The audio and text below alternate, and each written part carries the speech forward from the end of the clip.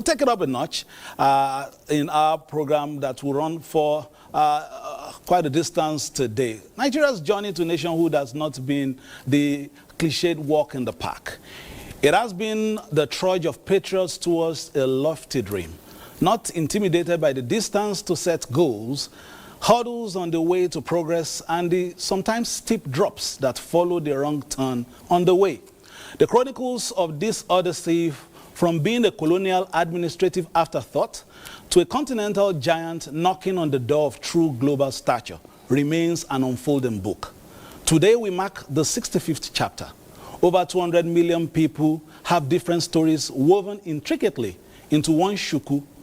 Only one station can claim to have been there since independence till date. And today the NTA will distill the thoughts of Nigerians home and abroad in an ambitious attempt to capture the essence of a nation on the rise. I will not be doing this alone. It is a loaded and eclectic studio. I have Claire Adelabu Abrazak, clear and unclear terms. Ruth Agwele will get to the root of the matter, and I'll be touching base with Tochi Oputa. Ladies. All right. So, we are all woven with 1,000 threads, from Sokoto to Port Harcourt down to Enugu, Maiduguri, Lagos, Abuja, Plateau, Kaduna, Benue, down to the conference states that's Lokoja. We are all under the same sky. Yes, we may have different languages. Yes, we may be dancing to different tunes. But here is something that you need to know. The fabric of Nigeria still holds very firm, stitched in unity, and of course strengthened by our diversity. Yes, Nigeria is so many things to so many people. Like a pot of jollof rice, like an orchestra with different instruments, playing discordant tunes, but capable of churning out a beautiful, harmonious symphony. I'll be steering the panelists' discussion. We will take you on a journey from 1914, when the Northern and Southern protectorates came together to form the entity called Nigeria, and then we'll delve into the evolution of our constitution, and perhaps we'll look at how Nigeria became a republic in 1963. That's when Nigeria became self-independent and a sovereign. Like I said, we have a panelist drawn from across the divide who will help us together to explore how we all can, come on deck, join our hands, and leverage our country. And that's where you come in. And that's where Ruth Agwele and Tochi also come in. Indeed, Claire, and there's a lot, to reflect on. We're counting 65 years of our independence. What have you done is the question as a citizen, as a Nigerian. What are you contributing to nationhood? Now, that question speaks a lot, especially if we want to record progress or our growth. It beckons on us all to think of how far we want Nigeria to go. And that's where our mini town hall session will be delving on. We have a cross-section of Nigerians who will be sharing their perspectives on what they think about nationhood. But of course, I won't be doing this alone. Tochi, what are your expectations? Well, I expect to hear the mind of Nigerians. By the way, happy independence to everyone. Happy independence. 65 years. I mean, if I was married for 65 years, I'm sure you'd be celebrating. Of course. So, Nigeria, we have every reason to celebrate 65 years of moving forward and moving forward. But it is also very important to look at the issues or the things that got us here and what more can we do to get to where we intend to be, which is why our mini town hall will be doing us the honors of having this conversation with us today. That means you get to see yourself in each and every opinion that we raise here today and know what your role is in moving forward.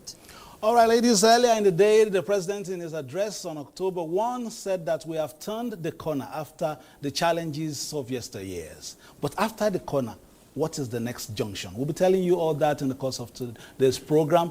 But before all that, some Nigerians are saying some things about Nigeria and talking about distilling the voice of Nigeria. Of course, like we said, we have an eclectic studio here. We have Tochi Oputa, but she's not on the panel.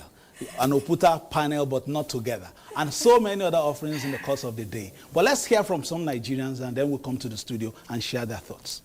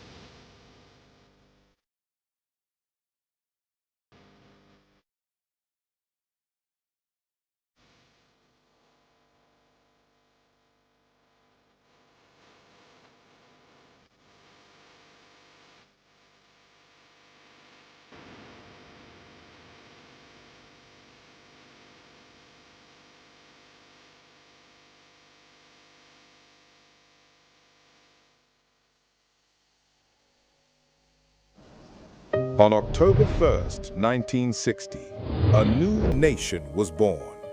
Nigeria stood tall, raising her green and white banner of unity, hope, and freedom. From the early struggles of nationhood, through moments of triumph, challenges, and resilience, the Nigerian Television Authority has been there, telling our stories, preserving our history, shaping our voices, and bringing Nigerians together across every region, every home. The laughter, the tears, the milestones, and the dreams. As Nigeria celebrates 65 years of independence, we at NTA remain proud to be part of this remarkable story. Nigeria's journey is our story, and the story continues. Happy Independence Day, Nigeria. And on that note of happy independence, we start our first conversation on this special broadcast on Nigeria 65, the 65th step. I have the pleasure and the privilege of welcoming to the studio one of our guests, but the main one for this part of the aisle, and that is a man who is the chief executive of a state and has been engineering social and economic change in the state, Engineer Abdullahi Sule, Executive Governor of Nasarawa State. Thank you for coming. Thank you very much. Happy Independence Day. What are your thoughts at this time? On the top chair of a state, the presidential address earlier in the day echoing the vision for, Nigeria generally. Just your first thoughts before I go to the panel. Just in a short sentence. My first thought is the fact that I'm excited, I'm happy, and for us in Nasarawa State, we're celebrating two anniversaries today, the 65th anniversary of Nigeria's independence and the 29th anniversary of Nasarawa State creation. So we have seen the light at the end of the tunnel. We have turned around. Things are going well. And for us, we will say, we thank God that we are where we are today. All right, before we go into the conversation proper, let's hand over to Claire briefly to introduce members of our panel as we speak to the concept Nigeria and the nation Nigeria. Thanks to Fisayo Feso, our own wordsmith. I was trying to do a little research on how to introduce my panelists this morning, because they all come with, a big bag of resume. But let me, be brief and succinct with them. I'll start with Professor Ikechukwu, who is to my far left. He's a well-known face. He's, of course, the founder of Leadership Academy Specs. Thank you, Professor Ikechukwu, for joining us this morning, and happy Independence. And my next guest, needs little or no introduction. Once you see him, you know who he is. And he's a comrade, but today, this is not the time for, the bookzo. This is the time to reflect on our collective journey as a country. So let me welcome to NTA and the Independence Anniversary Program, Comrade Joe Ajeru. Comrade, thank you very much for joining us, and we're glad to have you with us. Next is our own, of course, gender advocate, very passionate. She stirs, issues around gender parity, and of course, lately from the Not Too Young to Run bill, which is now an act, she's also pushing for the RSB, that's the Reserved Seats Bill for women in Parliament. I'm talking about Cynthia Mbamalu, and she is Programs Director, IAGA Africa. Thank you. Good morning and happy Independence Day. Thank you. And certainly not the least, in fact, he's a very high-ranking general in the Nigerian military, and I'm talking about General Emeka Onumajuru. And he's here, he's heading the defense operations at the defense headquarters, but he's representing the Chief of Defense Staff, Major General Christopher Musa, right here with us. Thank you very much, General. Thank you so very much. Thank you very much. Yes, and so, Fisayo, should I hand back to you? Thank you, Claire. Zach, I have, two guest scenario here. My other guest is out there in Port Harcourt. Is His Royal Highness Alfred Dieter Spith, first military governor of Rivers State and King of Twan Brass. He's in the Port Harcourt Network Center. Your Royal Highness, happy Independence anniversary to you, sir. Happy Independence anniversary to you, sir. Thank you very much. Happy Independence to all you, the Nigerians, and their visitors. God bless you. Your Highness, we just start the discussion with you immediately. What are your thoughts now, since we have a sitting governor right here in the studio, but you were the first military governor of Rivers State, and you had the opportunity of seeing Nigeria in its early days. In terms of your impressions of seeing Nigeria now and Nigeria then, what are your thoughts at this time?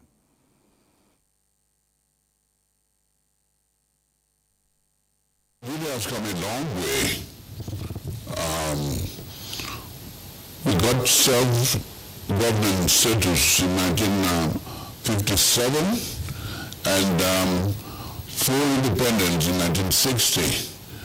Since then, we have had democracy until 1966 when there was a military incursion, and that lasted till the time of Shagari in 1979. Unfortunately, by 1983, the military had to take over again till 1999. But Nigeria is a big country. It's not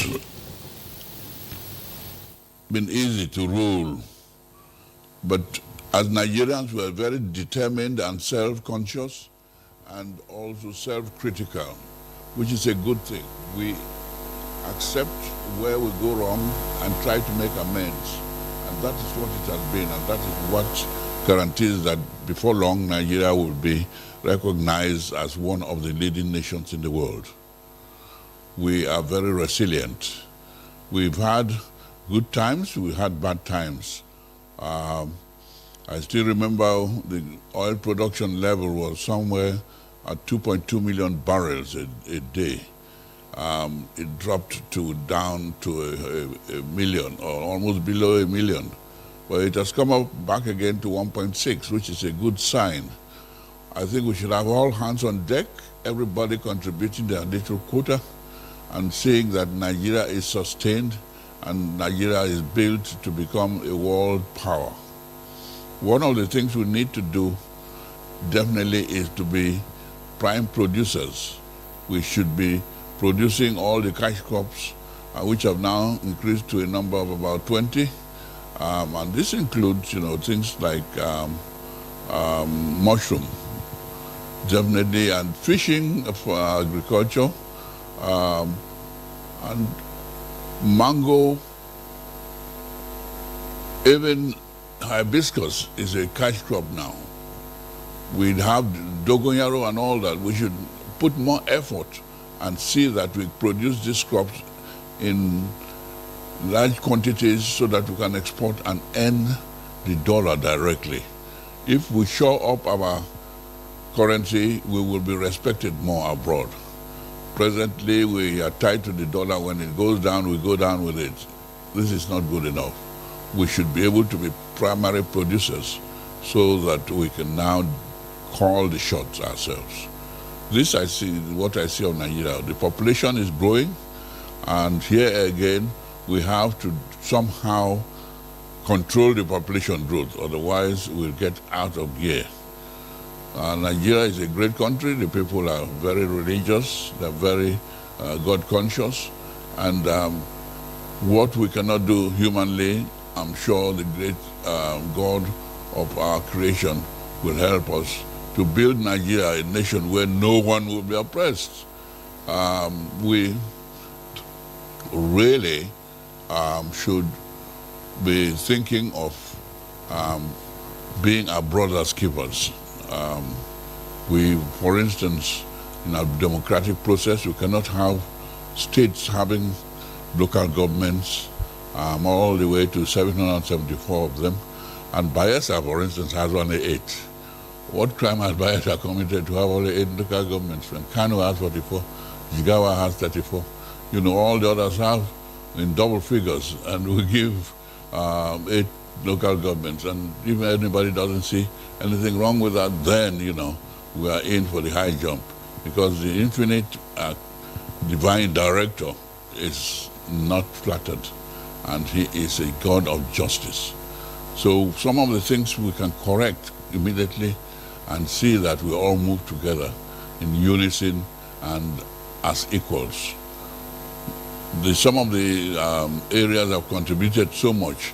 How much have been plowed back in there? These are the sort of things that got our youth really angry.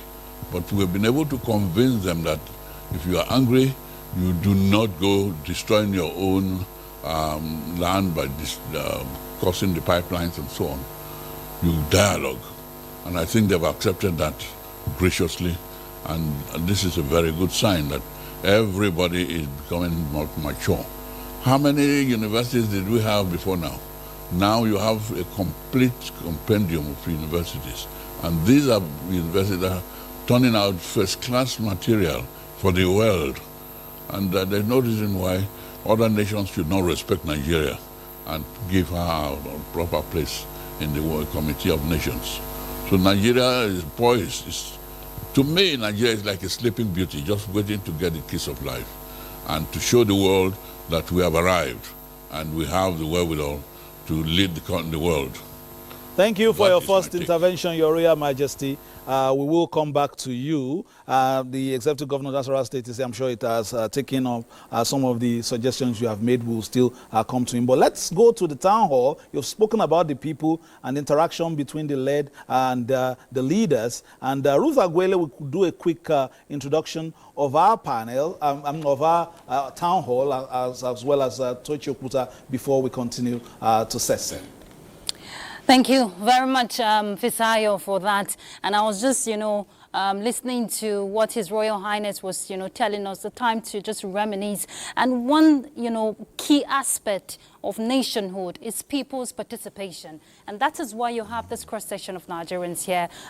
We have the youth parliamentarian here represented, young minds from the National Youth Service Corps, students represented, even students who are benefiting from the, student loan scheme by the present administration. The market women are here represented, talking about women empowerment initiatives. And, nationhood is not complete when there is no equity or social justice. So persons with disabilities, of course, are present here because inclusivity is very key for national development. Mama, I would like to quickly start with you. Chief Mrs. Felicia Sani, let's just hear your perspective. You are the national president, Commodity Market Men and Women. And I'm made to understand, we're just having a chit-chat. You started this in 2003 with the present First Lady of Nigeria, Her Excellency Senator Oluremi Tinubu. Your what? Yes, okay, the president's mother. Now, tell us, Mama, the marketplace is a place where, people from different cultures, different, religions come together. It speaks of unity. It speaks of diversity. But if you look at a nation like Nigeria, where different, cultures, religious backgrounds, how would you describe the marketplace representing Nigeria as a place, for our unifying factor? Good morning, Nigerians. Happy independence. I'm happy to be here to give you my view about Nigeria. I was 25 in July in 1960. October I was 25, 4th. so I know everything about Nigeria. Women fought for this country, and I pray Nigerians don't forget women. Marketplace is the most important place. Nobody stays a day or two without eating. You won't be okay. You must eat a day, at least, and you must come to that market. And I'm happy we started this Market Men and Women Association of Nigeria with Magaji, Tinubu, 2003. And we've been I'm happy that you people won't say that the problem Nigeria have now is from market, because we buy from the farm. I'm so happy that you people have not concluded that, market men and women, they are responsible for the high price of things in the market.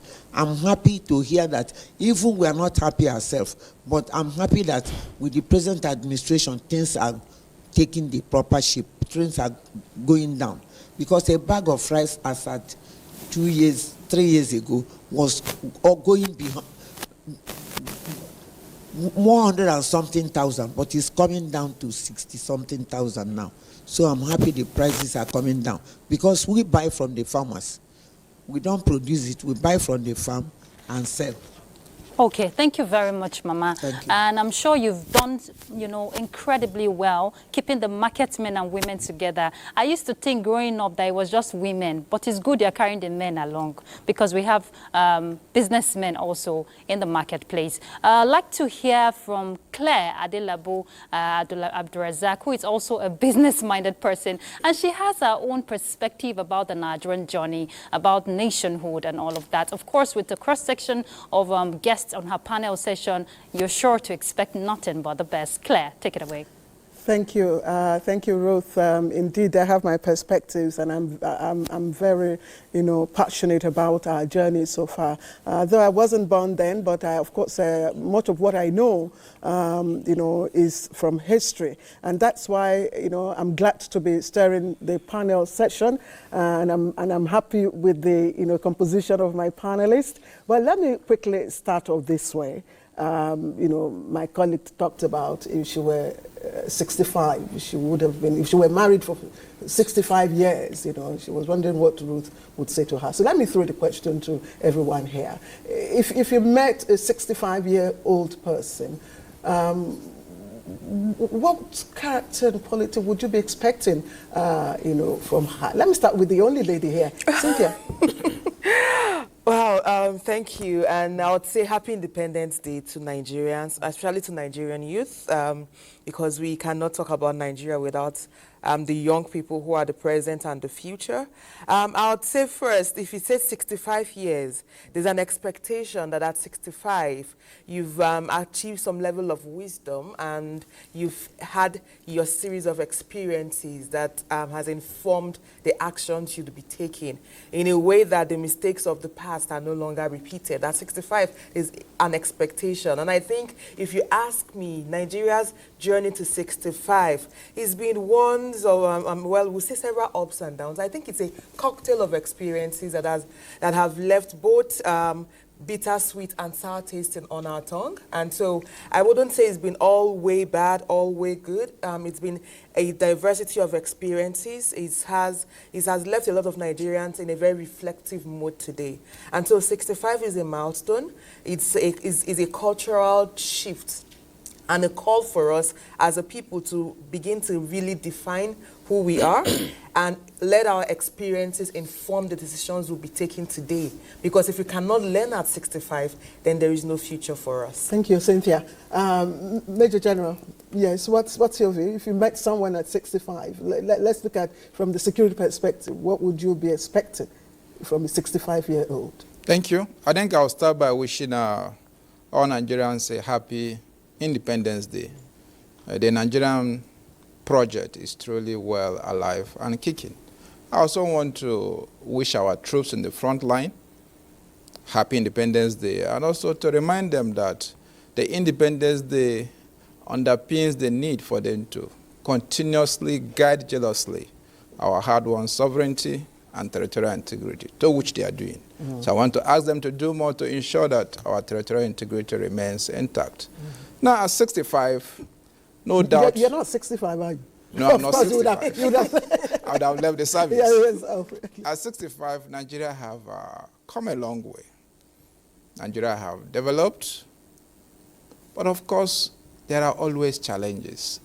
The presence of challenges doesn't mean the absence of growth and development. No, there is growth and development, and there is challenges. Looking at it from issues of national security, who fought a civil war, like Mr. President aptly captured in his address today, and who survived.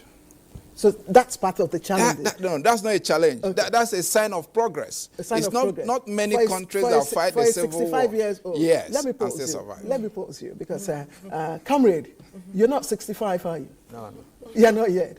So tell me, what would you do briefly, what would be your expectation of a 65-year-old person? Well, there are two dimensions to it. A 65-year-old person should have gotten to his peak, matured. In the public service, he must have retired from service.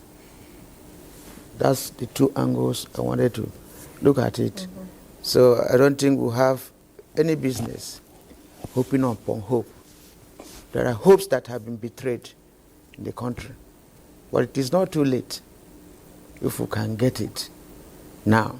But 65 years by any measure possible should be an age of maturity. It should be. Yeah. Thank you. It should be. I just want you to know that it should be. Yeah. But that is not the ought to be. It should be. Prof, I know you will help me out with this ought and should. As I wish everybody happy independence, the distinction between ought and should is that a child in school ought to read his books, should read his books. If that child doesn't read, the child will fail. So when you ask about a 65-year-old, you find that a 65-year-old person will have joys he had gone through, bruises on the body where he made mistakes, among other things. But it's expected that such a person ought to have matured such that he is not temperamental. He becomes a protector of the young because he's seen most of their mistakes. But you can also meet a 65-year-old person who is a failure in life. He's a drunkard at 65 in street corner. So when we speak of age and attainment, we must know that there are failures. So let's not assume that 65 years automatically translates into success. But the other point to note is that 65 years in the life of a man is not the same thing as 65 years in the life of a nation, particularly a very diverse nation.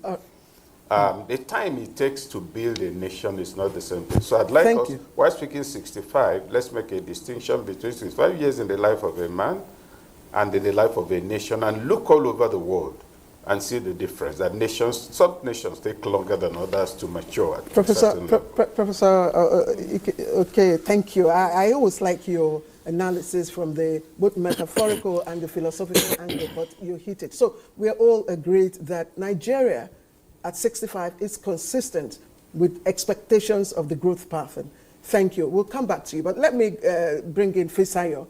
Fisayo, I know you are, enjoying the grandeur of royalty and gubernatorial exchanges. So let you continue with this privilege. Thank you very much, Claire. Your expectation, I may dash it because I didn't bring the list of what I want to, the projects I want to do in Nasarawa State with me, but maybe after the program. Your Excellency, you listened to His Royal Majesty and his thoughts on Nigeria in the 60s, and also when it was at the helm of affairs in Rivers State, a much bigger state than what it is now, in those days. But at this time, Nigeria taking the 65th step, and your state as well celebrating its own anniversary. You are the man in the chair. What are the solutions perhaps that you have proposed to the people in terms of some of the challenges of today? And which ones have you surmounted before we look at the future? Well, thank you very much. Let me first and foremost really congratulate NTA for the composition of the people that I have seen you have gathered today. I think with that, you will be able to touch in every area. I wish I was on the panel where Claire was asking, are you 65 or not? I would have said, okay, Claire, I am actually the independent child because I'm 65 years. And with that, I'm not as old as Mama when she got independence, so I wasn't there before then, but actually I'm 65.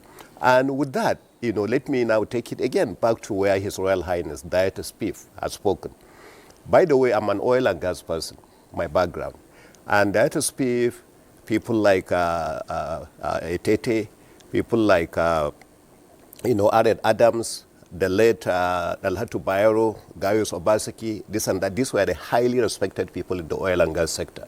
And for that reason, he picked each one of these areas actually and spoke very, very kindly and nicely and to touch. Now, coming back to the challenges that you said, yesterday I was actually in Owerri with Mr. President when Okebakasi threw a joke that if you go to anywhere and you don't find an Igbo man, run away from that town. Now, for someone who has actually traveled extensively around the world, I will tell you, any country you go and you don't find Nigerians, run away from there. So that's the way I will modernize it. Because Nigerians have succeeded in so many other countries that you can think of. In Houston, Texas, for instance, where I actually stayed for most of my career life, every area of Houston, from NASA to the hospitals, to the oil companies, so that you find Nigerians very, very successful. That is some level of maturity. You come back here, the reason why I'm telling you that we are beginning to see the light at the end of the tunnel, we had civilian military. Now we have had consistently 26 years, unbroken transition. We have also had a President Bola Ahmed Tinubu, who has come and taken some very, very strong reforms, that a lot of maybe former leaders were afraid to take. I was managing director of African Petroleum, when we were fighting at the time with the NLC president, Oshimole, at the time about this withdrawal of subsidy. And we went through that fight back and forth from 2003 all the way to 2007 when he left. So, were you for or against? Huh? Were you for or against at the time? Against withdrawal? Well, you see, as an oil company, I was fully for removal of the deregulation, because the moment you deregulate the market and then you remove the subsidy, you give us the opportunity to import. At the time, there was a lot of problems, about queues all over the place, this and that. And today, the president has done that, and we have solved that problem. You had 3 refineries in this country, and the 3 refineries in Warri, in Port Harcourt, in Kaduna couldn't solve our problem. Now we have 1 refinery in Lagos, owned by Dangote, and has solved all the problems of these queues. This is a way forward. His Royal Highness has spoken about our oil production. In fact, the other thing he didn't even add is the fact that our reserves have increased significantly. Now you have high reserves not only in the Niger Delta, but in the northern part of the country. This is a big move. So if Nigeria has the capacity today to produce 2.5 million barrels, easy, right now, if we get everything right. But that is not even the problem. Look at our GDP, contribution of the various sectors. In the past, Nigeria was totally relying on oil. Our real GDP right now, if you look at oil, in the second quarter of this year, contributed only 4%. Communications, about 11%. But I tell you, the biggest contributor when it comes to our real GDP, agriculture, 26%. That is already over 4 times, what oil, really 6 times what oil has contributed, because of that. Today we are exporting. I was in Angola just a few days ago. When I was there, I had a lot of people that came to say, oh, by the way, we realized that Dangote, you used to work for Dangote. I say, yeah. Say, can you help us talk to Dangote to be able to be selling clinker to us so that we can buy all our clinker and 100% of our cement in Angola will be from Nigeria. When I spoke with Alhaji Aliko Dangote, he said we are in a position to give them 100% of theirs. In the past, we were the ones importing. I can go on and on in that area for Nigeria. Now, specifically, you asked about Nasarawa State. If you had come into Nasarawa State, about maybe just 5 years ago, you will say, which village is this? Is it a state? Today, if you go into Nasarawa State, with due respect, you will see completely a different state. We now have mining processing companies. We now have agricultural activities. The Mama Cass rice that Mama is selling in the market is now coming from Nasarawa State. Now we have tin mining companies. We have wonderful security. If you go to our city, with due respect, they even look more beautiful, our state capital, than some of the states that were created over 30 years, 40 years ago. So these are the achievements, but we have some silent achievements that you don't see in the area of education. I was looking at the WAEC results. Nasarawa now is among the top 10 on the WAEC. When I came as a governor some few years ago, we were number 32. Today, we are number 9 from the result that I saw. If you go again so I can pick each one of these sectors, of the silent sectors, and keep going and going and going. But there are so many people to speak. Yes, so I'll come back to you in terms of the spin-offs from mining activities in your state, as well as issues of youth engagement, so that perhaps you'll be putting your file together so that you can give us that report. But before then, we will go to Port Harcourt and see. Let's talk to His Royal Majesty very briefly as well, in terms of leaning on your experience over the years, in terms of talking to the youths there, engaging on positive businesses and actions to also contribute, because the theme has been all hands on deck for a greater nation. In your capacity, you are no longer a military government, but you are, you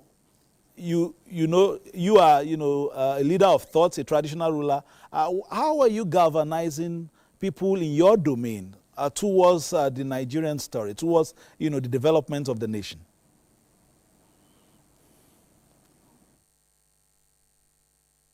Well, our youths, they are very level-headed.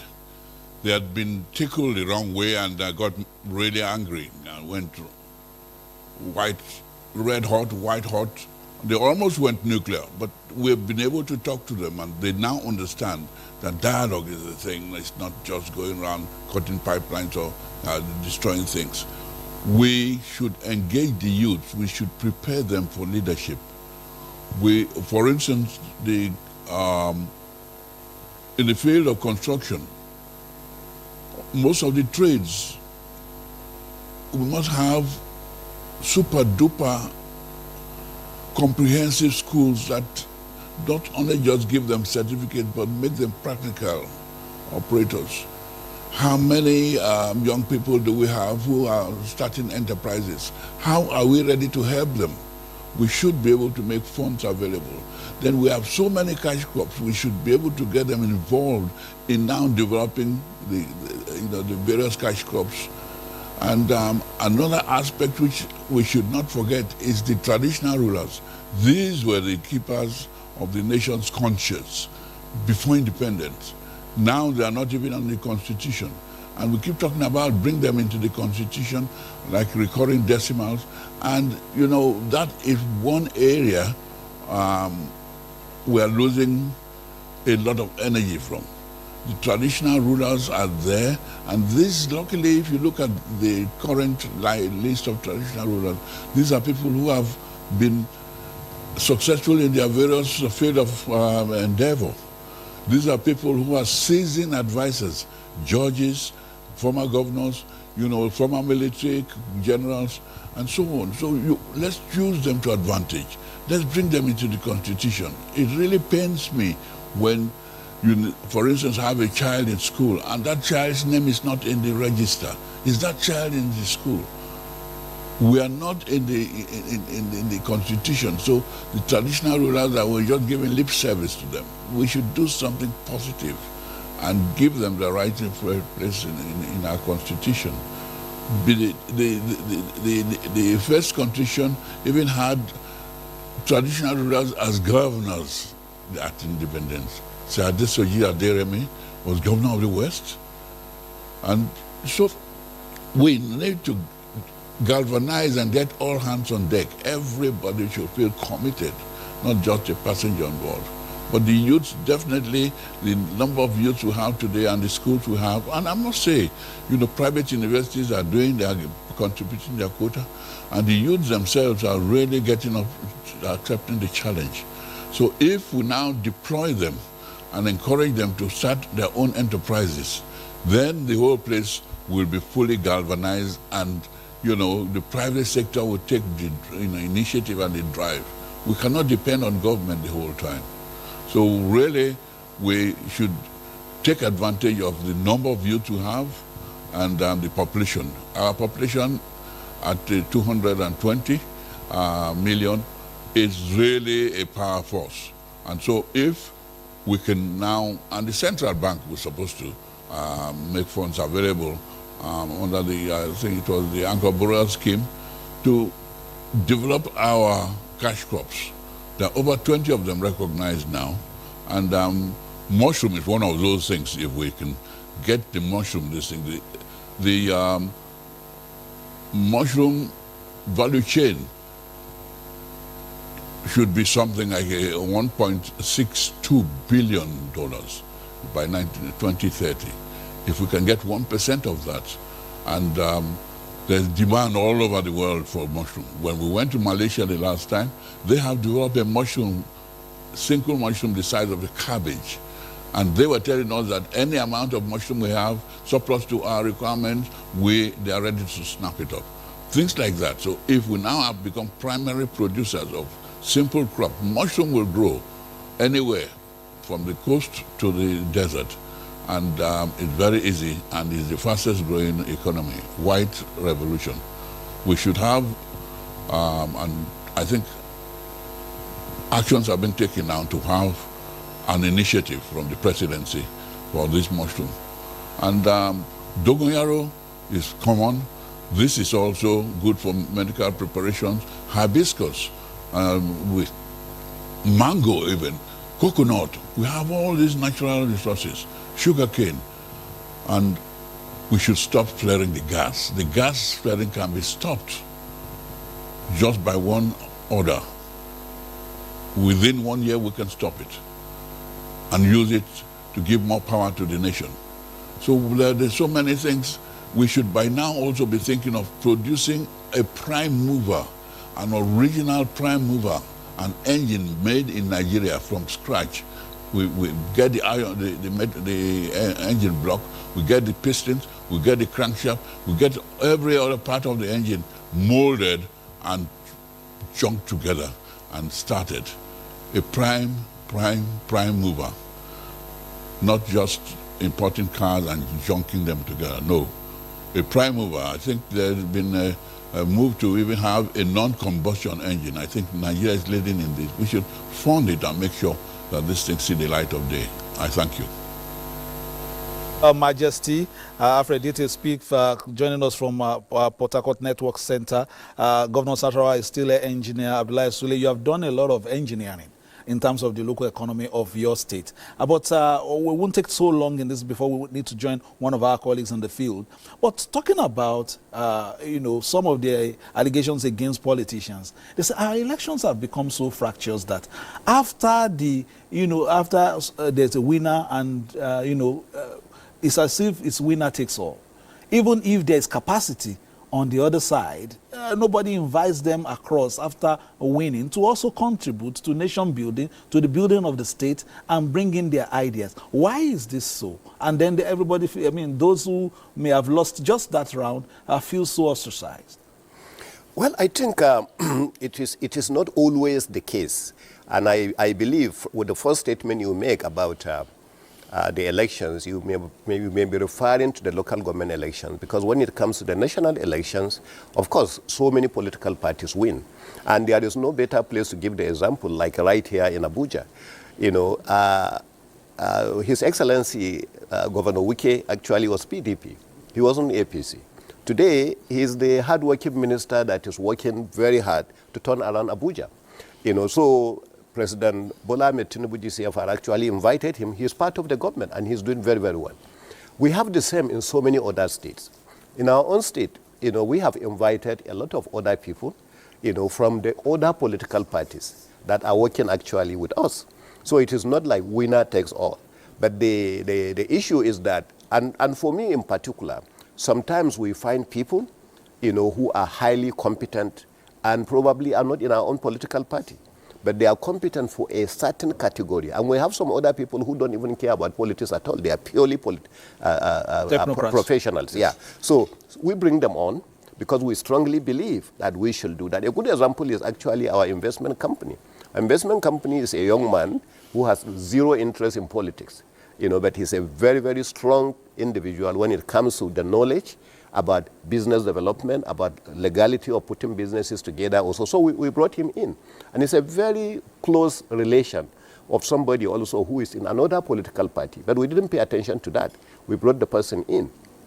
And it is the same if you go to maybe some of our other sectors. So you asked earlier, you know, what it was that we did. I will tell you a good example of what we did.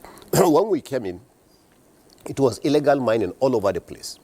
You know, so we came up with executive order and said that with due respect, all licenses for mining are being issued by the federal government because they own them.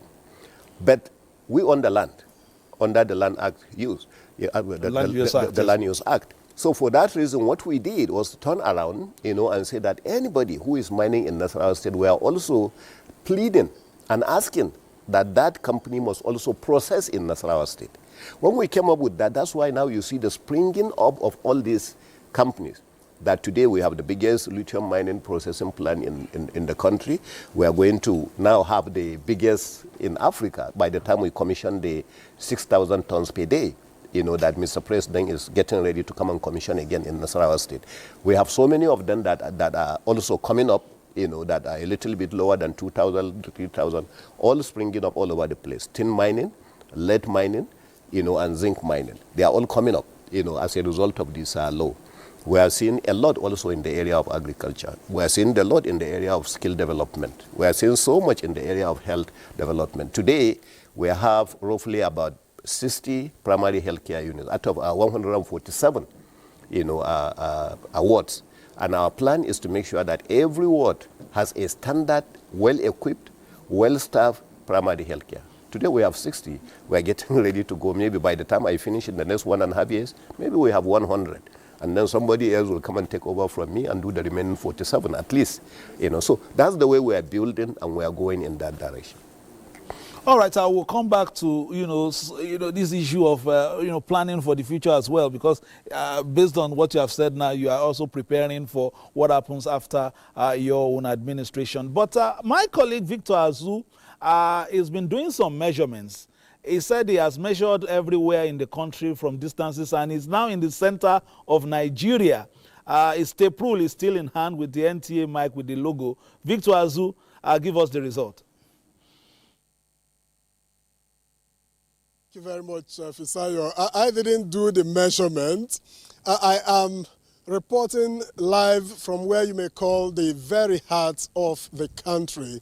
Well, this place is the Katampe Hills. I'm right at the top of it, which has been famously described as the center of the country. Of course, when talk about surveyors who can continue to debate about the coordinates of the exact center of the country, well, this place has held that identity for quite some time. And coming here, you wouldn't have to look too far before you see the reasons why this place may just be that center of the country. When you look just behind me, you see, apart from being rewarded with the picturesque landscape that you see behind me, it's a place where you just feel like you are viewing the entire Federal Capital Territory. Of course, the Capital Territory itself is the center of unity. And so if you have the center in the very center of unity, you can't argue too much that you are really indeed seeing the center of Nigeria. The presidential villa, Aso Rock, is just opposite me. And that gives you a sense of where we are and how you just might see the whole of the Federal Capital Territory. It takes some effort to get up here. It's not a long winding, so to say, hill to climb. It is just a bit steep, but it is short. It took me, a middle-aged man, just about 5-6 minutes to get up here. This is the second time I'm coming. Today we had to drive through. The first time I came, I had to do the walking and jogging and running just to get a feel. But after all that hard work, what I was rewarded with was not just, the breathtaking view of Abuja that I have here, but the tranquility that this place offers. When you come here, I heard you talking earlier about planning for the future. This is that place where you could come sit, in solitude and think about the future and get good results out of it. Victor, and so how do you feel at this time? I'm looking at you as if I'm on a spacecraft somehow, but how do you feel at this in terms of high altitude, in terms of your breathing? You said you walked for 6 minutes. Did you take water? And how are you feeling at the moment? Well, I didn't take water. Like I said, today we drove through. But even when I ran through, I didn't need water because by the time I got here, it's like I liken it to a pregnant woman. When you are pregnant and in labor, it looks like one of the most difficult things on earth. But when the child comes, you just think that your reward has come. So by the time you get up here, you see the picture that you see, just the landscape, the beauty that it is. And you see the flora, the fauna.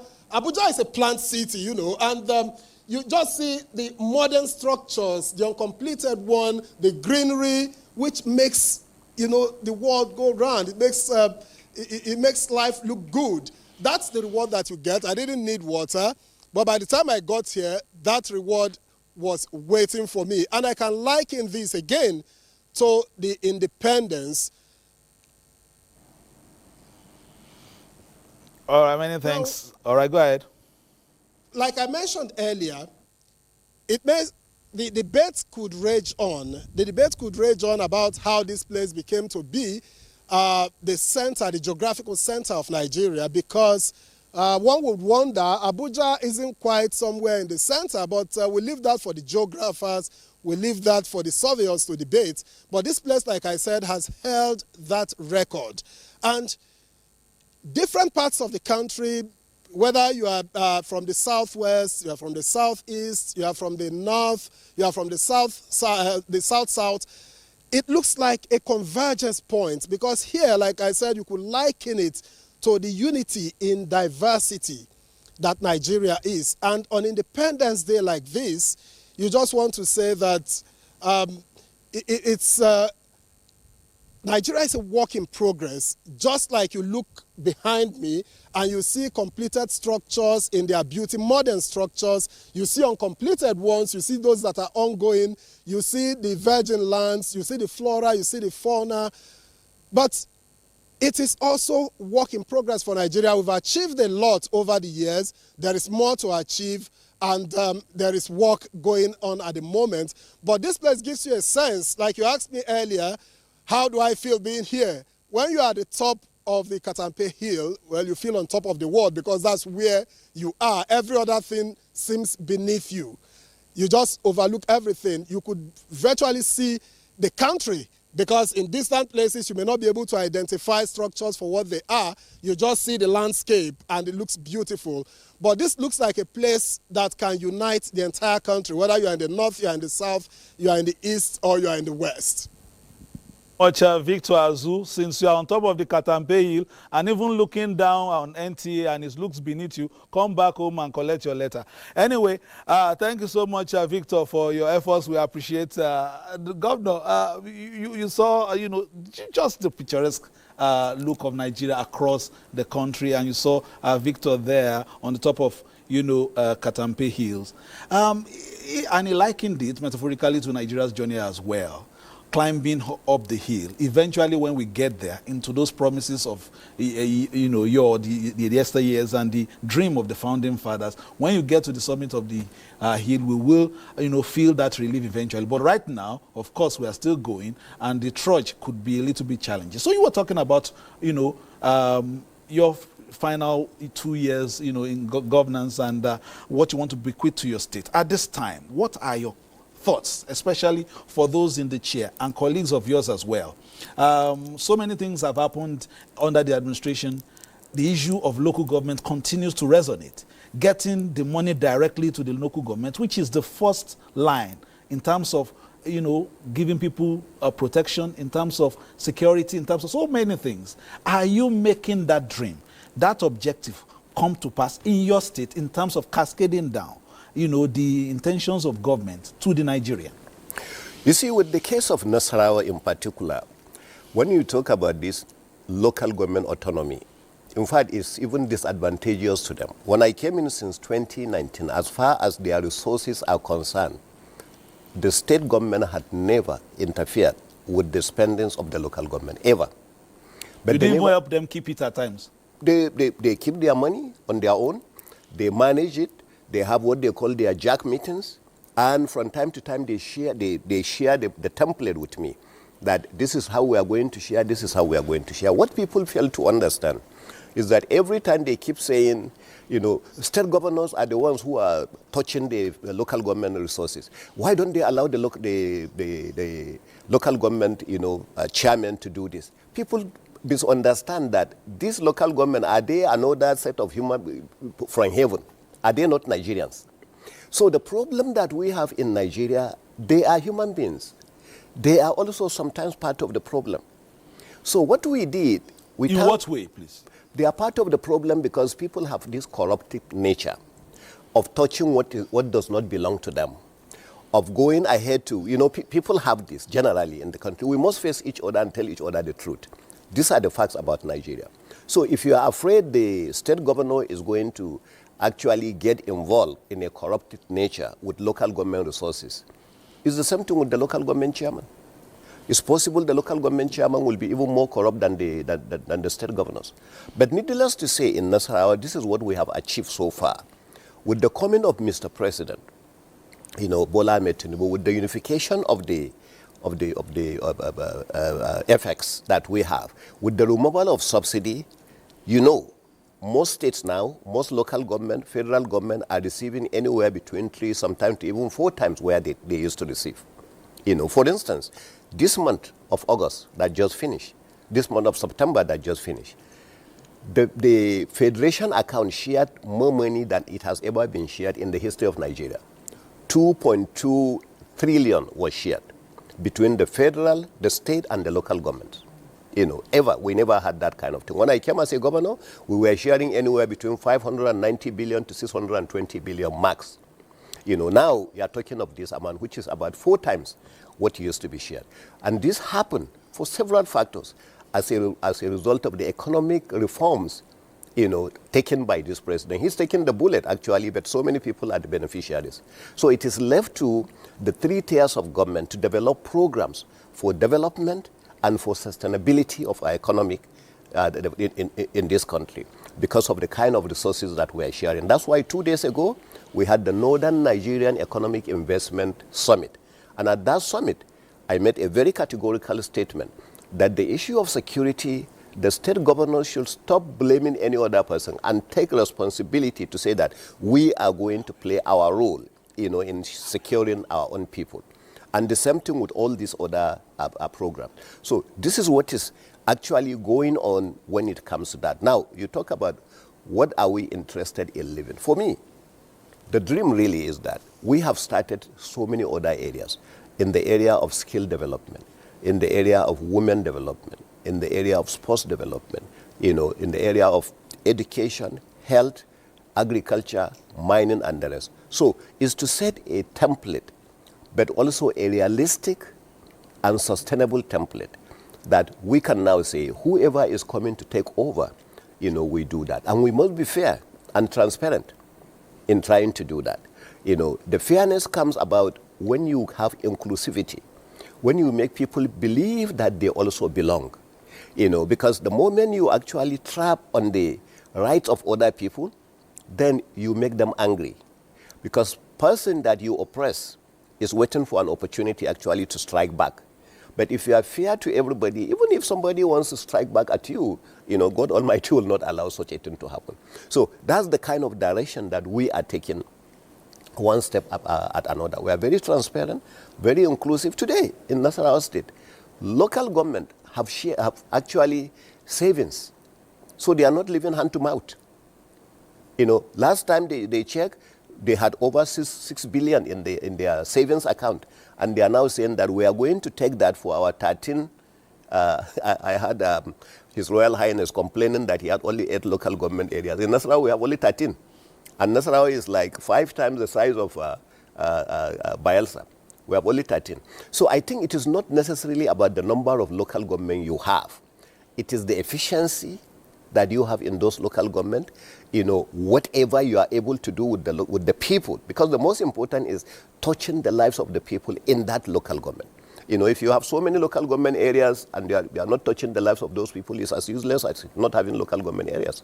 It is better to have few, manage them, and be able to ensure that you are touching the lives of the people in the area of agriculture, water, health, and that, because in most time that's what people need. Then they need the roads, and today electricity, solar can do a lot of things, and that's what we continue. All right, I think it's a good time to take a pause on this discussion because we'll be joining Ruth for the town hall very shortly. But not before we let at least the younger generation see the chronology of how our leaders, in the past from 1960 till now. Let's take this special package of Nigeria leaders from 1960 to date. Sir Abubakar Tafawa Balewa served as Nigeria's first Prime Minister from 1960 to January 15, 1966. Nnamdi Azikiwe became the country's first president on October 1, 1963, serving until January 16, 1966. General Johnson Agui Ironsi served as head of state from January 16, 1966 to July 29, 1966. General Yakubu Gowon led the country from August 1, 1966 to July 29, 1975. General Murtala Muhammad held office from July 29, 1975 to February 13, 1976. General Olusegun Obasanjo served as head of state from February 13, 1976 to October 1, 1979, all under the military rule. In the Second Republic, Shehu Shagari became Nigeria's president on October 1, 1979, serving until December 31, 1983. General Muhammadu Buhari led the country between December 31, 1983 to August 27, 1985. General Ibrahim Babangida ruled from August 27, 1985 to August 26, 1993. Ernest Shonekan then became the interim head of state from August 1993 to November 1993. General Sani Abacha led the country from November 17, 1993 to June 8, 1998, while General Abdulsalami Abubakar served from June 9, 1998 to May 29, 1999. Returning to democracy in 1999, Olusegun Obasanjo returned to power as a civilian president on May 29, 1999, serving 2 terms until May 29, 2007.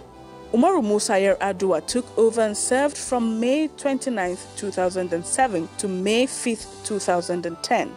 Goodluck Jonathan held office from May 6, 2010 to May 29, 2015. Then Muhammadu Buhari served 2 terms as president from May 29, 2015 to May 29, 2023. President Bola Ahmed Tinubu became president on May 29, 2023 till date.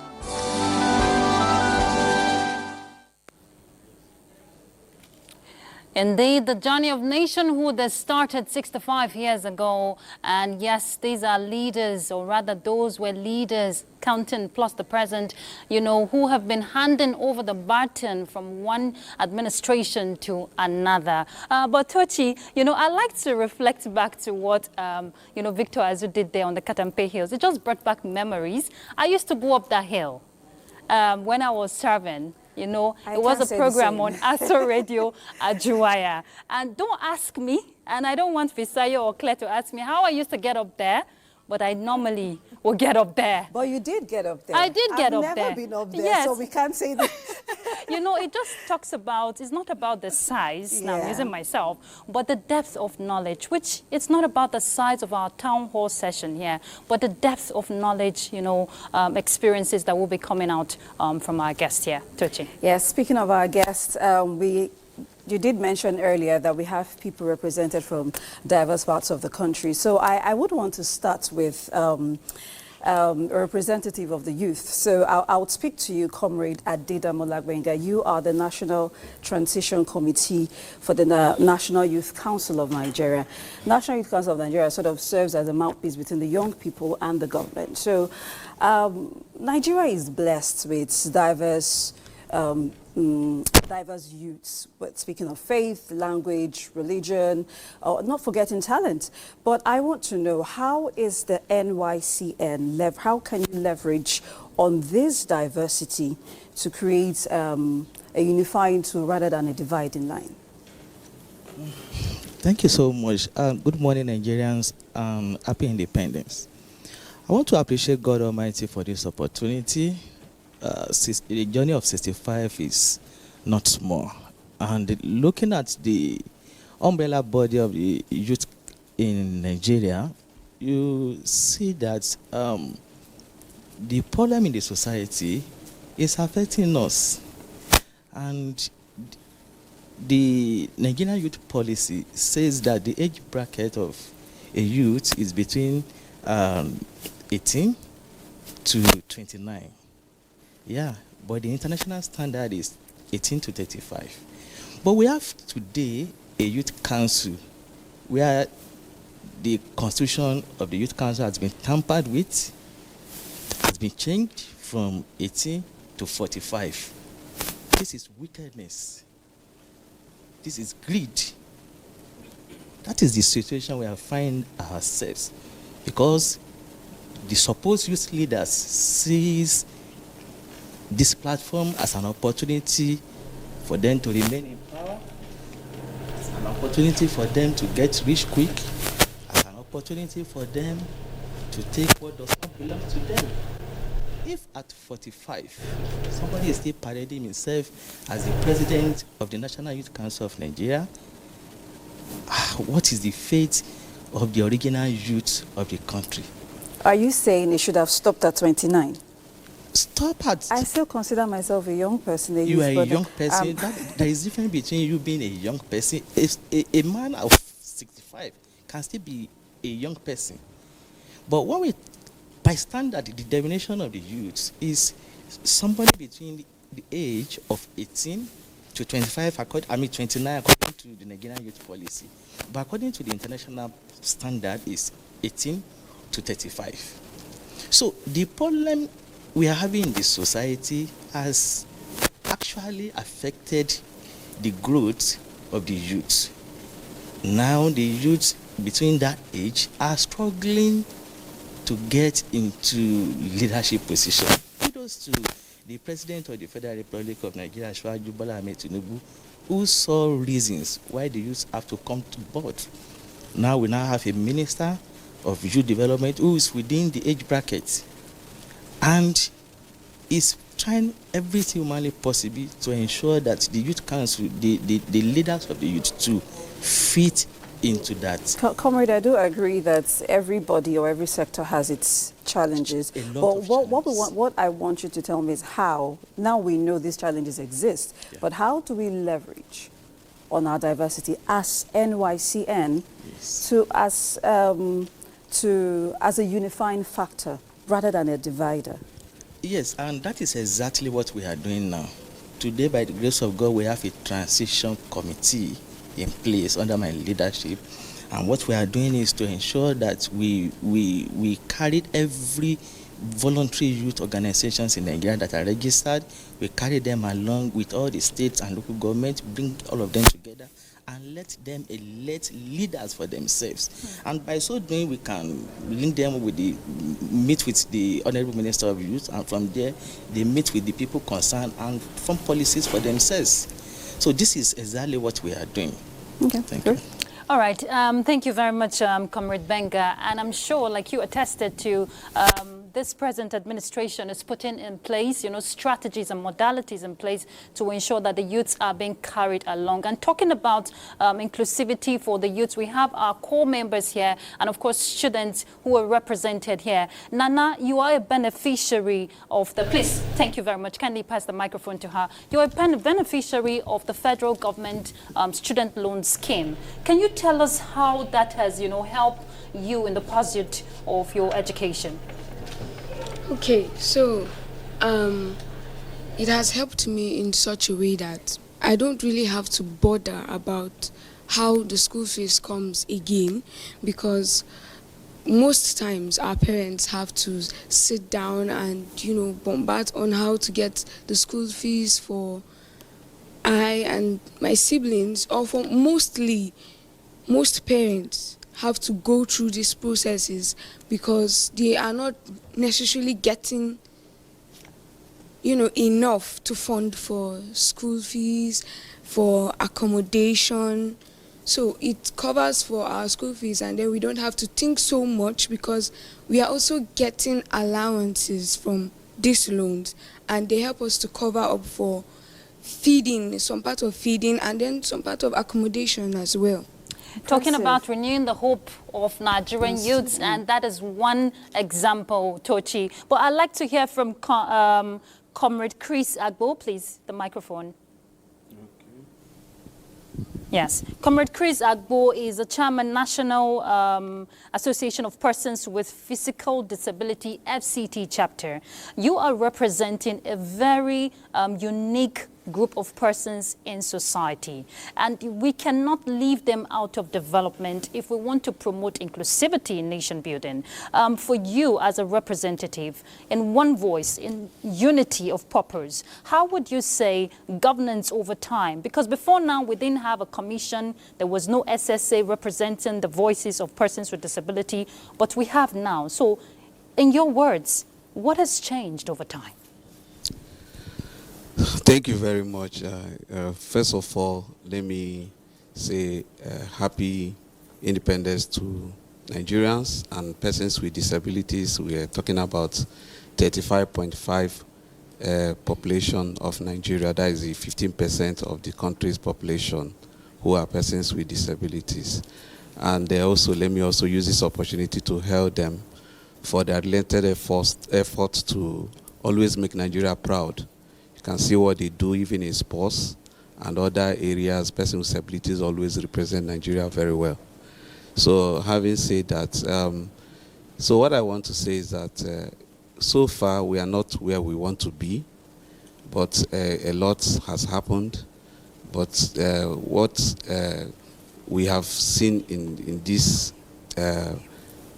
number of years that we've been pushing for inclusion of persons with disabilities is that we've seen a country that now, presently, we're beginning to see that persons with disabilities are beginning to be recognized. In the time past, we won't be here talking about or speaking for persons with disabilities. So the awareness is there. We're beginning to see that there's that acceptance. We go to events, we begin to see sign language interpretation, beginning to see that people are beginning to create ramps, but this implementation is still very low.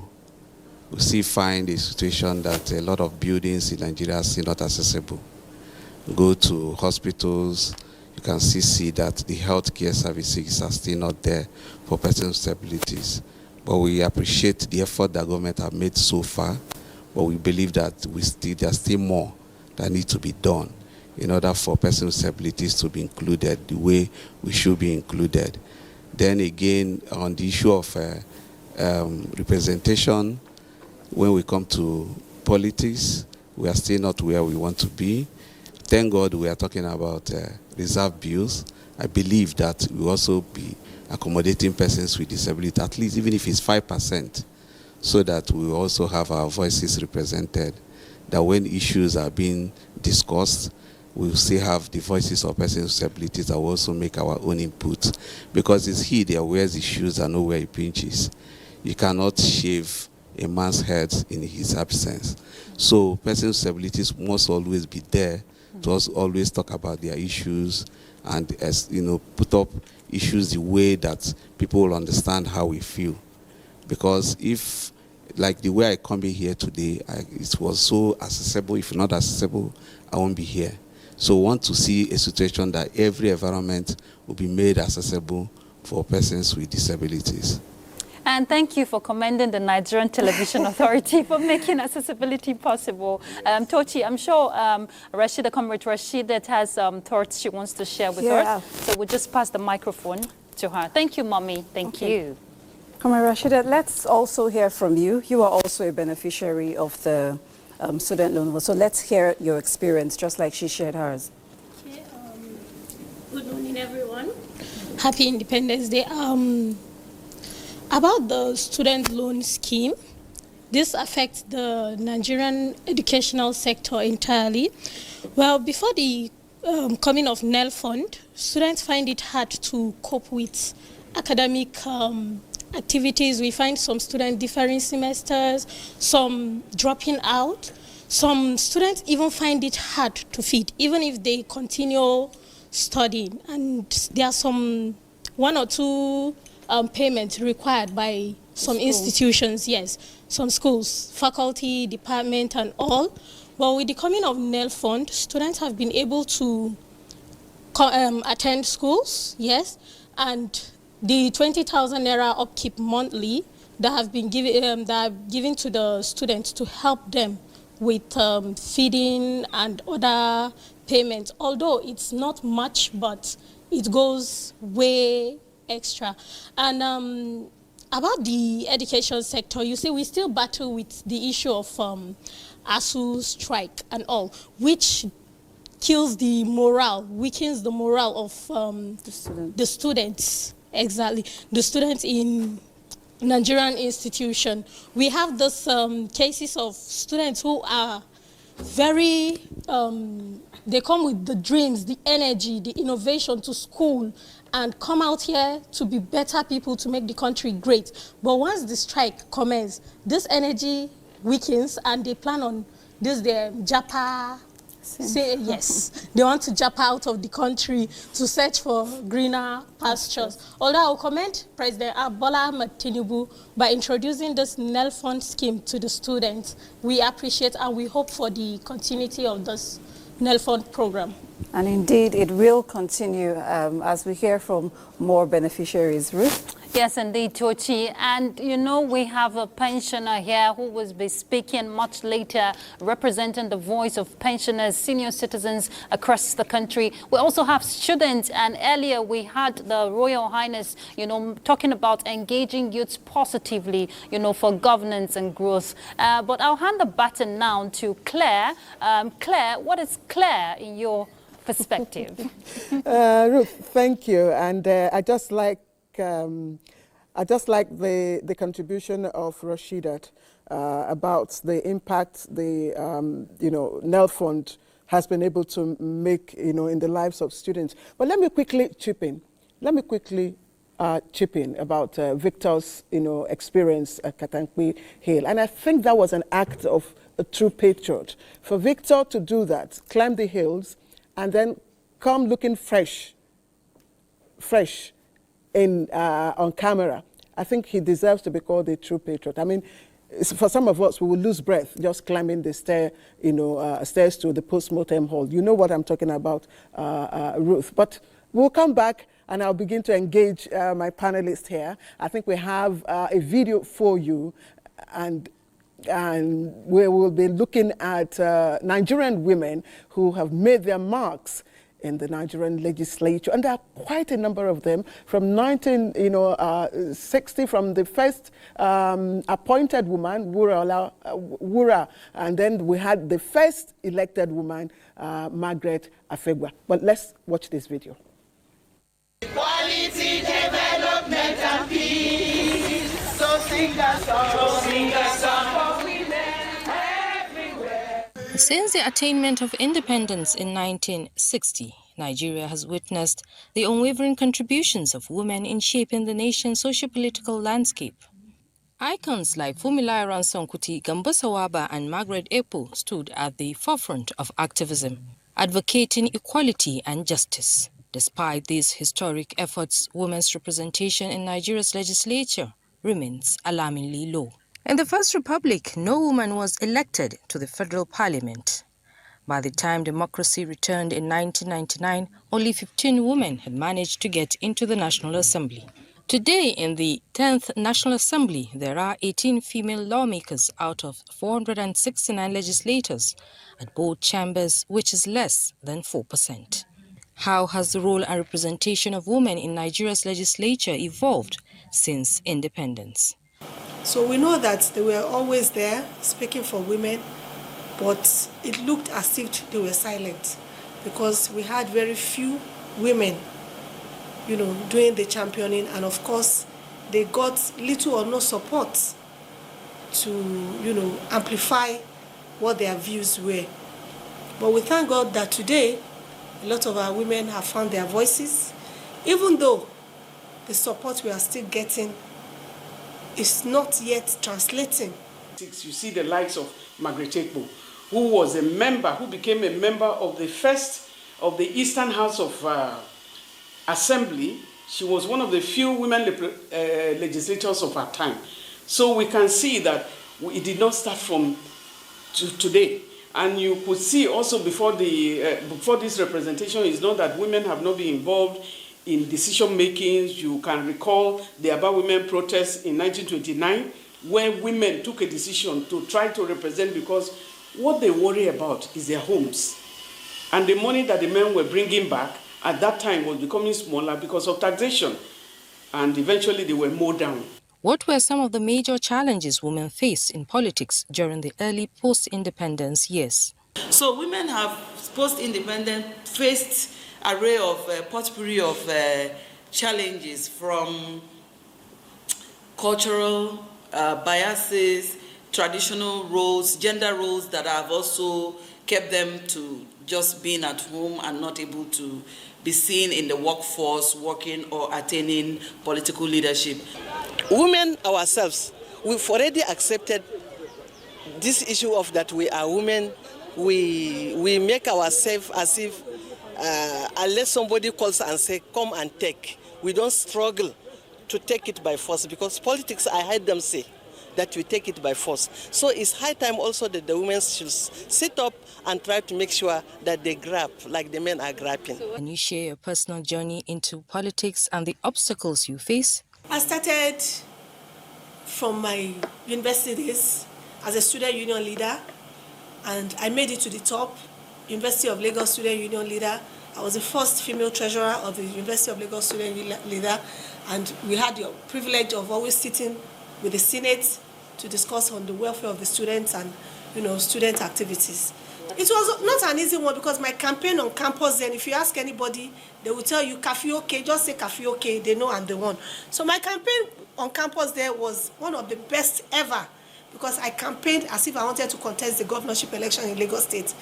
And from there, I was encouraged to come out and contest the election. Do gender quotas work? Could they be game changers for improving women's participation? What I wouldn't want is where gender quotas is only symbolic, just about women occupying seats.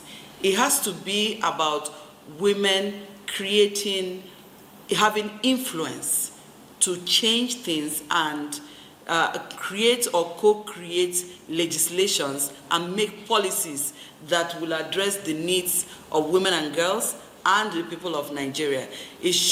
Quota system is not a perfect system, but it's a very necessary tool that we can use to correct the imbalance. How have societal attitudes towards women in politics evolved, and what needs to change? We have been meeting with, there are lots of traditional rulers. Some of them have changed their attitude entirely.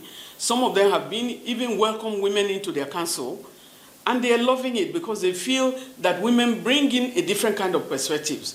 What advice do today's leaders have for young women aspiring for political office?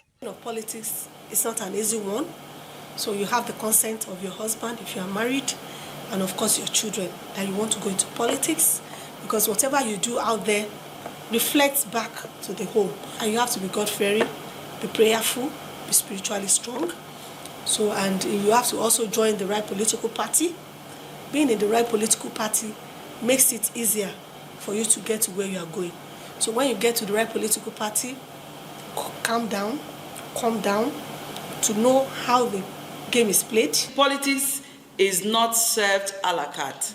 It is you who will build the brand, the name, the framework, the policy, the network. You need a strong network, you need a strong brand, must have done community services, development, develop yourself, but most importantly, be ready.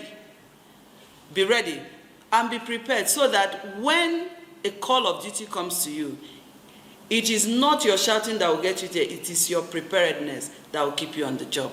Cultural barriers, political gatekeeping, and the absence of legal gender quotas continue to limit women's full participation in governance. But there is hope. Stakeholders agree that passing gender quota legislation, reforming party nomination processes, and promoting education at the grassroots level could help bridge the gap. Until then, true gender parity in Nigeria's legislature rests like a seed beneath the soil, full of promise, yet to bloom. Amina Saidu, NTA News. Thank you, Amina, for that one. And you ended on a poetic note full of promise. And the studio looks very promising at this time. And it has taken an atmosphere of celebration. It's a special package. If you are just joining us, you've missed a lot. But we've gotten to a point where it is going to be a celebration of sorts. And Elizabeth Agbai is there with a cross-section of our panelists, the executive governor, members of the academia, NYC members, soldiers, everybody in the studio, including comrade leader, talking about the president of the Nigerian Labour Congress, all there to cut this cake. I hope this thing has some sugar. Elizabeth. You can be sure Nigeria is not white for nothing. White means a lot of things, and when it's on top of cake, it also means sweet because it comes with a good icing and good sweetness in the mouth. And the color white says Nigeria is here for peace. Nigeria is here to stay. But I'm not going to moderate this all by myself. The good thing about this group is that we have a woman, a lady, a mother, a mama who is already 90, seated to do the job with us. Mama, you can stand? Wow, that's a good one. Okay, so she's 90 years and he's telling us that all of us have a prospect of getting there. And our very own governor, Engineer Sule, is 65 this year. 65. So you're the same age with Nigeria. Okay, so we will all join hands and quickly do this, like I'm told, as fast as possible. Mama, if you get up and hold hands with the governor, and if your hands can't touch it, we all stretch out, you know, compassion, stretch out hand, government Peking. So let's all spell Nigeria as much as we can. N-I-G-E-R-I-A.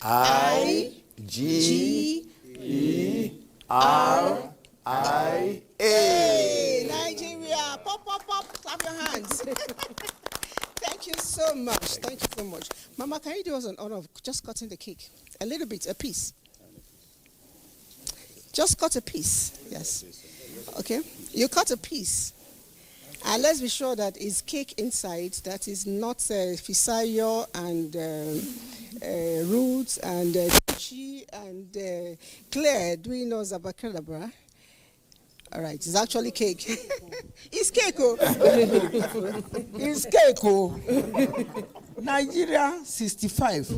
God bless Nigeria. Amen. God bless everybody in Nigeria. Amen. Even the visitors that are not Nigerians, God will bless everybody. Amen. From today, 65, we have made our mark. Thank you very much, Mama. Governor, it's your birth year at 65 this year. You want to say something to us?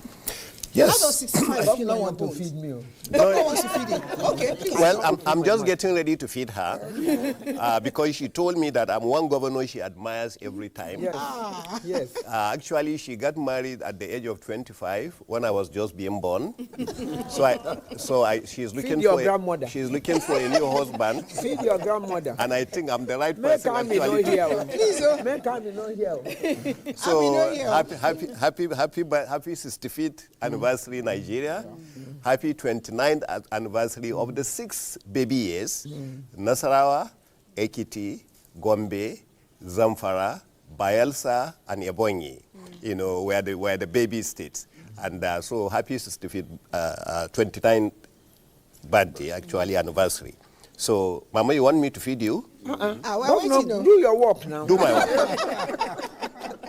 Hey, Yes. so. Thank you very much. So may we all sing to Nigeria and go back to our seats. Happy birthday to you. Happy birthday to you. Happy birthday, happy birthday, happy birthday to you. Hip, hip, hip. Hooray. Thank you very much. Thank you Fisayo, very much. it's actually No there's problem. sugar inside, so you can take it over and we'll get you some sugar. Thank you, General. All right, many thanks to Elizabeth Agbaye. I know you, you did your thing and kept me in this place while you left me salivating over the whole process. But let's quickly to go on a short break. There are messages, there are good wishes for the nation, as well as other packages for the day before we now join Claire with the panel.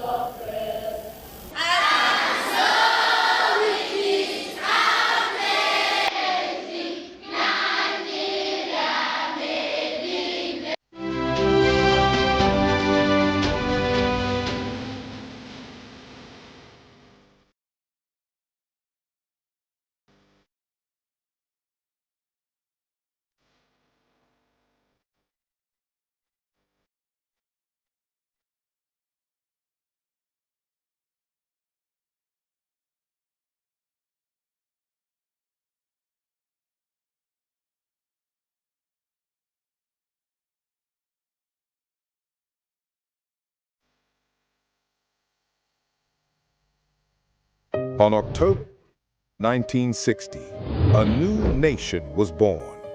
Nigeria stood tall, raising her green and white banner of unity, hope, and freedom.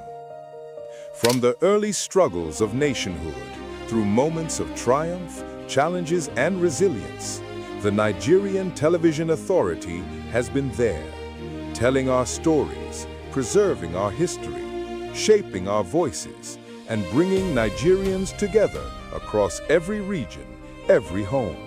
The laughter, the tears, the milestones, and the dreams. As Nigeria celebrates 65 years of independence, we at NTA remain proud to be part of this remarkable story. Nigeria's journey is our story, and the story continues. Happy Independence Day, Nigeria. Lọ́wọ́ Ọlọ́run fún oore ọ̀fẹ́ tí Ọlọ́run fún wa lónìí pẹ̀lú àyájọ́ òmìnira tí à ń ṣe lónìí yìí. Inú gbogbo wa dùn ní Nàìjíríà fún oore ọ̀fẹ́ yìí nítorí pé Ọlọ́run kà wá yẹ. Àwa náà ń bẹ ní òkè pẹ̀ lónìí, a ò tí ì di òkú. So a dúpẹ́ lọ́dọ̀ Ọlọ́run fún oore ọ̀fẹ́ náà. Pẹ̀lú ògo Ọlọ́run, orílẹ̀-èdè Nàìjíríà yóò máa tẹ̀síwájú. Pẹ̀lú ògo Ọlọ́run, gbogbo àwa tí à ń bẹ́ẹ̀ náà, a ó máa dàgbà ní dùn, a ó dẹ̀ máa dàgbà lóore, a ó máa dàgbà lálàáfíà. Ohun mèremère yóò máa sùn wá bọ̀ ní orílẹ̀-èdè Nàìjíríà. A dúpẹ́ pé orílẹ̀-èdè Nàìjíríà pé 65 fún òmìnira, pé Ọlọ́run ṣe mú kí orílẹ̀-èdè Nàìjíríà máa dáa. Ọlọ́run Lédùmarè yóò mú orílẹ̀-èdè Nàìjíríà tẹ̀síwájú. Ẹni wọ́n bá bí láyé ọdún 45 sẹ́yìn ní ìsìn náà, bó sọkùnrin bó sobi ó ti di grandparent. So torílẹ̀-èdè bá ti wá dàgbà débi wípé òmìnira wa ti di n tó ti ní ọmọ tó ti lọ́mọ ọmọ, ká kíra wa kú oríire. Ọlọ́run ṣe wá láàánú, location orílẹ̀-èdè Nàìjíríà ó bọ́ sí ojú ibi tọ́lọ́run fẹ́ràn. Òòrùn owó ìpapọ̀ jù kó ní wá lára, òjò owó ìpapọ̀ jù kó ní wá lára. Ohun gbogbo tọ́lọ́run ṣe fún wa lẹ́jẹ̀wọ̀n léyìí tí mú kálàáfíà wa gan nítumọ̀. A dúpẹ́ lọ́wọ́ Ọlọ́run. Mo kí ọmọ Nàìjíríà fún ọdún òmìnira ọdún 75 tí à ń ṣe lọ́wọ́lọ́wọ́ báyìí. Ẹ̀mí gbogbo wa ò ní sọnù sí o. Ọmọ Nàìjíríà lápapọ̀ oríire la máa ṣe o. Ara àánú gbà o. Ìrìn àjò wa ò ní mẹ́kún lọ́wọ́ tọmọtọmọ o. Mo wá gba gbogbo ọmọ Nàìjíríà níyànjú láti bá àwọn ìjọba fọwọ́sowọ́pọ̀ kí ìlú Nàìjíríà kó máa gòkè sókè sí. Òmìnira tá a gbà náà kò ní dìnira máa wà lọ́wọ́ o. Omi tuntun ni ó jẹ́ fún wa pẹ̀lú ògo Ọlọ́run. Mo kí gbogbo wa ní Nàìjíríà pé a kú ọdún òmìnira 65 years. Ọdún yìí á tù wá lára o. Ẹ̀mí wa tí a rọ́dún yìí la máa rọ́dún tó ń bọ̀ lágbára Ọlọ́run. Inú mi dùn pé mo jẹ́ Nàìjíríà o. Ọkàn wa balẹ̀ lórúkọ Jésù. Àmín. A kú oríire ọdún 65 years tá pé àmì wa ṣe púpọ̀ ẹ̀ lágbára Ọlọ́run. Mo kí gbogbo àwọn ọmọ Nàìjíríà fún òmìnira tọ́lọ́ òní ṣe ní òmìnira fún wa fún pé a pé 65 years. Ọlọ́run á dẹ̀ jẹ́ kí Nàìjíríà kó máa tẹ̀síwájú. Mo kí àwọn ọmọ Nàìjíríà pé a kú oríire ọdún òmìnira 2015. A dúpẹ́ lọ́wọ́ Ọlọ́run. Èmi á kàn fi gbogbo àsìkò yìí ká rọ gbogbo ọmọ Nàìjíríà pé iṣẹ́ àgbẹ̀ ó lérè o. Kẹ́jẹ́ ká ṣiṣẹ́ àgbẹ̀. Ọlọ́run èrè bẹ́ẹ̀ pọ̀ yanturu. Ọlọ́run á fún wa ṣe. Nàìjíríà ti bá máa gbèrú. A ní pẹ̀dí lágbára Ọlọ́run. A máa lékún owó, àlékún ọmọ, àlùbáríkà ẹ̀mí gígùn máa bá wa gbé. Àwọn orílẹ̀-èdè wa náà kẹ̀dẹ̀ ni Ọlọ́run máa kó sí wọn lọ́kàn. Ọlọ́run bá ràn wọ́n lọ́wọ́. Àgbẹ̀dẹ ò lè bá àánú ọ̀rọ̀ tiwọn náà, àgbẹ̀dẹ ò lè kàn wọ́n, kò lè kàn wá náà tí wọ́n ṣèjọba lé ní orí. Lágbára Ọlọ́run inú mi dùn.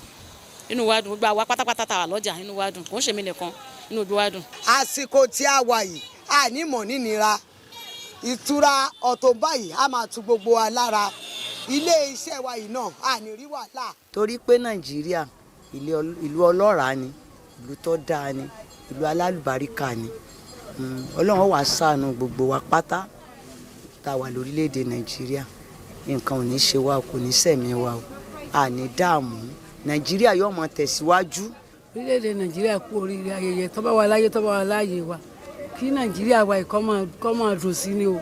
ká máa kí nǹkan kan mọ̀ sí wa kọ́ mọ̀ sẹ́ni kankan wa ká máa gbádùn Nàìjíríà yìí kó túbà kó túṣẹ́ fún wa. Orílẹ̀-èdè wo ní ìbàjẹ́ o àmọ́ wà ní ọlá ńlá sí ni nǹkan wo ní ìbàjẹ́ àmọ́ ráàánú Ọlọ́run gbà ojú òní tí wà agbára Ọlọ́run. Jamilar de Nigeria ro sorosa pirakun urelan klelen dro se samasoro askarnyana Jamilar de Nigeria samaso nya liwanyana nyira askarnyana Jamilar Nigeria duk nya liwangana kala klele sa pirak uri yimbulen sun babaran bore Jamilar de Nigeria ro kala sa klele sa pirakun urero zaliwangana Najeriya Allah ba mu zaman lafiya, Allah ba Najeriya abinda muke nema, Allah ƙara mana zaman lafiya a Najeriya ya Ubangiji Allah. Mutanen Najeriya gaba ɗayan mu ina gaishe da ku, ina jaddada muku kuma Ubangiji Allah ya ƙarfafa manyan mu akan abin da suke kai na alheri. Sunana Amina Madu, alhamdulillah kuma ne ana na taniliyawa sotu Najeriya da Borno kuntiyan ol Najeriya kurson gwamnati Borno alhamdulillah salam shiro gode yana Allah ra gode yana to salam ra gode yana amma alhamdulillah ala nabtanile wasutu shiri Borno samma Nigeria ol komintoro to jomirawo Allah wallu yimbe Nigeria hokko ko be kebata ko wata fata ko nyamata e mi wada fata mako Allah hokka kowa ko nyamata.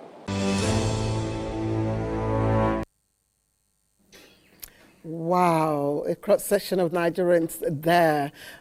You know, I said earlier on that we are united, you know, I mean, we are fused together, stitched together in unity, and of course, we are strengthened by our diversity. And we saw that, of course, being displayed there by Nigerians from different tribes, different cultures, and of course, different parts of the country, sending their greetings to Nigeria at independence.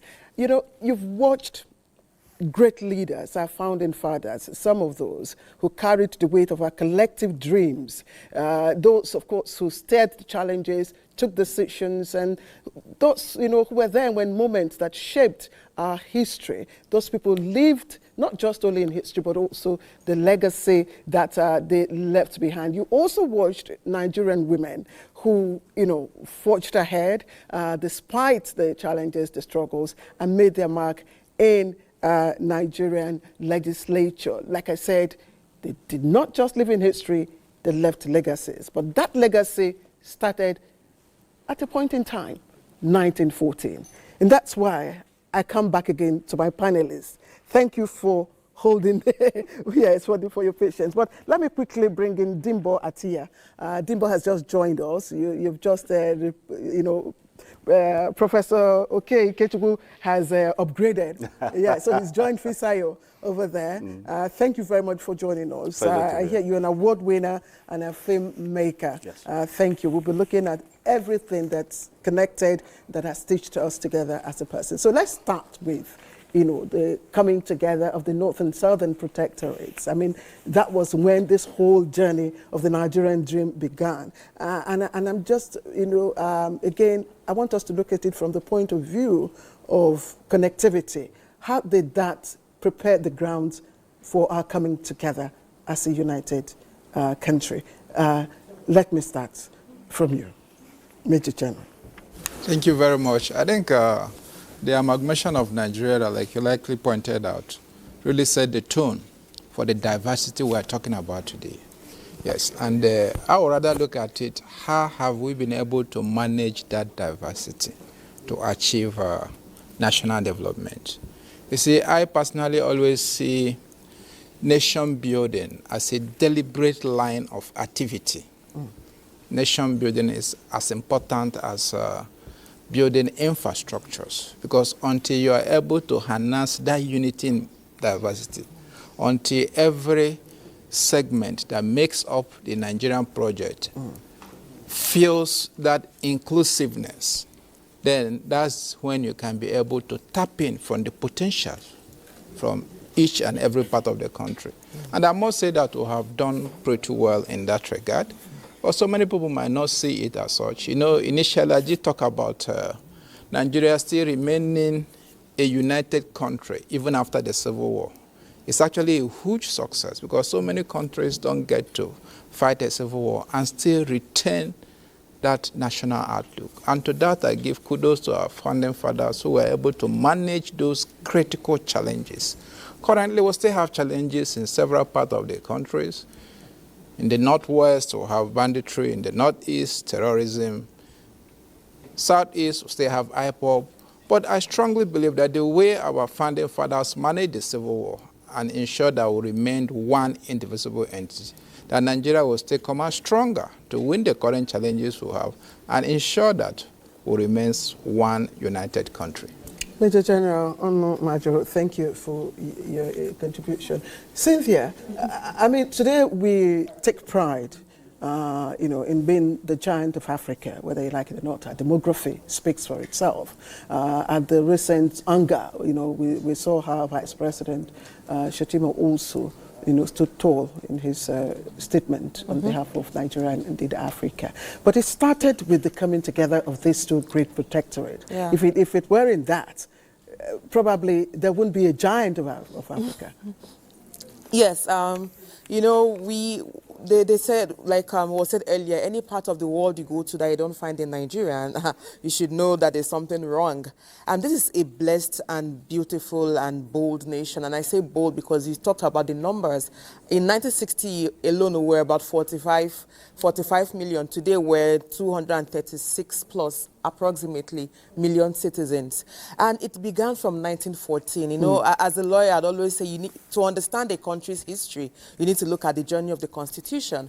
And so the 1914 Constitution was... Yeah, jumping the gun. But please go ahead. Yes, I mean, because that's what gave us the amalgamation of the Northern and the Southern Protectorate. And then from then, there's been a journey to national development, moving from both the 14th to the Clifford Constitution that introduced the elective principle, where elections, where citizens began to make to vote. And then subsequently, we talk about the federal constitutions. If you look, I think the Little Constitution of 1954 is seen as one of the first true federal constitution that we had. Richard's Constitution did introduce that, but why do I want to bring it in is because at the period of pre-independence, there was already conversation around Nigeria as a federal nation, but also conversation around regional autonomy, that this is a diverse nation that cannot be led from just the center alone. And subsequently, if we move to 89 Constitution that talked about local government autonomy or gave local government autonomy better foundation, you would say there's that intentionality that we have a decentralized system where there's government at all levels. But I guess in these 65 years, one thing I've heard us say this morning a lot is founding fathers, founding fathers. I think we cannot tell Nigeria's story without the founding mothers. Because in the struggle against the colonial administration... Cynthia, we did that.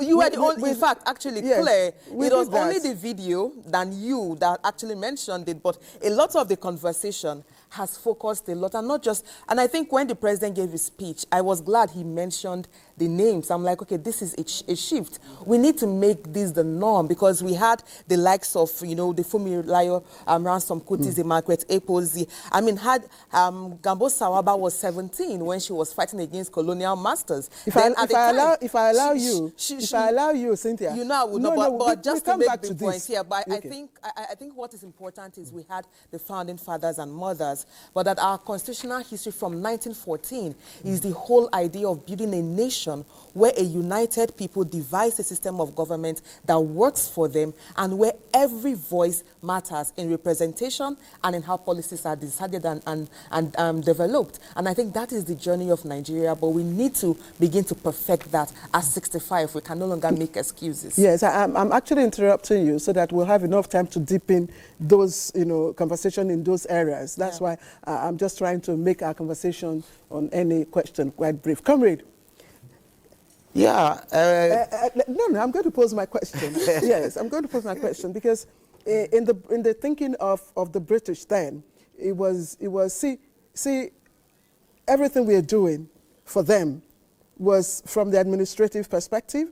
It was from the economic perspective. They'd realized that, look, if we did this way, it would be more expensive for us. It would be more difficult to administer. It will be, everything really. So from that wisdom, I just wanted to, probably evaluate for us. How did that, provide a platform for our cultural, integration, cultural exchanges? Well, I think the amalgamation of 1914 was transactional to a very large extent to the colonial masters. The trade unions outlived that 1914. By 1912, you already have the Civil Service Union of Nigeria agitating, fighting the colonial masters. Now, they now felt that for business, especially for the UAC, to triumph, there is need for you to coordinate the North and South. And that was why they created that move. It wasn't in their own interest. In fact, their purpose wasn't for us to have a united Nigeria.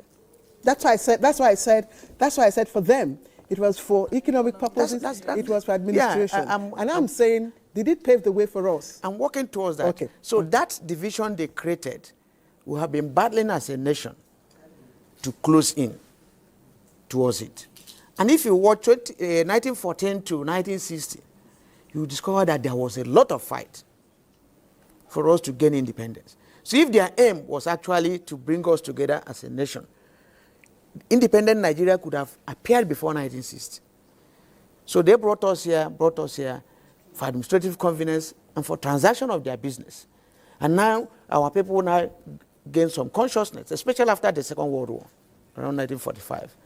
That was when the real fight started. Even the Kola strike in the country by Michael Imodo and others now gave them a tough time before we now came to 1960. Now, between that 1960, you're delving away from my question. What is that? Yes, yeah. I'm just asking you that singular, act, because I remember a line from Bongozikwe: "Nothing good comes easy." Yeah, go ahead. Yes, that singular act. Is there any positivity for us in terms of cultural exchanges, north and south, east west? See, yes. But before that time, Nigerians were already living together. If you look at 1904, when you were told Azikiwe was born in Zungeru, it then means Nigerians were working all over and they were united, sharing their cultural values. But what I'm saying is that amalgamation was for their own cultural, for their own economic interests. And then we had almost the best of Nigerians fighting them. Put side by side, whether Azikiwe or even the Mbu or any of those ministers. Test them with current ministers. Test them whatever. You discover that we have some of the best brains. So Nigerians have fought, to retain their identity. Not because the white wanted them to be united. Okay. Comrade, thank you. I don't know if, Dimbo, because today, the entertainment world, Nigeria is Nollywood, movie and all that is all over the country. And, do you see a nexus in what happened then and now? Well, to be honest, I think that one of the concerns, and even listening to what Comrade has said, is the fact that what was our national message, from the amalgamation? Because they rightly said it, it was almost like there was suddenly a clear identity of North and South. We were forced to realize that we were North and we were South, and that kind of brought some sort of decentralization of the message that should have been, we are all one. And so I guess our problem started from there, where we started realizing the fact that we're different, because we were told that we need to come together. And he actually said, with a good example where Zeke was born in Zengeru, and if you check it, you find out there were a lot of, Nigerians living around, so that started the problem. And from there, did we have a national message? I don't think so. Because for the longest time, one of the biggest problems that we have as a people is, what is our national message? What do we, when you stand up and say, I'm a Nigerian, what does it mean? Because we've never really sat down to articulate that position. Because you step out there and they ask you, Nigerian, the first thing that comes to your mind is either you're Hausa, Yoruba, There is not that central. So for me, I feel like being in the creative space, what we've been trying to do in the ecosystem is to see how we have that one language, we have that one saying, that thing that unites us as a people, constantly telling those stories. Because if there's any industry, maybe apart from sports, where you find mini Nigeria, it will probably be behind the scene of this studio right now. I bet you there are different people from all over working in the studio right now. That happens on my set, people from all over the place. So that representation is there. And a lot of times when we come up with a message, which could be a theme, could be a song, could even be a fabric design, you know, most times we want to say, this is what our identity, we've not forgotten it. Despite the things that have happened to us, you know, we still have, I was watching somewhere and the South African kept saying, one of the things that he loves about Nigeria is that they never gave up their identity as a people.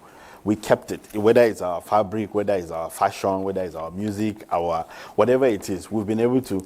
So as we move on 65 years going forward, I think that we must be deliberate about what our national message is. Thank you. Yeah. Thank you, Dimple. Thank you for your contribution. His Royal Highness, the Amainabo of Tuan Bra, who is joining us live from our Port Harcourt studio, has been waiting. Your Highness, thank you very much. And you have been, of course, around since the post-colonial days. You've seen, the emergence of Nigeria for yourself and the evolution of our constitution. And in what ways do you think that this has broadened their political participation now?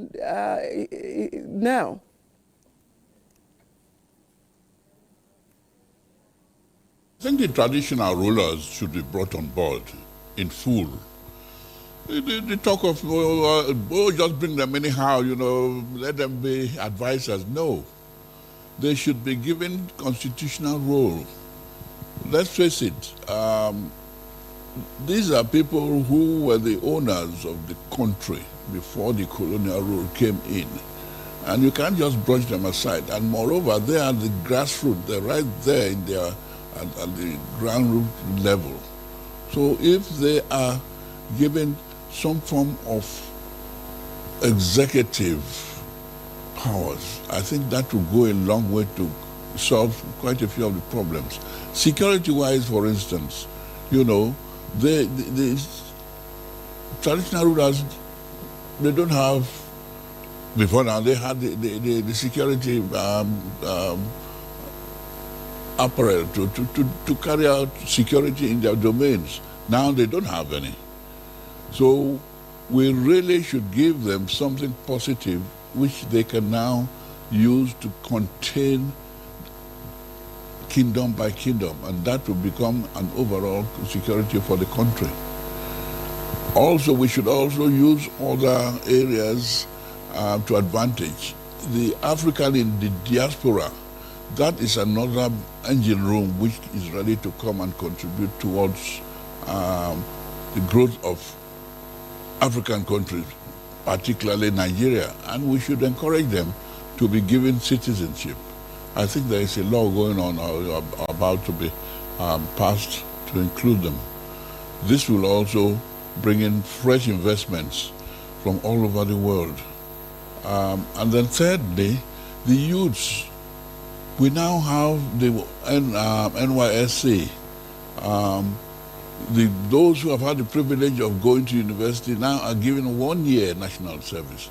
What of those who have attained the age of 18 and have not been able to secure a place in the universities? These ones are in the majority. And I think here that we should have a 1 year military service for all young people who attain the age of 18, like most advanced countries do. And even the team of NYSC people, graduates, they should be given into various military formations. That will sharpen them good and proper, make them really be part of Nigeria. And when they come into positions of authority, they will realize that at the end of the day, the security is what matters most in the country. The Constitution can't be amended forever and ever. We're talking about Vision 2020. 2020 has come and gone. Bishop 2000. Bishop, these things come and go if we do not sincerely try and implement them. So the constitutional amendment exercise should be done and concluded this time around. Otherwise, the next legislature will start de novo and will be going round and round forever. One other little thing that can make Nigeria great is that we should go bilingual. We're surrounded by all these Francophone countries, and just because we do not speak French, they think that we're illiterate. We should start with the NYSC. When they go to camp, they must learn French. And the schools, should get French teachers. All we've got to do is invest in training people who can speak the Minot. So basic things can be done, low-hanging fruits, which one little step would be a mighty stride for Nigeria. So the Constitution should really be concluded this time, not passed on to the next legislature. Thank you. Your Royal Highness, thank you. I wished you had made the suggestion of enrollment into the military school when I was under 21.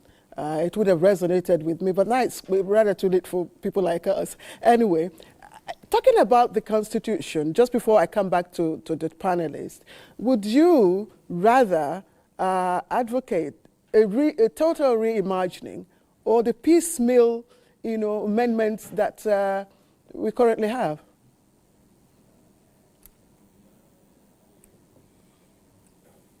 All right, I didn't quite get you. The constitutional amendment, as far as I'm concerned. Okay, Your Royal Highness, let me put the question again. I'm wondering if you would advocate a total reimagining of the Constitution or allow the piecemeal amendments. And by the way, I also know that there are, moves to get the traditional stool have a place in our Constitution.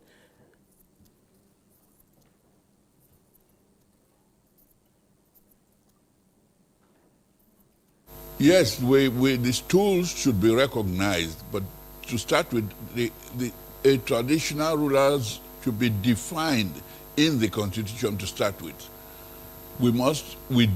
At the moment now, with our present Constitution, we do not exist. We are like non-entities, and that is very, very shabby.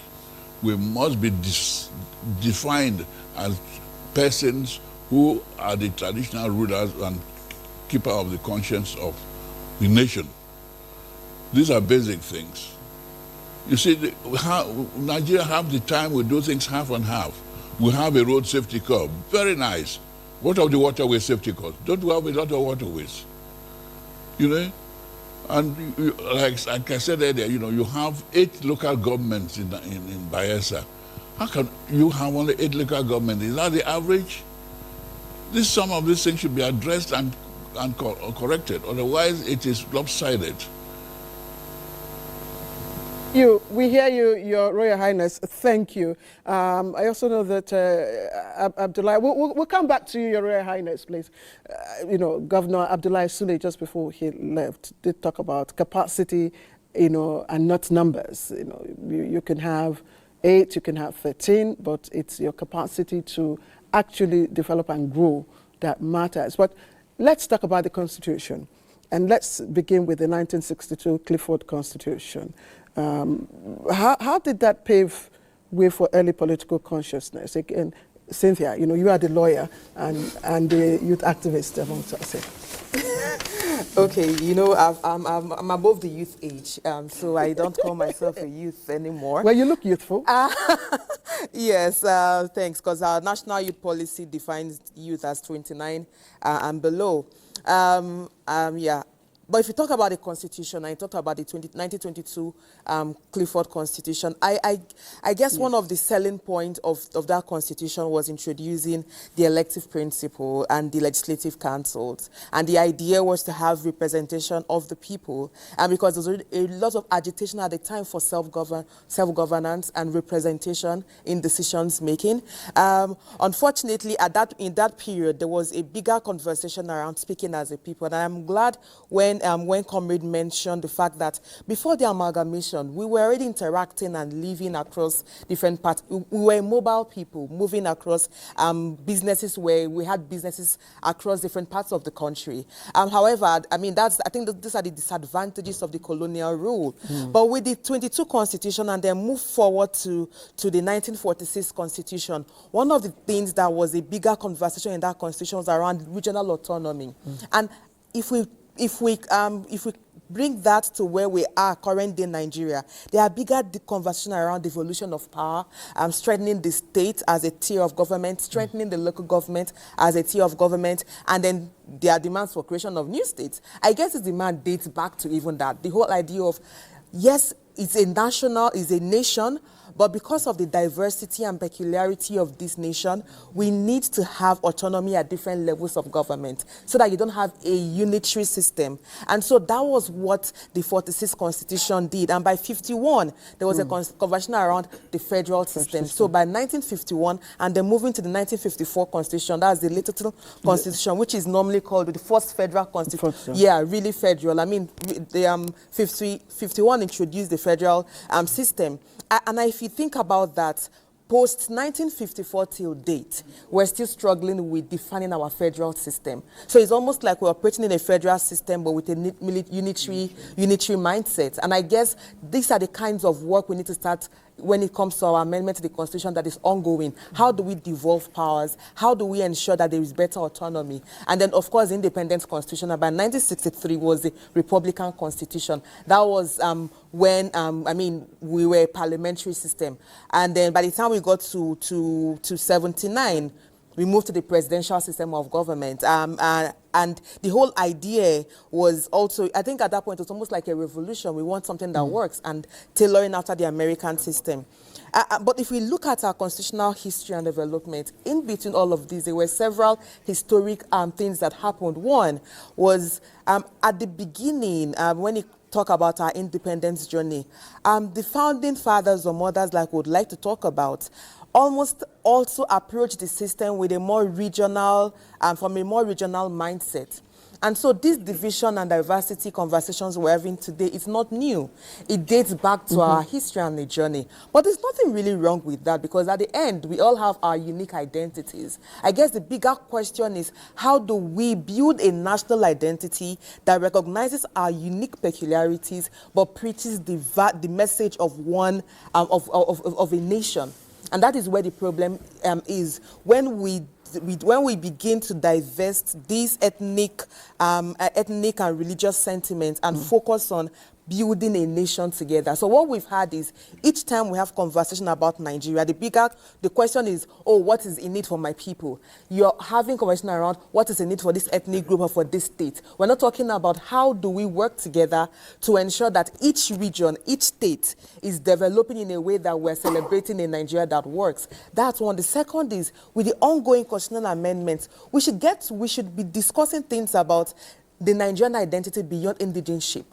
And I say this because we are so interrelated and interwoven that we can no longer make this whole indigenship the basis of a conversation when it comes to national recognition and benefits and even issues around economic development and economic equality. And I do believe that as a people, especially for the younger generation, the failures of the past, we talked earlier this morning, I talked about the experiences of the past should inform what we're dealing with. The reason the Civil War happened was because there was a politicization of identity, that the fact that there was a coup, the coup was interpreted as a coup by one region rather than a coup by a youthful exuberance within the military hierarchy. And so that identity conversation has become a major challenge, that when things happen, rather than dealing with the question or the issue, we begin to blame, we begin to invest in the blame game rather than solving the problem. Unfortunately, that is, common amongst our youth, the youthful age, the Gen Z. I think Gen Zs are a lot better. The older generation, our political elite are still the bigger problem. Okay, let me. Yes. I want to bring in Major General into our conversation. And earlier on, I mean, Elizabeth Agbayi, spoke glowingly about the cake, that we shared. And by the way, I have mine here. I don't know if you still have some. If you all, After okay, thank you, thank you. So, the cake came in, green and white colors. I mean, very reflective of Nigeria. The colors are there, the sugar. Fisayo wanted to know if, it had sugar. I'm sure he would have found out by now that it had good sugar. And everyone wanted a slice of this cake. Unfortunately, it is that very fact that every Nigerian wants to have a bite of the national cake that has brought us this far. And I'm wondering, beyond securing our territory, is there any other thing that the military can also do to help secure, interest, citizens, confidence, citizens' interest and prosperity? Yes. I think first I will like to restate again that from my perspective, the Nigerian project is well and alive. And somebody did make a clear difference between the age of a country in terms of development and the age of an individual nation, yes. So if you say Nigeria is 65, when you compare it to other developed countries, you can see that we are still relatively young. But yes, we shouldn't wait to reinvent the wheel. I agree that we should tap into what is already established to be able to jumpstart. And relatively, we've been able to do that. Yeah, the military is, apart from securing the country, which is our key mandate, it's also involved in so many other activities. And it might interest you to know that when you leave the confines of the developed towns and cities, the military does a lot, from education to medical to civic in the villages. Where you have a battalion, for instance, in a village, a good number of the local community attend the command secondary schools in the barrack. I attended Army Children's School. Good. They attend to the medical facilities in the barrack. The local battalion there does bridge reconstruction, culvert, even provision of water. But beyond the barracks, we're looking at beyond the barracks. Yes. In conflict-prone areas, how do you deepen your connection to the people? Such that, the confidence, because the issue we have now is that there's a bit of, nose diving, of public confidence in the role of our security. It's not nose diving. You see, a key part of our mandate now is protection of vulnerable communities, which is where you're going. Yes. So what we do first is all the local units around there, they map all the vulnerable communities within their AOR using several criteria, maybe the location, the terrain, the nature of threat that is being faced. Now, after doing that mapping, they try as much as possible to interface the opinion leaders within those communities and also interface the locals through several means like town hall meetings, encouraging them to get involved in activities that bring different communities together as a way of engaging these communities and ensuring that they believe in the ability of the military. Now, even the tasks that is being performed, some are so rudimentary, like farm security. In several parts of the country, troops still escort communities to go to farm, to harvest, and to come back. But people wouldn't know that, particularly where there are communal farms. The armed forces does that. People don't know. Yes. And so what that's going on. You don't evaluate. Yes. If I may yes, please. So coming from the media perspective, and of course entertainment, the creative space, I think that one of the issues that we have is that our security apparatus really have not utilized the creative industry in sending these messages I was out. going to hit at that. Because I mean it's laudable what they are doing with the communities. But that is just a tiny, minute idea. Imagine if I did a whole military movie, or let's say the Samanjas with then, you know, the drama series Yes, Samanja. Samanja. That was another way of showing how the military Absolutely. interrelated with civilians. Absolutely. And it helped in giving the perspective about how we shouldn't fear the army, but we should be their friends. These are things that are lacking today. I mean, as a filmmaker, if I wanted to do a film about the military, it probably, I know that they have the civil military department. Yes. You know, how accessible are they? How do we even know who is in charge? These are the things that we need to. I give you an example. A movie on YouTube from Nigeria gets about 25 million views in 6 months. Imagine if the army develop a drama series or do a movie and put up in those platforms where Nigerians, they get to see how the military, all of this, it could be a documentary, it could be. So what I'm even saying is that you guys are doing amazing work and we applaud you for that. But like you rightly said, these are things that we do not know about because we are not out there. You need to engage us because we're here. I'm selling myself now. So. You will pay for that. Yes. You will pay for that. The military, all those opportunities for what you've just said, is there, it's open. Now, it is now for the movie industries. First, they need to ask themselves, how can I support the military? Exactly. Every part of the society, every segment should be able to ask themselves, how can I encourage the soldiers? And when you ask yourself that question, you can be able to agree that, okay, yes, we can do some movies to portray what the armed forces is doing. And then the military will be gladly direct you to which part of the military okay, that will be able to do that. I'm sorry, just before we join Fisayo, yes, please. Just little intervention, yes. please. You see, our process of demilitarization contributed a lot to this. The military overstayed at the stage, and Nigerians were saying they should go back to the barracks. Now, it's not like we have a DAC, you know, where you have a government, you know, like civilian military. So in order, you know, for us to be saying this, you know, we must be conscious about it. It was our history that everybody was saying military go barracks. But military has put to barracks now. But for what we're saying now, we're not still asking them, what is their role now in a civilian dispensation? No, we are asking so we should be clear about this. Comrade, we are asking them not to relax, not to over-relax in the barracks. Okay. But to also now when you do a film bringing them up, playing up their role again, all of you will start protesting again, they should go to the barracks. So I want us to be conscious about this. Thank you. Thank you for that point that you raised. Thank you, Cynthia. We'll come back to you. Fisayo is already waiting to take it up from here. Fisayo, I don't know, you heard what Dimba said about taking up movie, or would you want to take up the challenge from His Royal Highness? All right. Well, I appreciate the conversations so far over there. Of course, we'll say the Nigerian journey of 65 years, the hills and the valleys and the challenges, is not fiction. It's actually what is happening and playing out right about now. So we must confront it frontally. Prof is here. Prof.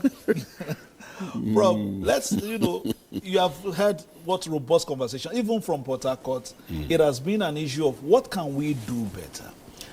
In the junctions that we have seen in different administrative cycles, sometimes we took the wrong step, and perhaps that has slowed our journey to progress and the dreams of the founders of the nation, that struggle.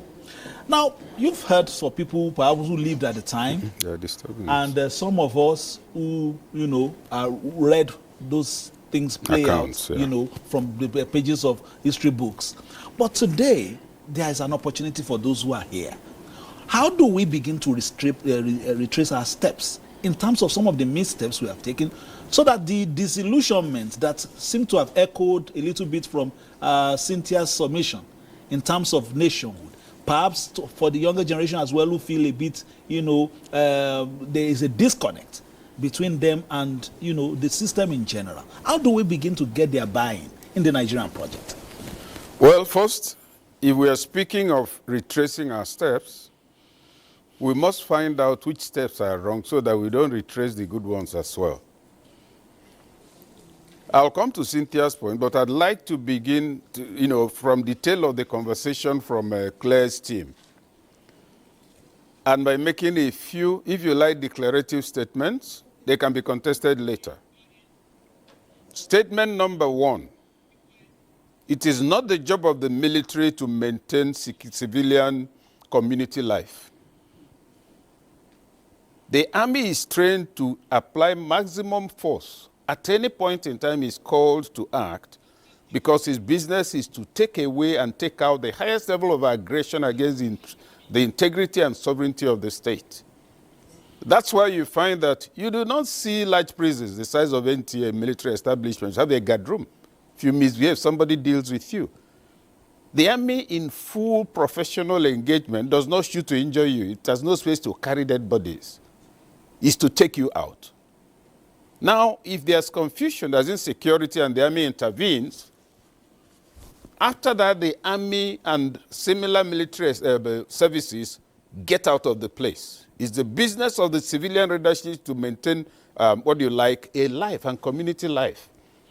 Now the military intervenes, takes out bandits and whatever you choose to call them, and life does not return in the community. You have a local government chairman you never see. He gets 200 every month. There's nothing going on. The place is fallow. Security deteriorates, not because of any other thing, but that there's no engagement. So most of the time, we are blaming the army wrongly in such circumstances. The second point is that when we call for movies, 2004, I took the Nigerian movie industry to the 2004 New York Film Festival, and we were there for 10 days. Watch an American script that's supposed to be pushing patriotism. You find small elements of state efficiency scripted into it. You're having a party, a bit of burglary wants to occur. Within 20 to 90 seconds, the police turns up. Is that how it works? If it's how it works, how come you have sometimes up to 2,000 murders in New York? Killings. So let us also get all of that in context. That yes, it's important to take advantage of that industry. It's an industry that has come under my direct supervision and that is not being maximally utilized. That's a fact we must put on the table and look for how to do it. But when you produce, say, a movie on the good things the army is doing, I'm a professional communicator. You must ask yourself, why should anybody sit down to watch a movie of 1.5 hours? It will only be nice stories about the army. So it's to make it organic and part of the life we are living. So I thought I should throw in that point in response to it. Because, look, the military is most of the time being blamed for what is the result of incompetent civilian leadership. Just like you find that at the state level, if something goes wrong in my village or your village, say, you see, I told you that this federal government is useless. Please, what has federal government to do with me when I have a ward chairman, a council chairman, a local government chairman, and a governor? That's the level of political illiteracy we are facing. And so rather than address issues and contact people we elected, well, we didn't elect some of them. I mean, somebody gives you 10,000 to vote for him. He doesn't need to come back to you until after 4 years. And the reason is simple. He has paid you up front for 4 years at the rate of 2,500 a year. So don't complain. Now, back to the substantive issue. Yes. Doc, please, I need you to... No. I need you to exhaust this. Okay. Because we seem to have, moved away from some of our priorities originally, especially when we transited into democratic rule. And it has now become something of a career or an opportunity for wealth that seem to have, distorted our thoughts. Even issues that we continue to talk about, the early years of Nigeria. It was about ideology. You knew the Action Group, you knew NEPU, you knew NCNC, you knew all these, political contraptions. We read about them. And their stance in terms of how they wanted Nigeria to develop. Sharply different, but still towards development. But they had their own, but what we see today is the blurry lines. So the communication, sometimes, I used to crack a joke in, I think it was, 2003. We had a political leader in our state that we didn't know, it was until it comes back to the local government that he will show us the logo of who to vote for. Because he would have crossed parties somewhere in Lagos or Abuja, and then will come and tell us which party is now in vogue. So it seems as if, in terms of our stance as a people, even in terms of our political maturity, we seem to have distorted the process. Perhaps the good guys are, they have made it so unattractive for some of the guys who would have wanted to be a part of the process. That is one part. But now let's, start again, because you have cleared the deck on some of the issues that you wanted to, jump into on the panel. We spoke about mistakes, but we also spoke about some resilience that we have showed in terms of our democratic struggle. Today, what are the group practices that we may perhaps hold on to, but in terms of immediacy, what are the ones we need to issue, especially in terms of this democratic governance? No, in terms of what needs to happen immediately, we say we have bad leaders. And I agree. If you compare the leaders with the likes of Sir Ahmadu Bello, Chief Obafemi Awolowo, Zeke, Emayo Bara, Tafawa Balewa, Tarka and Co. But the question is also, what type of followers do we have today? Fisayo, if you're made a minister today, and as a friend of yours, I come to meet you 4 months after you're sworn in and say, oh boy, I'm trying to put something into my business. I need 15 million.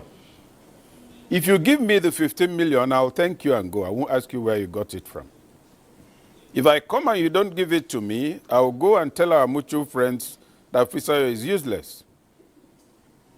True or false, everybody, viewers? It's the truth. So what kind of followers do we also have today? But going back to those leaders, you use the word correctly, ideology. They were godfathers, and a godfather's business is to nurture an ideological godson. That's why in religion, in Catholicism, if I'm your godfather, I have responsibility for ensuring that you grow up as a true believer, as a responsible Catholic. So if your behavior is becoming funny, your parents will report me, and I could come to the house and flog you. Now, that's what the Ahmadu Bellos and co were doing. This young man, he looks dependable. Let's watch him closely. Probably in the next 5 or 6 years, he will be the party secretary. So that's the same godfatherism. To produce those who will retain the trajectory of goodness about leadership, if we discover he lacks personal discipline, we downgrade him. If we discover he doesn't manage resources well, we downgrade him. If we discover he drinks too much, we downgrade him. Today, we still have godfathers, but what you have actually are people who have held public office and who replace themselves with others, so that those they've put in place, they will use the hand of their new people to be stealing from the common till. That's all. So what are the things that need to change? Values reorientation. And when I say values orientation, I'm not talking about the preachment where you come on TV, people will dress green, white, green, and wave flags. That's the external expression of patriotism. The internal expression is the existence of structures that give you incentive to act well. Now, begin with the political parties. And I like the expression you used at the early part of you when you wanted to ask you. You said blurring of lines. If today there's rigging of elections, we blame INEC, we blame the army, we blame the police and DSS. It is not the job of INEC to secure an electoral space. INEC is to ensure that materials for elections take place. Service providers for this include the military, the security agencies, and more importantly, the local communities. That's number one. Number two, at the level of political education, it's the job of political parties to educate their members. You gave the example of when you go, it was on the day of voting. So these were really not party members, they are procured voters. What point am I making? And I've made this before, and I have had course in the past to develop this as a program to be executed by a political party. Every political party should endeavor that it has a rally at least once every quarter in different local governments. That is where members meet. That's where they know their local government chairman. That's where they meet. You even make provision for them to do a little stealing, if you like that mischievous expression. Organize, okay, for this, you are going to have 4. So 6 local governments together in one location. Now, that is political education. So when I'm speaking of reorientation, that's the sort of thing I mean. That to have a party means to get members, believers in a certain ideology, who will then become the check when you get into office. We voted, what is this one? This is not what we agreed.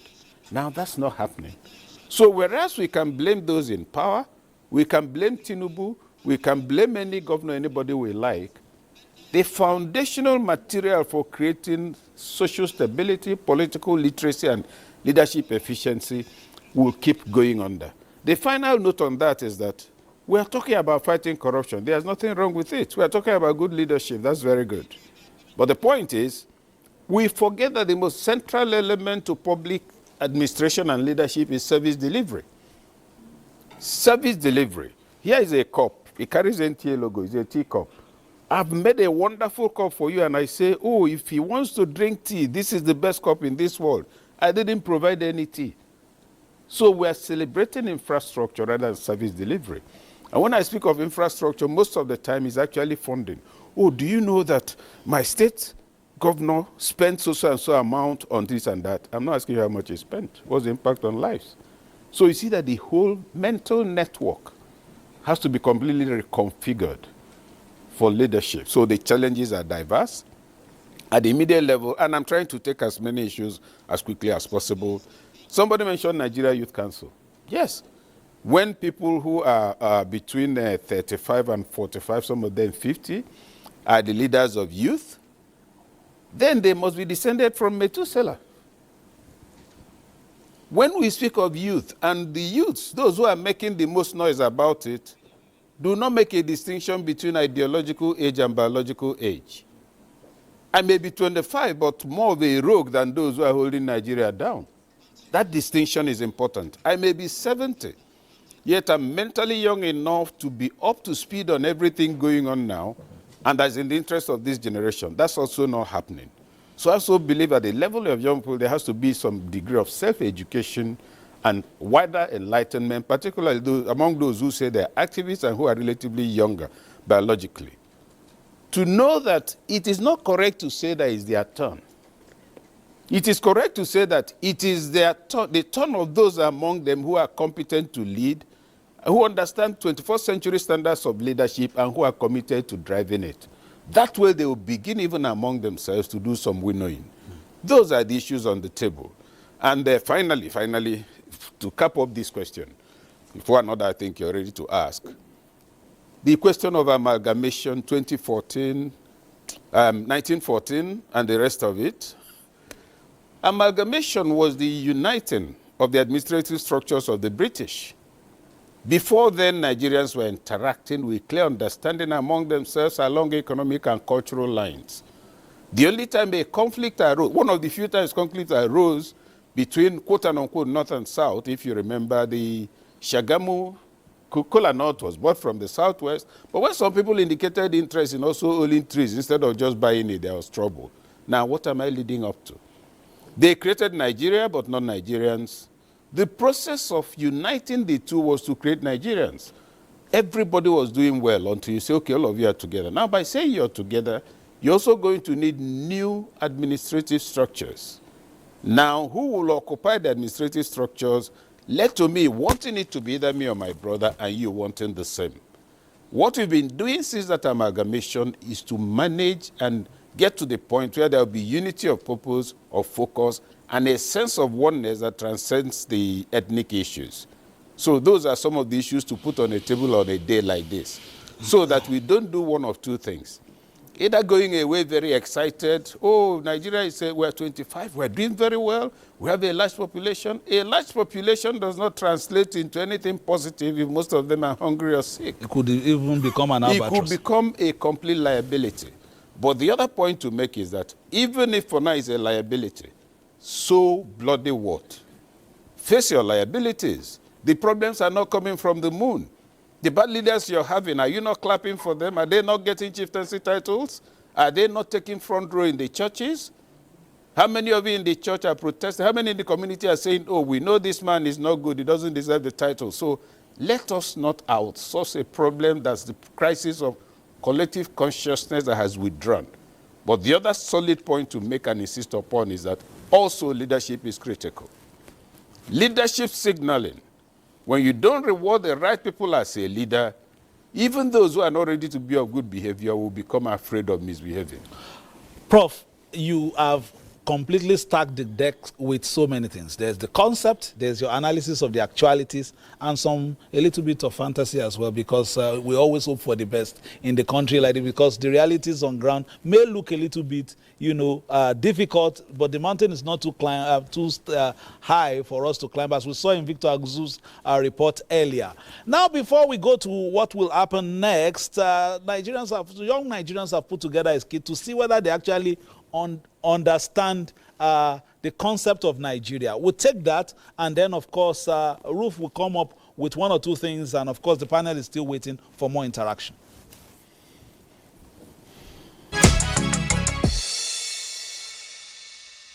Nigeria's coat of arms features two animals. What are they? Horses and eagle. Even blind man. An eagle. Supposed to know that. Yes, horse and eagle. Why did you rush? I know it too. It's not as if I don't know it. Final answer.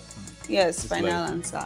Nigeria's Independence Day parade was held in the 1960s at the race course. What is that place called today? Eagle Square. Eagle Square. Huh. National Stadium in Lagos. Good. Which Nigerian woman was the first to drive a car in the country? Miss Fumilayo Ransom Kuti. I wanted to say Tinubu's wife. What? Yes, but I think that is Fela Kuti's wife, Abi. Go and ask your grandfather. Which Nigerian city was the federal capital before Abuja? Cross River. Calabar. Answer is Lagos. Jesus, wait, after Lagos was Abuja. Oh my God! Wow! Oh, yes! It's Calabar before Lagos. We go explain because no evidence. Nigeria switched its national currency from pounds to naira in which year? 1960. 1968, because this person was still, Elizabeth was still head of state in, 1963. Thank you.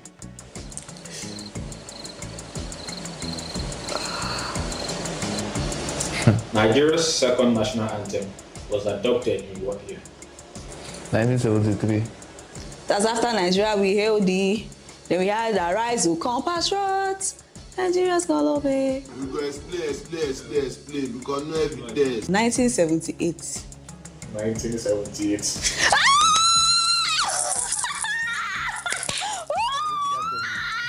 Who was Nigeria's first ceremonial president? Nnamdi Azikiwe. Superstar. The guy won't be superstar. Fast. I think it was Tafawa Balewa. No, during the independence. No, ceremonial president, yes. That's Nnamdi Azikiwe. So Nnamdi Azikiwe. Nnamdi Azikiwe is correct. I got you. Okay, you are addressing my behalf. Okay. Clap for Jesus! Clap for Jesus! Yeah, the Nigeria switched from left hand to right hand driving. 1979. Final answer. Yes. 1980. You get it? 1972. Oh! Jesus! God, why can't we just... God have mercy upon us. The Nigerian national flag was designed in what year?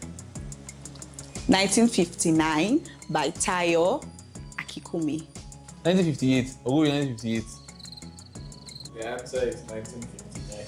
I know, I was listening who gave me this answer that time. What is the national motto of Nigeria? Unity, peace, and progress. No, I think it's 4. Wait, hold up. Peace, unity, and progress. The correct answer is unity and faith. Peace and progress. I knew there was something. Are you playing? What type of playing is this? I knew there was something in between. I think the how to get that answer is during the pledge. I want to know how how she won it. No, don't, can't do that. You just so carry this question she give her. No, it's fine, it's okay.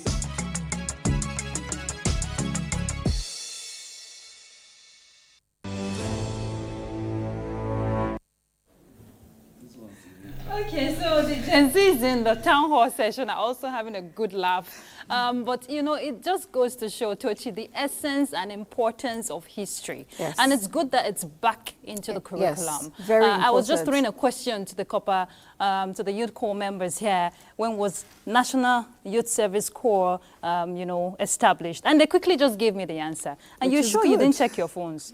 I think the time you gave them was too short to check their phones, so I agree. They didn't know the answer. Indeed. So, Mama, talking about history, you were following the conversations, you know, at the panel session there, and also from Prof. Prof said a lot. He talked about followership and accountability. He talked about, you know, when we say this is government doing this is government, pointing fingers and not looking back to yourself. Mama, you have followed the journey of Nigeria for decades.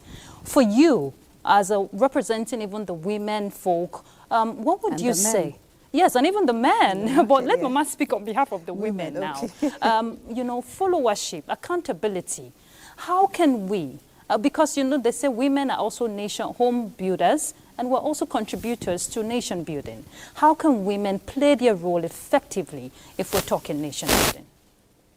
Thank you very much. I will say that I'm the happiest person to be here. At least to give the voice to the voiceless. Men like Awolowo, Zeke, Aminu Kano, Tafawa Balewa, everybody, they have been carrying women all along.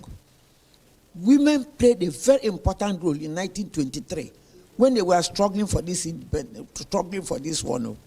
Even the market women, we spend almost the days, all our days in the market. From 6 o'clock to 6 o'clock, we be in the market. Civil servants, you people go to work by 8 o'clock.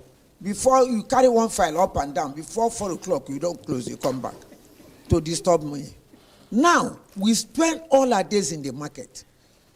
And I'm happy that men and women in the market, we cooperate. I've never seen people fighting in the market. We have never had that opportunity to fight in the market.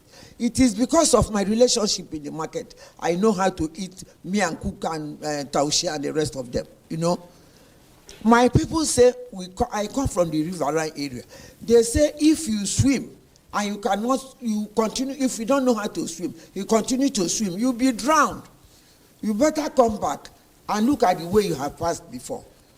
In the whole, to be sincere, in the whole of this country right now, even in Asoko, when I went there 2 days ago, the place was flooded up with water. There's no drainage. Going from here to where you get the best fish, because salt fish is from Port Harcourt, where I spent all my days as a youth. We have the fish in Port Harcourt taste is different from this fish in Shiroro Dam. Make the road available. Let them make the road. I thank this Minister of Omea. Yes, he's going around trying to put the roads in order. Let them put the roads in order. And let them leave this catching people. For example, during the Second World War, my experience, we trekked from Uchukpo. I was born at Otobi, July 22nd, 1935. We trekked from Otobi to Port Harcourt 4 years. Any town we reach, they will say, oh, welcome, these people are on transit. They will give us food, we eat, and be happy, we rest.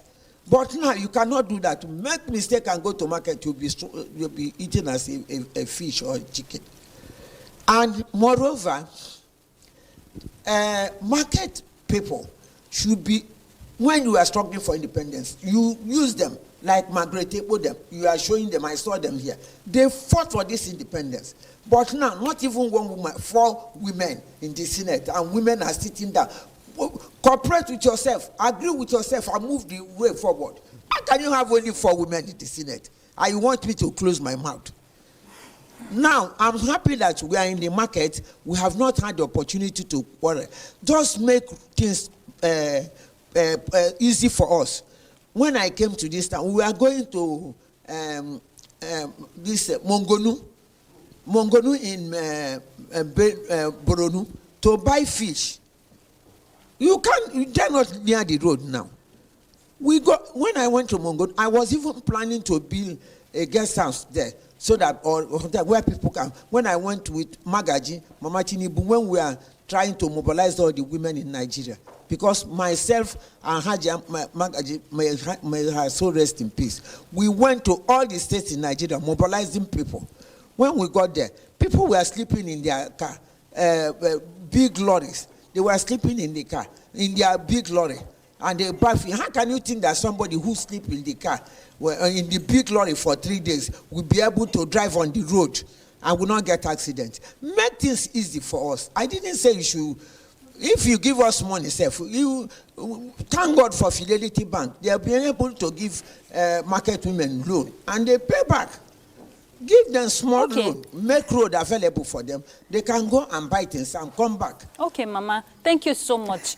We appreciate your concern, your thoughts, because yes, women play that role. Yeah. They're very active when it comes to selection, and also they deserve a seat on the table. The advocacy is still on, Mama, and we're sure that even you will still carry your market women along to ensure. So, but of course, when we're talking legislative matters, the youths also should be carried along in inclusive governance. They are children. Yeah. So, Honorable Abbas here, Mama, please, we'd like to pass the microphone to a young parliamentarian here. Honorable Abbas Sukola, he has been so patient. I'm sure you've gathered a lot of thoughts.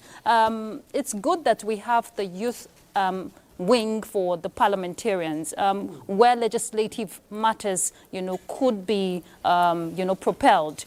Tell us how contributory has the youth been? Talking about youth in parliament now, how have they contributed to the growth of our nation? Okay, thank you very much, and happy anniversary to 65th anniversary to Nigeria. So for Nigerian Youth Parliament, it's an umbrella body of young people, mainly between the age of 18 to 29, where it's more of a training ground for young people to learn legislative activities, to be close to the government and learn governance entirely. So, over the years, this is the 6th assembly, and then what we have been doing over the years is all about advocacy, and then we mostly have plenaries, and those plenaries comes in quarterly each year. So those motions and things we propose to the government comes as an advisory solutions to the government, and these issues are mainly youth-focused issues around youth unemployment, issues around security, the tech, the creative industry. These are all issues we as young parliamentarians discuss, and then in our sittings, and then we give advisory solutions to the government, because we are not a law-making body. So what we do is we try to see that we have these solutions, we discuss, and then we bring it out to the government to see how they can be able to implement it. At that we mainly have a communique where those issues discussed will be disseminated to the Senate, to the House of Representatives, to the Federal Ministry of Youth Development, to the National Assembly itself, so that they can look at these issues. These are mainly issues of young people, and then and see how they can move it forward and make it a law.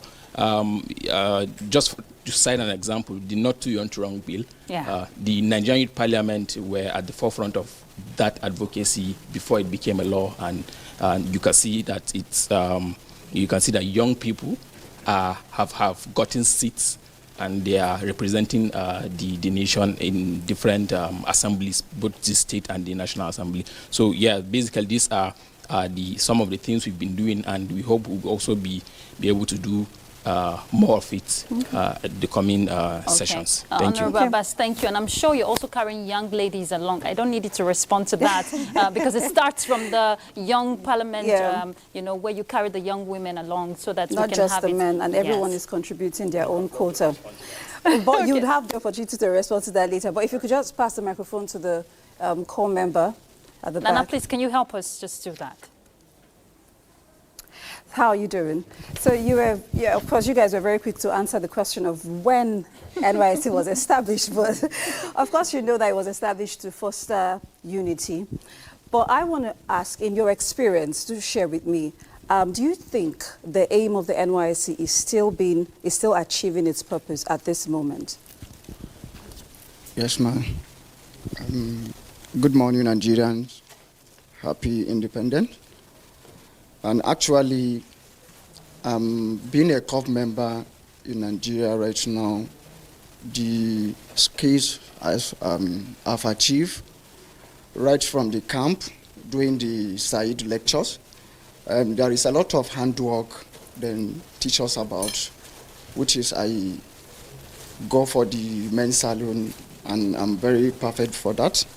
I think after my service, before I should get any opportunity or any job to do, I can stand for my own behalf to get what I want to feed myself. And also the youth service, the work I'm doing right now here as my PPA, the skills I achieved as an admin officer, seriously, I'm very, very proud of it, being an admin officer. Okay.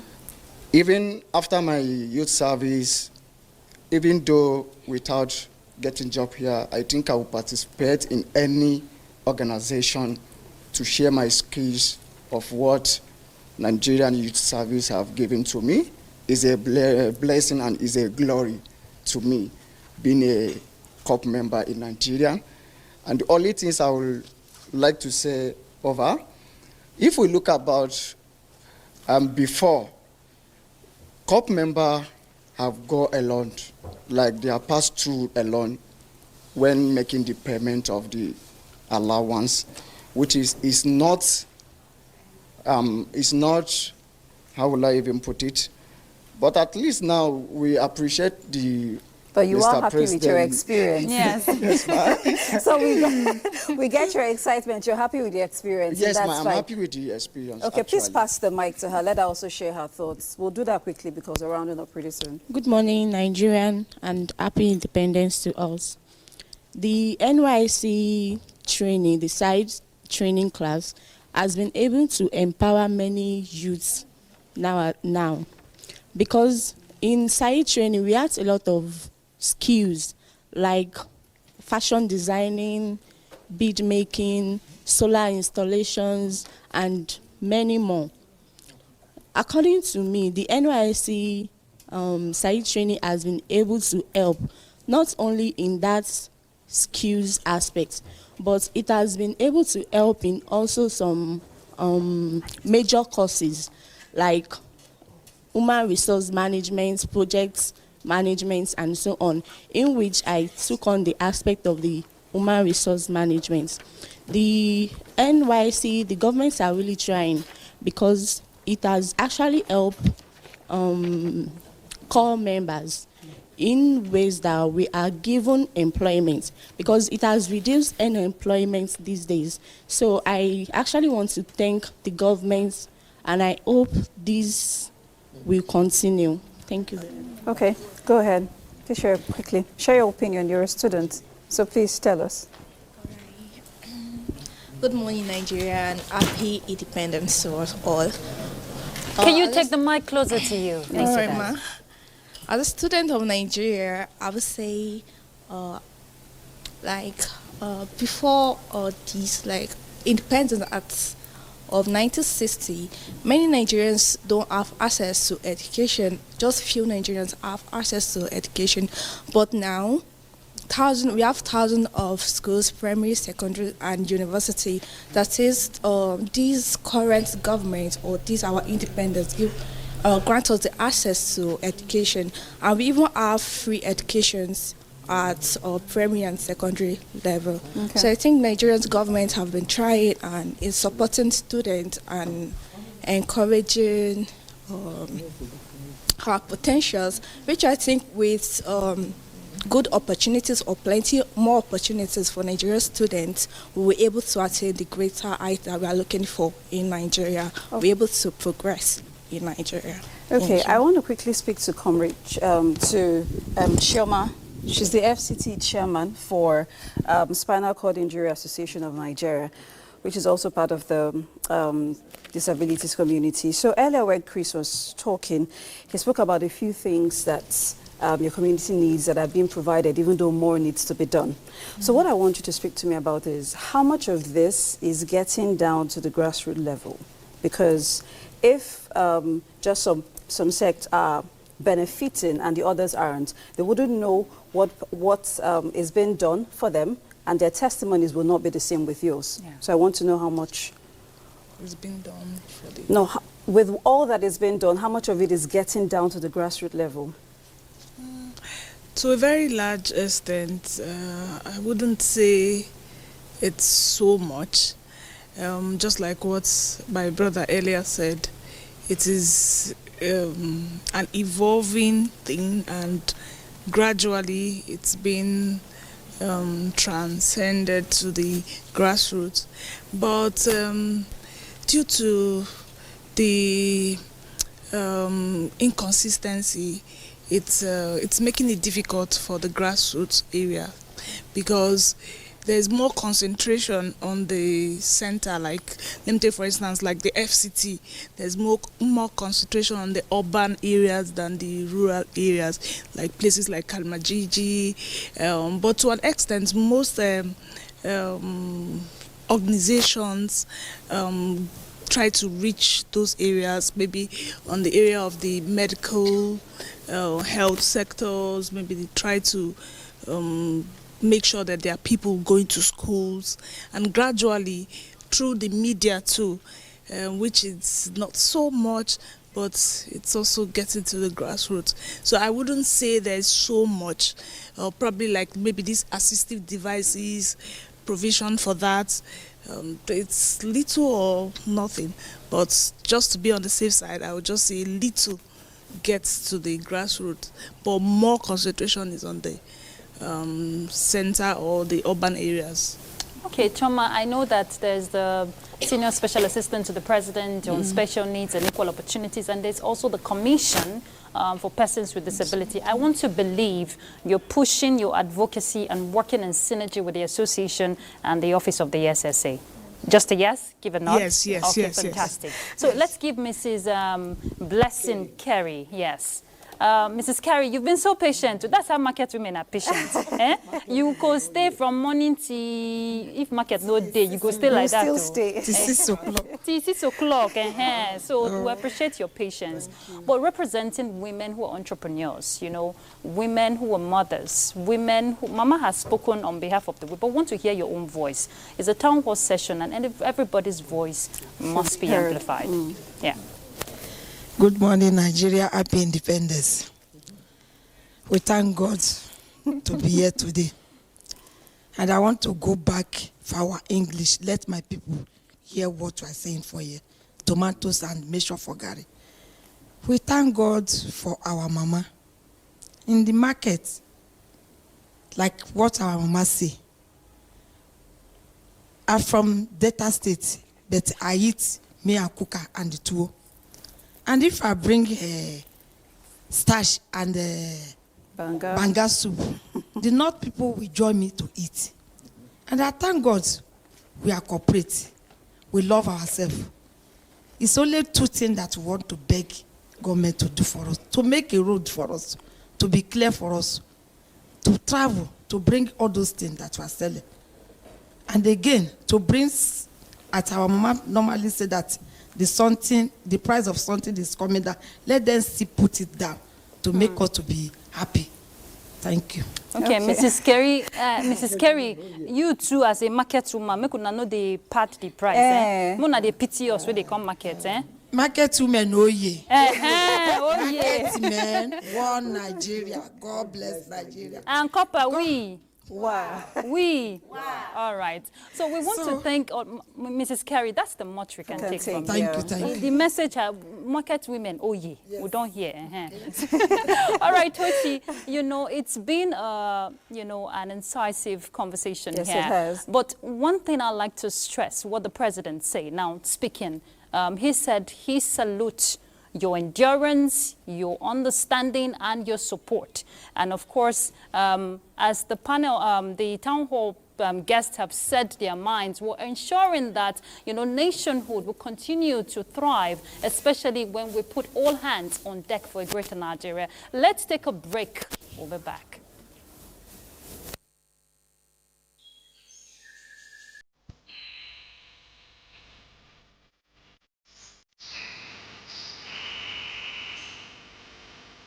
Let me tell you a story. One that begins in agony, but in time glides to glory. It's of a place written off. Chaos built a nest at its center, and there hatched corruption, instability, and economic winter. Let me tell you a story of a center for excellence that drowned in mediocrity, echoed a lighthouse that drowned in darkness, sinking the hope of those who looked up to her. Let me tell you the story of Lagos, until one man stepped in. No capes on his back like the heroes, but heroes. Map in hand, he had a blueprint. No gimmicks to play, no tunes to dance. Focus on breedhood, he left nothing to chance. Let me tell you the story of a journey. From a coast shores where bright dreams wake, a leader rose for Lagos' sake. With vision sharp and hands unshaken, he built a city once forsaken. Where chaos ruled and traffic cried, he carved out roads both smooth and wide. BRT buses, dreams in flight, he gave the bustling streets their light. He took decisions no one wanted, introduced taxes people cursed, created systems people doubted, faced resistance from the loudest. But he was not alone. History bears witness. Lee Kuan Yew of Singapore, Franklin D. Roosevelt of New York, Recep Tayyip Erdogan of Istanbul all proved themselves from their locales, building legacies they later replicated nationally, so he was not alone. And today, that Lagos is unrecognizable. It works, it earns, it leads. It's Africa's second largest economy because to him, beyond the phrase, Eko Onibaje was prophecy never to be erased.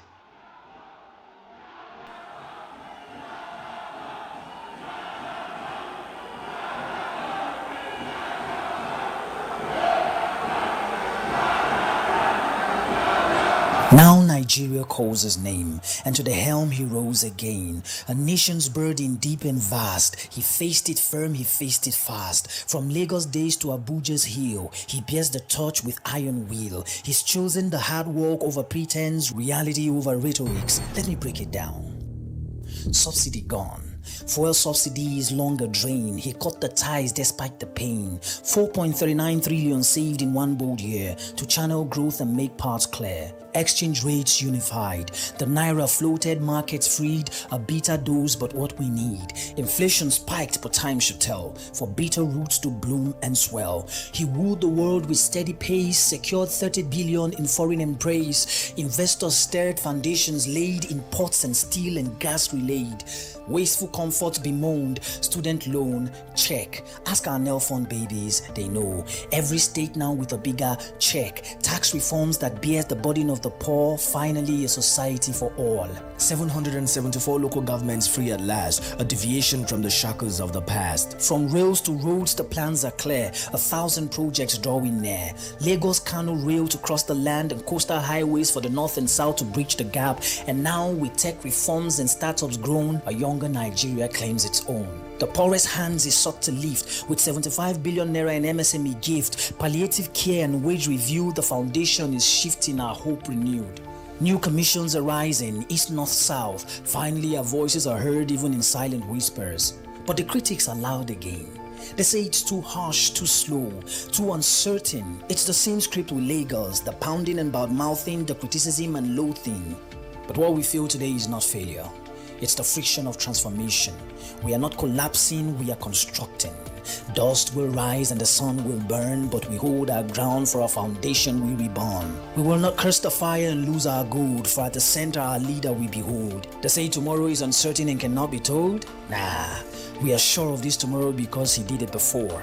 And so from Lagos to the nation, we're building greatness brick by brick. Like a pregnant mother, we hold our peace. For out of these pangs will come our feast. We stand gidigba at ease, attention focused on the goal.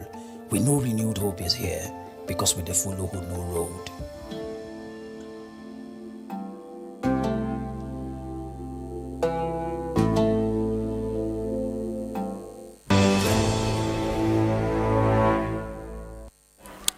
All right, talking about following who know road. Tochi, I want to follow you. But I want to, but we want to especially thank all our, guests here. Thank in you the for town being hall. so patient and being with us today. And every point that you've made today is duly noted. And Mama, we appreciate you coming all the way. Thank you for doing this for us. Thank you, our corpers. Thank you, the youth representative, and also the youth council, persons with disabilities. Thank you for representing the community very well. Tochi? Yeah, so our town hall session may be over, but of course the conversation is not over in the studio. And right now, we will be handing you over back to Clara to make the points clearer on that panel. Thank you, Tochi. Thank you, Ruth, and I call her Lekpashos Ruth. Mama, we do appreciate you, and I quite agree with you that markets thrive not just on trade, but also on patience and collaboration. And if we can explore these two, it is not just the markets that will be the best for it, it will also help to build a whole Nigerian community. And that's where I want to, again, return to my panelists. But this time, I want to draw in the experience of Comrade Joe Ajero, who's been very quiet with us, understanding with us today. And I just wanted to share with us, how is it that we can explore patience and collaboration in advancing workers' rights? Well, I think those are some of the hallmarks of any good trade unionist. When you have to control a lot of people with various interests, some domestic, you may be meeting a worker whose family has not been able to feed for some time, or who has a domestic problem. If you are not patient with them, then there will be a problem. That patient is double. You have to be patient with even the same government, the employer. It has the greatest patience. And if you don't control that very well, by equally losing that patience some of the time, you'll be seen to have compromised. There's nothing you will say that will happen. And most employers are not known to keep agreement. So when they don't keep such agreement, and you have told your members to be patient, it bounces back to you. But patient works so well. And, is there a time that you've had to, your humility, in advancing your workers' rights have been challenged?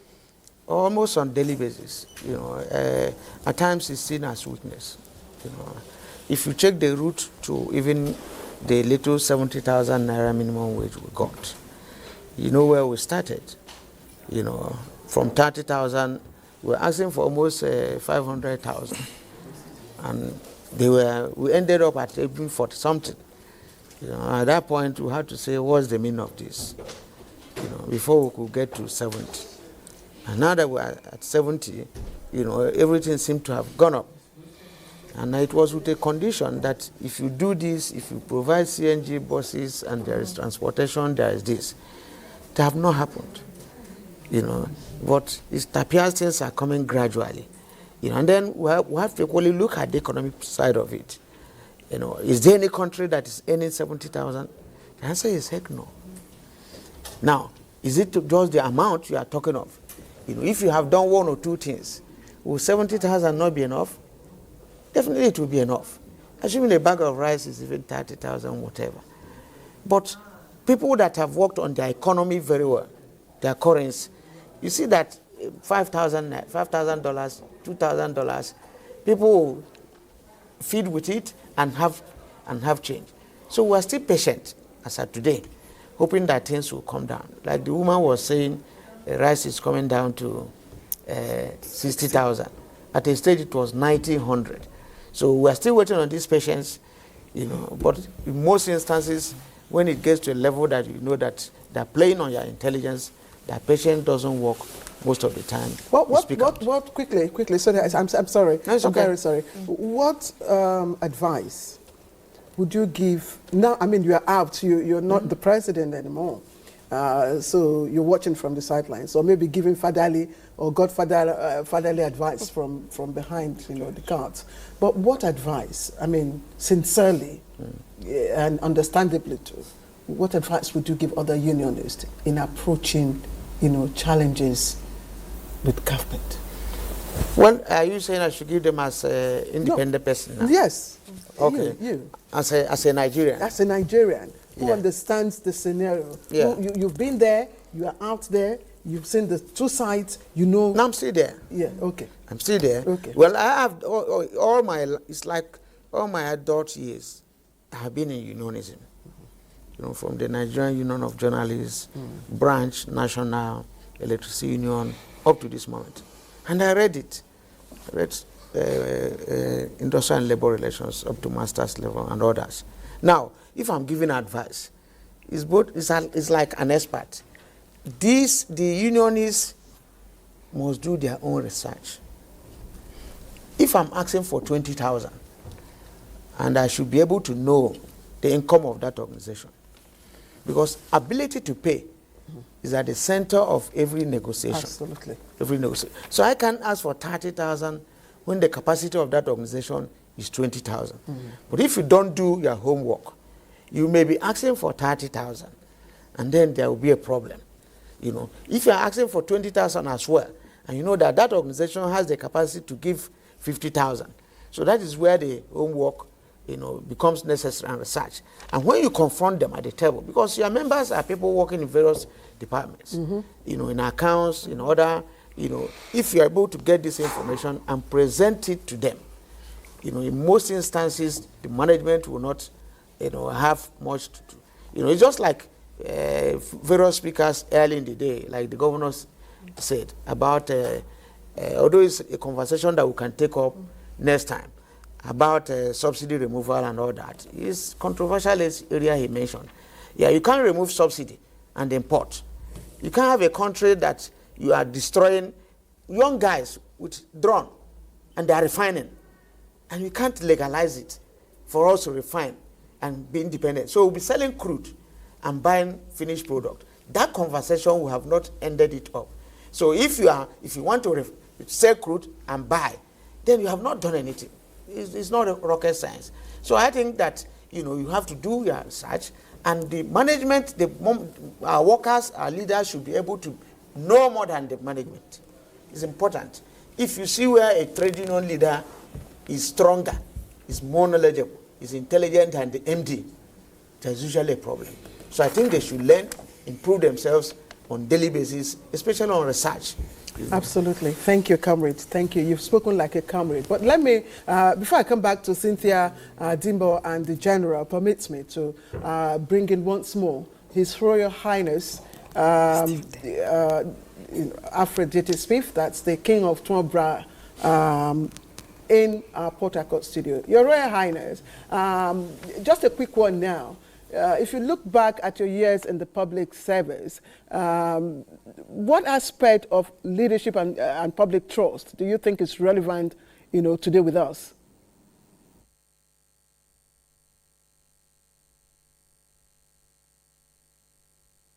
Leadership and, well, you will find that leadership is one thing that comes naturally for those who have it. But you can also train leaders and prepare them for the leadership role they are supposed to play. You see,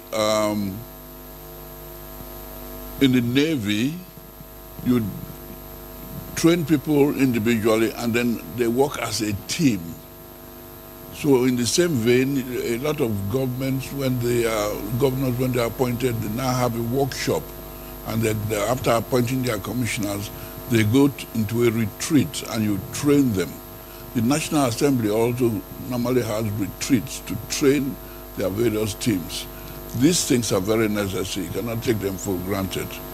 And moreover, the use of consultants. You see, a lot of seminars and things are being held. After that, all information is gathered and put away in the store. The universities do a lot of research, and those researches are not passed on and implemented. Inventions are done, and nobody to sponsor them, to bring them into real use of the ordinary man. So you need to have a think tank that will be able to use all these things to advantage. The African Diaspora Union has such a think tank. And for people who have come up with inventions, if they have developed them at a certain level, they can be taken over and completed and built upon. So we really need to, at 65, we really need to now have sophisticated teams that can go into the universities, see what inventions and innovations they have, and see that these things are brought and converted and made useful, not just paperwork. These are the two things, the low-hanging.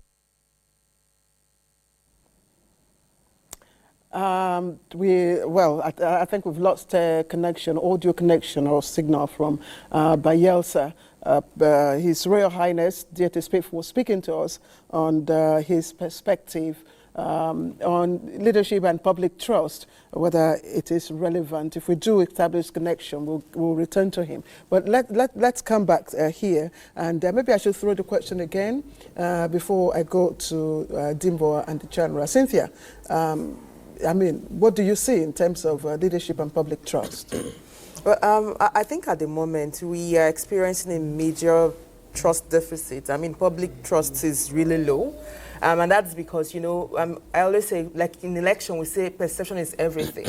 If the citizens, the people do not feel that policies are addressing their personal or their daily needs, they would not trust whatever the government is saying. If the attitude of those in government is not an attitude that's promoting a culture of managing spending, but rather you're having very extravagant lifestyle, it also would not inspire confidence in the people to believe that this austerity measures is something that is applying to all. And so for me, there are two ways to approach this. The first is, how do we invest in the leadership process so that the leadership recruitment process through the elections is designed in a way that the process itself, the electoral process itself, is credible and transparent, but that it enables the emergence of competent leaders with the requisite capacities to provide the leadership that we want. Over a long period of time, what we've had is a recycling of leaders. And most times we've not had people who are willing to say the truth and build the system and consolidate on past effort.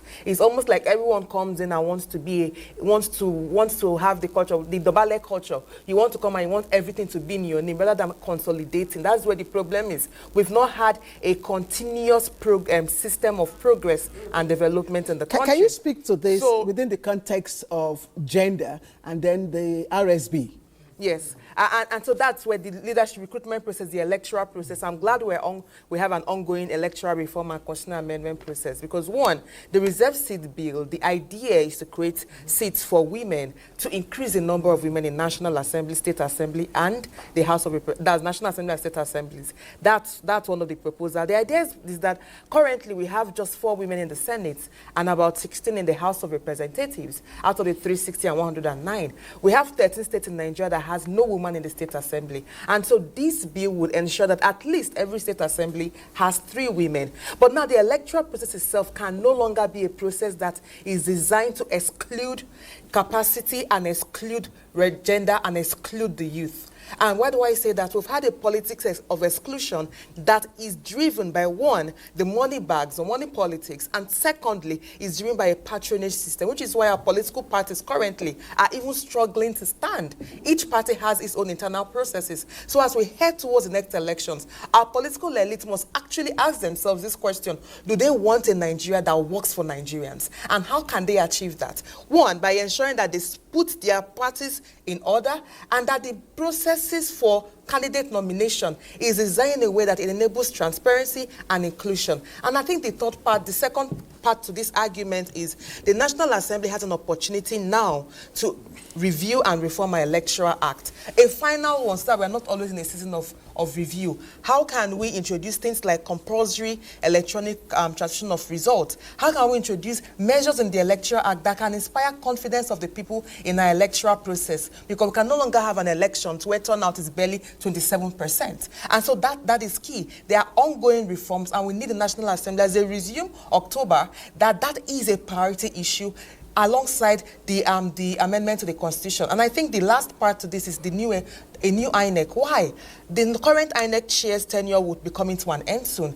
There are conversations around who will head this Electoral Commission. I think it's a call to the president with this beautiful speech he has given this morning to ensure that whomever is nominated must be someone that has the courage and stamina to say no to the pressures of the political class, someone that has the requisite experience in elections, someone that is non-partisan, has never been a member of a political party, and someone that has integrity, because whomever heads the Electoral Commission will go a long way to rebuild trust of the people in that institution. We can no longer have a democracy where Nigerians feel that they are not part of the system. We want a democracy where citizens are confident, where citizens are excited to come out and vote, and when Nigerians feel that truly the project Nigeria is our project. At the end of the day, honestly, it's about leadership. If we can't get leadership right, we cannot have a Nigeria that works for us. I mean, wonderful contribution. But let me just go a bit on the RSP, because recently I've had to engage people about the content and context. Maybe a little more clarification. First, women are asking for reserved, certain percentage of seats reserved for women. Not to be appointed though, but to be elected into. Yes. Someone asked, under what constituency? Yeah. Beautiful question, and that's also because I've heard people say the idea of affirmative action or reserve seat is Western. It's not. In fact, Africa is home to feminism, because before the colonialist came in, we actually had a system where women and men had decision-making powers. Yes, we had. Let's not even get into that. I'll let's give examples of the fact that the colonial system changed the power dynamics, and now we're dealing with a system that is male-dominated. So why this reserve seat? The idea is, in every state, for instance, state assembly, there are 3 state senatorial districts. Each senatorial district, you have women contesting for 1 seat. Only women will contest for those particular seats. And those women will represent the constituencies in the state assembly. In the Senate, the idea is 1 seat additional per state and the FCT. And in the House, 1 seat additional contested by only women. The idea is this would run for 4 electoral circles. So it's not ad infinitum. And the idea is to create an image where women leadership is now the norm and not the exception. And that's what we're hoping to achieve with the bill. All right, I wish us luck. This is a Nigeria project, not a women project. I'm just looking at the faces of the men here. It is a Nigeria project. Nigeria is not even looking up. He's not even looking up. Dembo is just smiling away. The general is thinking about my next question. The general is thinking about my next question. And my next question to you will be, I mean, the national theme is calling on everybody to come on deck, join hands together and leverage our diversity for a greater nation. Where do you think the handshake between the military, the government, and the citizens should be? Fantastic handshake between the military, the government, and the citizens. Now, when you look at the dynamics of military operations and security, that's what you call the Trinity. And that Trinity is what you talked about: the military, the government, and the people. Once that Trinity is not in sync, then the chances of the military succeeding is very, very low. So that's what we call it the Clausian Trinity. You must be able to bring the government, the people, and the military to be on the same page. Now, if you look at it, since I talked about leadership, I want to talk a little bit about leadership. Because leadership actually drives all other processes. And if it does drive all other processes, then the recruitment criteria should be very clear, should be fair to all. Now, leadership is about vision, strategic vision, ability to translate that vision into actions. That's what actually makes development happen. If you look at every country that have made rapid transition, maybe from third world to second world, you will see that vision and leadership. Look at UAE, Dubai, look at Singapore. That element of vision by the leadership is never in doubt. So, and I believe we're on the right path. We're beginning to look at very long-term strategies, not the here and now, that will take us out of where we are. We in the military, the armed forces, is also future-oriented. A lot of activities is being done looking at the threat profile. We talked about populations of 230 million, still counting. There are several reports that believe by 2030 will be about the 5th largest country on planet Earth. By 2050, you are going to about 3. And now, this will also come with challenges. So the military is still forecasting, transforming to be able to meet these challenges in future, to ensure that when we arrive there, the armed forces will be ready to be able to tackle the security challenges. So I want to assure Nigerians that the armed forces remains ready, willing and able. The same armed forces we used to know? Yes, the same. The same armed forces. And the armed forces is for Nigerians. And capacity. Yes, it's Nigerians that own the armed forces. If you look at the mission statement of the Chief of Defense Staff, General Musha, he talked about people-centric. That is the core of his philosophy. I'm sure so many Nigerians don't know about that, because he believes that the essence of the armed forces is to cater for the needs of the people. A more friendly army that is able to perform its duties. This seems to conflict with Professor K. Chukwu's, earlier contribution, that your role, I mean, you should not get involved. I don't know if, I'm sure Professor... No, people-centric means being able to do your jobs without undermining the fundamental rights of citizenry. Yes, I agree with what he said, but he didn't look at the gap. Why is the military in your face? Because there is a gap. And that gap is that the paramilitary, say the police that is meant to be that buffer between the military and the civil populace is no longer there. They are overwhelmed by the nature of the problem. And that is why you see much more military call-out. Ideally, if the police, maybe the civil defense are able to tackle most of the challenges we have, then the military becomes strictly war fighting.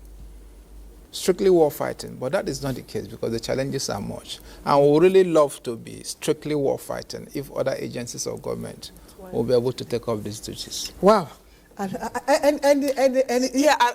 the question, I wanted to add to what she has said concerning the whole affirmation thing when it comes to women. What I want to say, number one, is that maybe the women should start looking at what point do we start changing this narrative? You're the one that are raising the men as mothers. So maybe we should start having those conversations when we're grooming these young boys in the future, to understand that the women also need that position. So that's a good place to start. Another place that I would like to advise also is that maybe women in governance and politics should sit down and have a conversation with women in the creative space.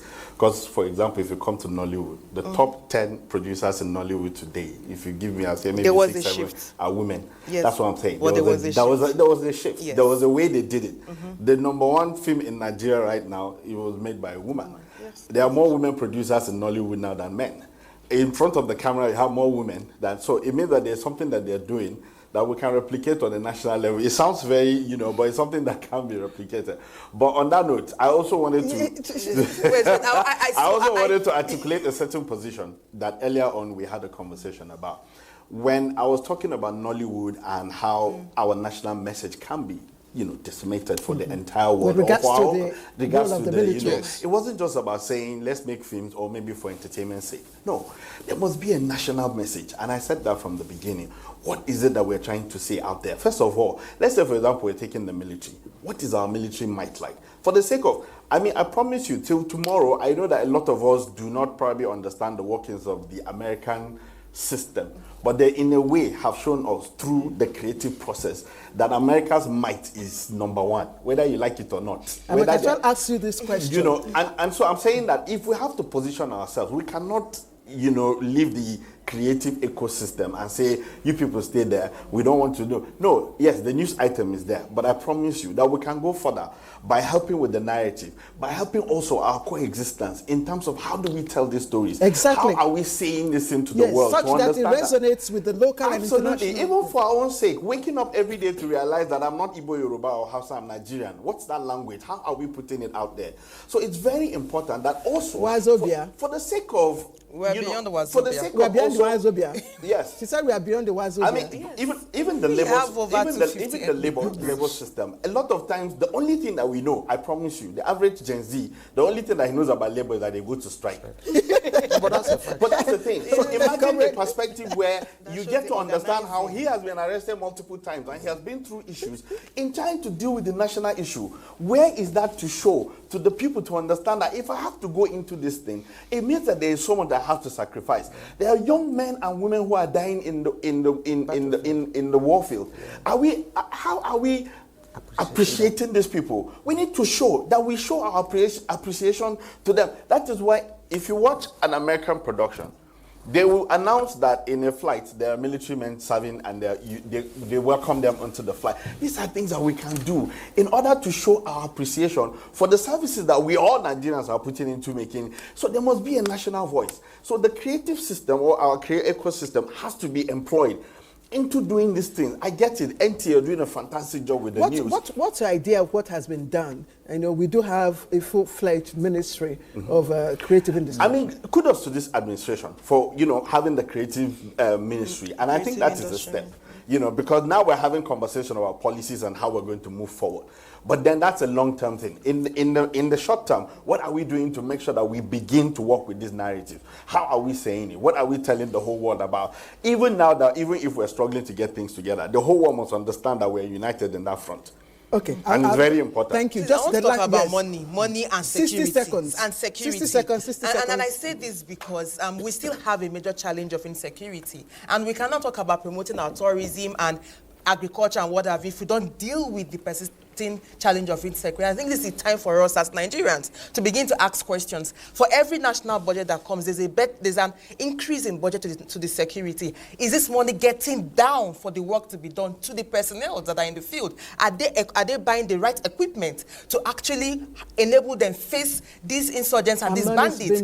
Are they being catered for properly? Because you also need to ensure the welfare of our service personnel in the field are properly taken care of. Yes. When we lose them, what happens to their family? Exactly. I think the issue of security, most times we limit it to a conversation around, oh, this is where the military will take over. The thing is, first, military ordinarily shouldn't be part of internal security. So why is our police system not adequately funded and structured to cater for internal needs of police? Why do we need to rely on the military? And secondly, why are we losing more territory while we're trying to gain some? Why is almost every state in the country dealing with one insecurity challenge or the other? This is the question we need to ask. Yes, you will come in last before I hand over. Two things.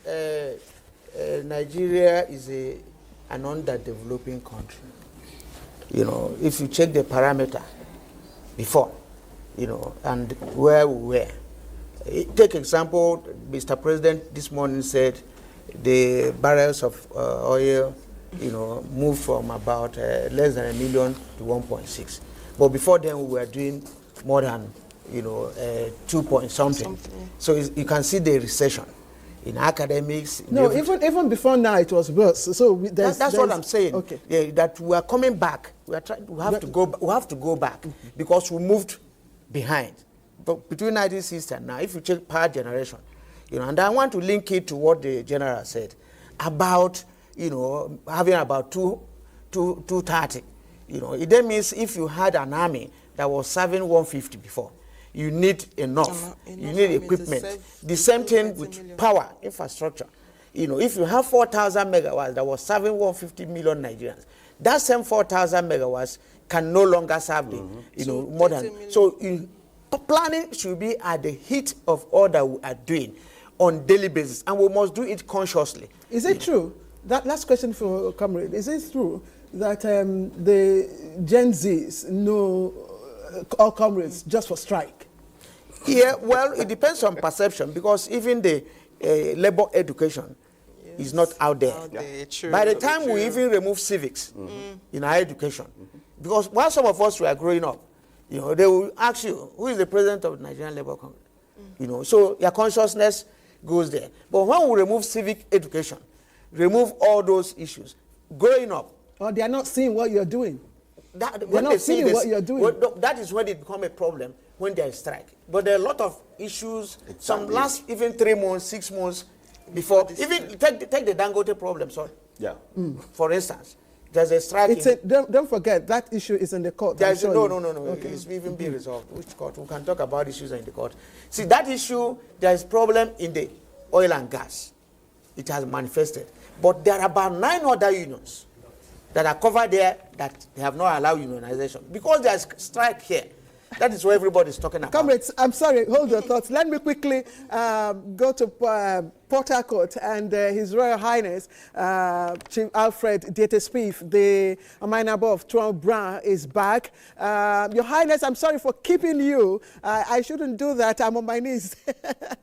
Okay, let's take your last words of advice for Nigerian youths. How we are being asked to come on deck, join our hands together and move this nation forward. In just 60 seconds, what's your advice? How can we do that?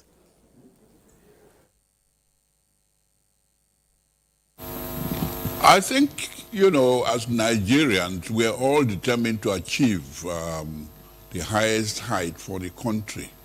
So it is a matter of getting everybody feel wanted, to get people to feel that sense of belonging. The young, the old, the aged, they all must feel that sense of belonging. I've been involved in government business for over 50 years, you know, and when I look back, there's nothing new.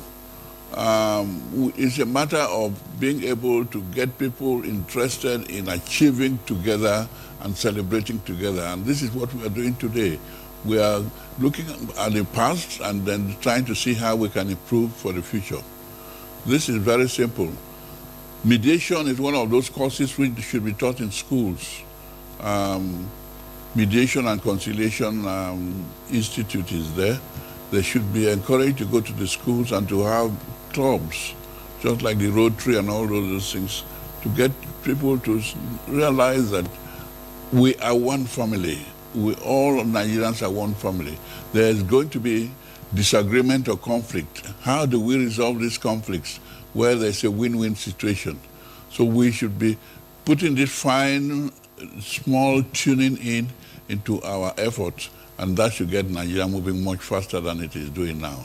Thank you. Thank you, Your Royal Highness. You don't know how much we appreciate you. You had to travel all the way from Bayelsa to Port Harcourt to join us for this program. That shows you are a true patriot. Thank you very much. And we have been speaking with His Royal Highness, Chief Alfred Dietespief, who was the first military governor of Old River State, and he's the Amainabo of Tuan Brass. He joined us from our Port Harcourt studios.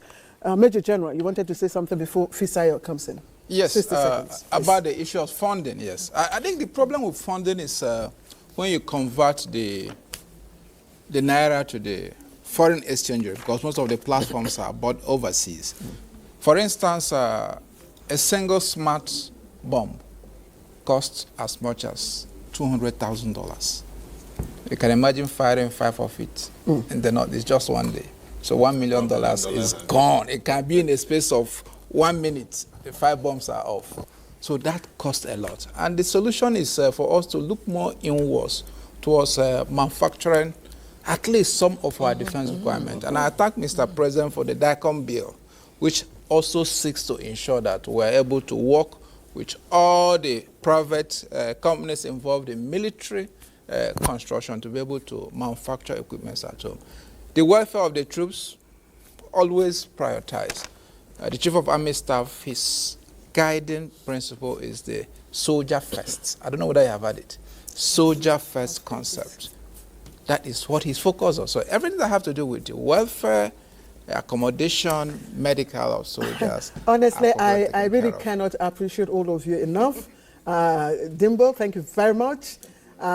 Comrade, thank you. You've been exceptionally wonderful today. Cynthia, I appreciate you always. General, thank you. Okay. Okay.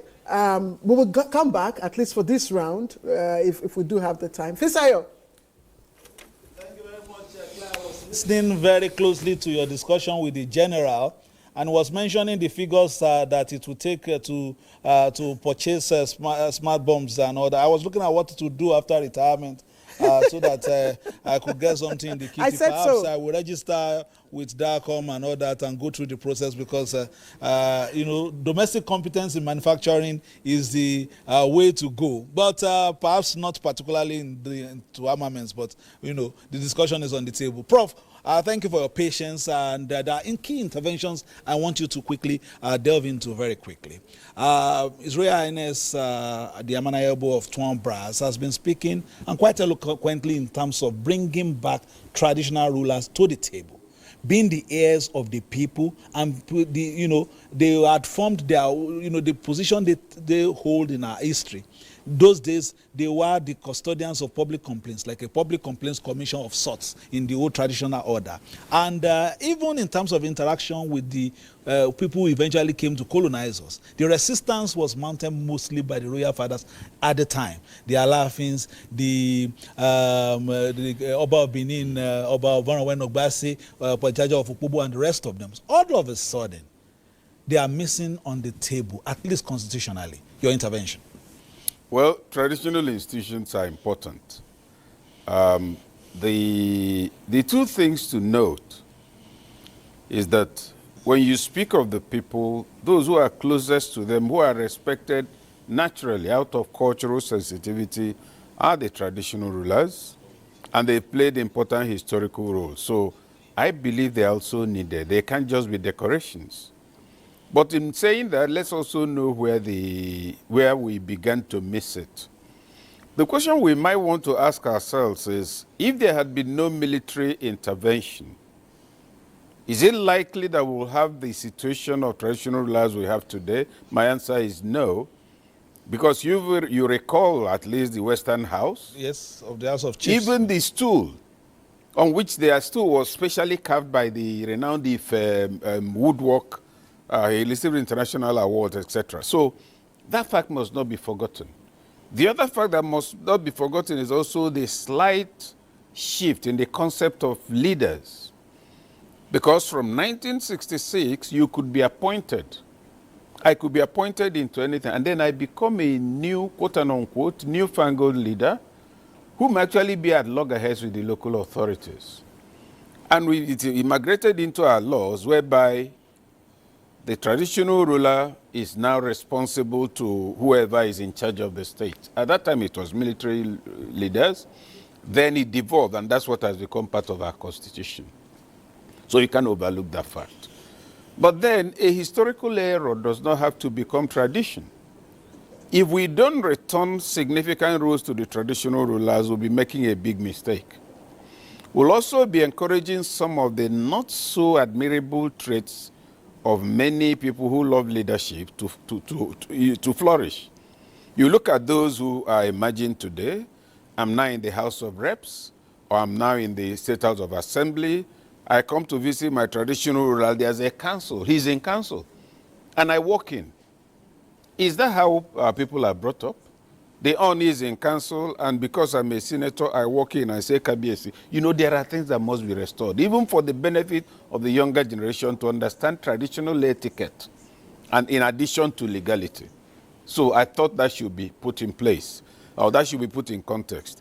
Then I'd like to touch briefly on a point the general made. Claire, if you're with us, on a point the general made about the gap. That's actually what I was talking about. It is that gap that has brought out our soldiers onto the road where they don't belong. Today, our soldiers and officers are being, in my view, demobilized. Many of them, when they have to be on the road, they are not part of parade anymore. Their degree of involvement in barrack discipline declines. They are even corrupted to a degree. And then you find also, in addition, like all the de-radicalization program that's going on, the military is doing a very good job of helping with it, but the question we must ask is, how much of that is what they should be doing? So you find a pile-up of failings and gaps of the wider society creating for the military a job that's not its own, and the military getting blamed for it. And why it's painful? If I'm a soldier, I can imagine how I'm feeling. You recall that I think 2 years ago there was a bomb. A plane was shot down in Niger State, I think. It was carrying 20 soldiers and officers, 20. Now, what was the response of the state governor? Oh, that, don't think of hitting back at the bandits, go and negotiate with them. When we speak of army personnel and military and security and civil defense, we carry on as if they're aliens from another planet. These are our brothers and sisters, mothers, uncles, fathers, etc.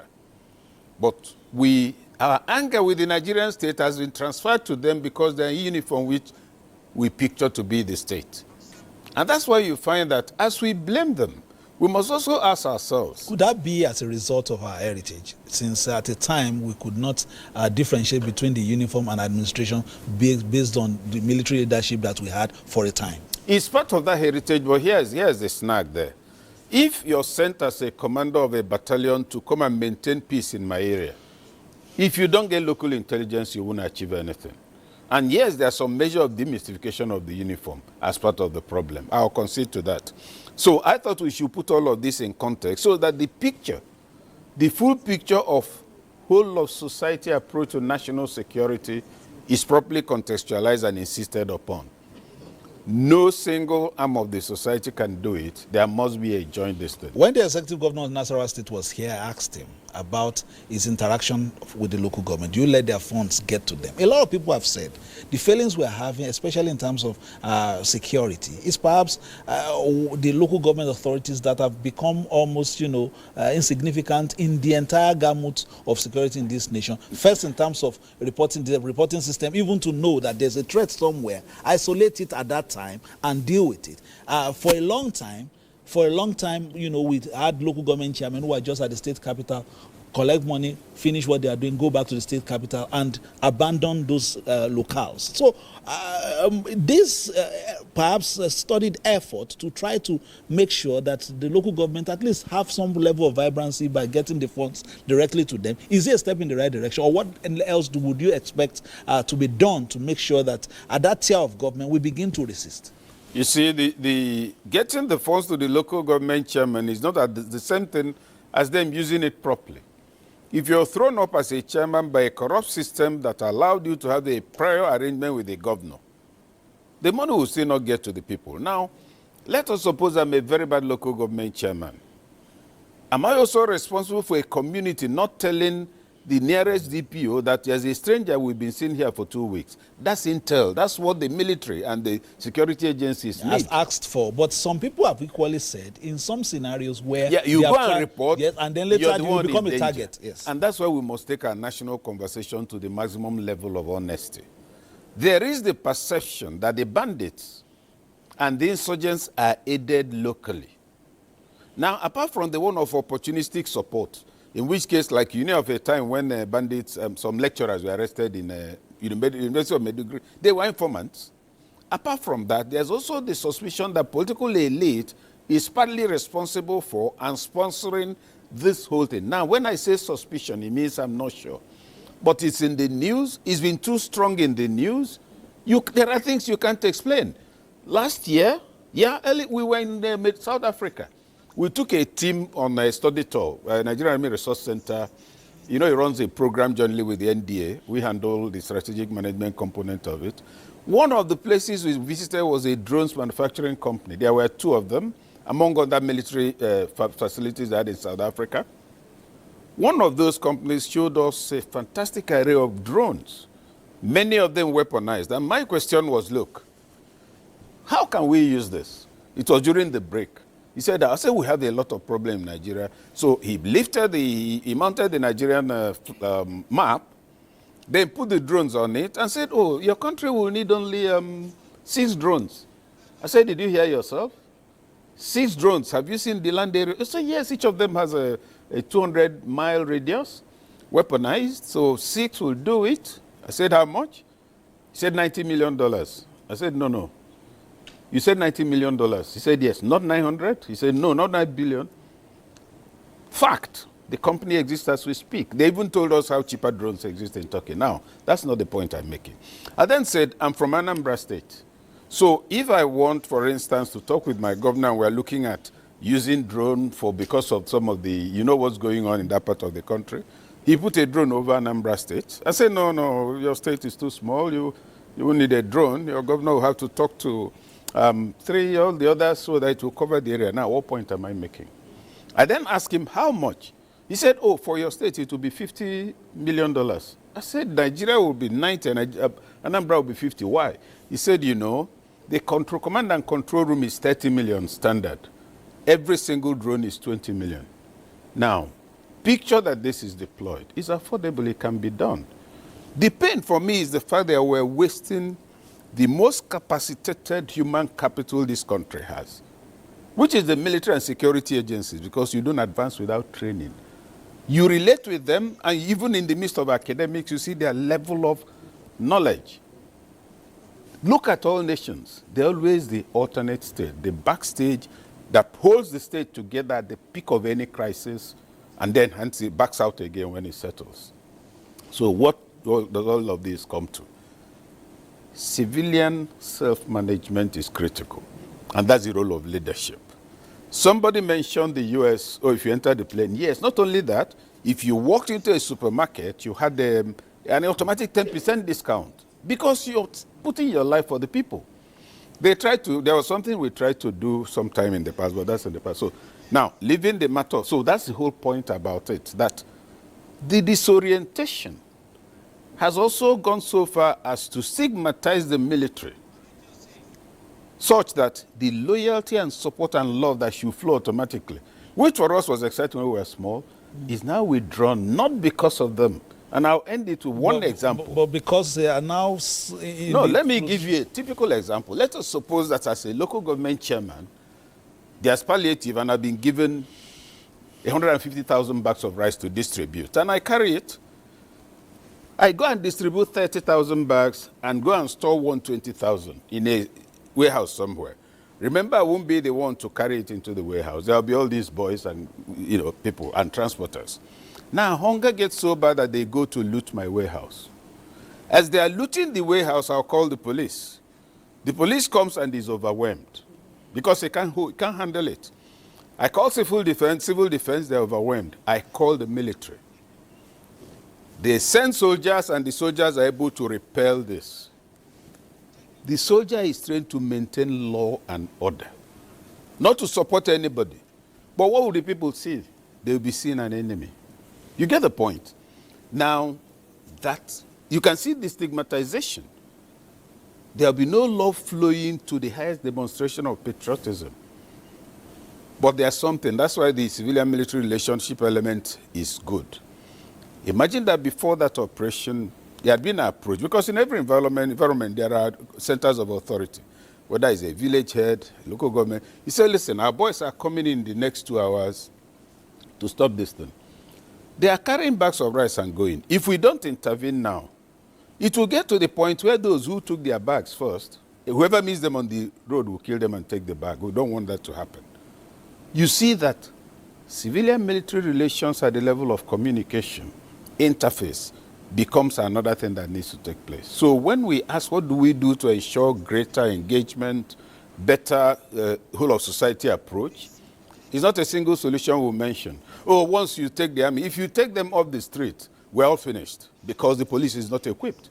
They are not enjoying it, but we're reducing their numbers, among other things. It could be a little bit, daunting, the challenges that we have enumerated and perhaps the road forward. But let's now look at, you talked about, leadership. And that dovetails naturally with the question of leadership recruitment. We have had 26 years unbroken democracy now, in terms of mentoring, in terms of alliances, in terms of, the ideologies that is shaping and guiding our policies and programs at the moment. Are we maturing as a nation? Or is it still, a situation where, a tenure goes, a leader and his people or the party is trying to build, another comes in and starts again from the beginning. And then in terms of even, recruiting the kind of leaders we want in position, what has broken? That in terms of even from the local government level that we are talking about, to be able to, when we were still in school, we saw student union leaders that you naturally would expect to have, to later in life be seen in the public space, but somehow the process doesn't get to fruition. Well, the matter of leadership recruitment is an issue on its own, and we have to take it in perspective. Leadership recruitment is not new. But if you ask the type of people being recruited in the past and what they were taught about leadership, that's what guided them. Remember that Hassan Katsina was an army general. He was, I think, governor of North Central at the time. Think of when the GRA was created in Kaduna. The GRA was created by that government when he was governor. Think of when the GRA in Umuahia was created. Okpara was premier. Okpara did not get a plot of land in the place. Hassan Katsina did not. When somebody sent in an application in his name, from what I gathered, it was the PAMSEC who stopped it and went to tell him, can you imagine this stupidity for you to get land on me when we are here to serve the people? Now, there's nobody such people will have groomed that will think of taking over the place. So leadership recruitment now is at two levels that are dangerously negative. At the first level, I must recruit people who are loyal to me. At the second level, the whole point of leadership is accumulation of public resources. And also, not just accumulation, but continuous accumulation after I've left. I need to tell you what to do. If I'm bringing you in, once you're sworn in, I'll be the one to tell you who will be finance commissioner, works commissioner. Now, that mode of recruitment cannot attract the best. Also, the intellectual elite are also part of the problem. And we're not saying it as a general rule, but if you observe, they also have been managing elections. Part of the crisis of the intellectual elite is that you have a slightly higher percentage of them who are expert theoreticians. Being theoreticians, they will tell you what can do, what ought to work, but they don't know enough about the terrain to also present what will work. Then you move to another wing of the intellectual elite, the activists, particularly those of them who are gunning for public office. They have the best ideas. They are policy experts. But policy will not give you knowledge of the operating environment. And you find that if I recall, I think 2019, all of them who were on the margin, they held a meeting to see if they could unify, present a common front. I think that meeting was at the Hill. Kingsley was there. They met. Why did they not arrive at a consensus? I suspect because everyone believed it has to be me because I have the solution. That's the crisis. And they have the challenge of a broad perspective. When you knock out a wonderful policy, for instance, about how to give water to your community, how to go there and give them 3 boreholes and everybody will stop going to the stream, you forget you may be creating a quarrel between yourself and the traditional ruler and the people who are selling water and who are giving returns to the traditional ruler. So knowledge of the environment makes you more realistic in engagement. And that's why when people talk policy, yes, I'm in the policy space, but policy not aided by the understanding of the political economy is political illiteracy. You will go, you will lose, then you complain, oh, we had this idea. It's because Nigeria is corrupt. Of course, every part of the world has its degree of corruption.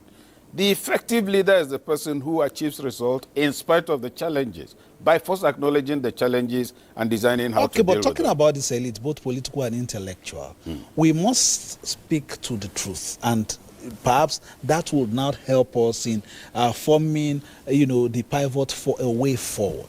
Okay. How do we begin to perhaps re-engineer our thinking, especially in terms of the political space? Because right now, what I see is, just coming, using the parties just as a vehicle to take power. Eventually, when there's disaffection, you join somewhere else and you get yourself together. In fact, you don't see any kind of ideological marriage or understanding. In spite of some of the people even sitting on the top chair in the last cycle of elections, they were at loggerheads. Now they are friends simply because of power. How do we begin to re-engineer these processes? Perhaps at least optimistically, to see that maybe we could get a very good bunch of leaders, thinking about the Nigerian project and not the me you have been speaking about? No, I'm not actually. I'm very optimistic. You see, sometimes events come to the aid of a naughty boy. You've been telling him, don't do this, don't do this. He continues until he falls down from the ladder. We have a political elite, the majority of whom are working very hard to self-destruct. The template they are putting on the table cannot travel the distance they have in mind. And even, okay, and I will deviate a little to talk about the opposition. Is there really an opposition? Press release, is it political opposition? Strategy. What strategy are they putting in place? So if you ask me, yes, they are likely to people are going to get disillusioned. But it doesn't mean that all of them cannot do something still. I made a simple point. You're a political party. Agree on what it is you're doing. No political party has regular contact with the people. Say to yourself, yes, even if we're not, let us maintain regular, periodic rallies, not just for elections, but for solidarity. You find that if you start doing it, more people will go.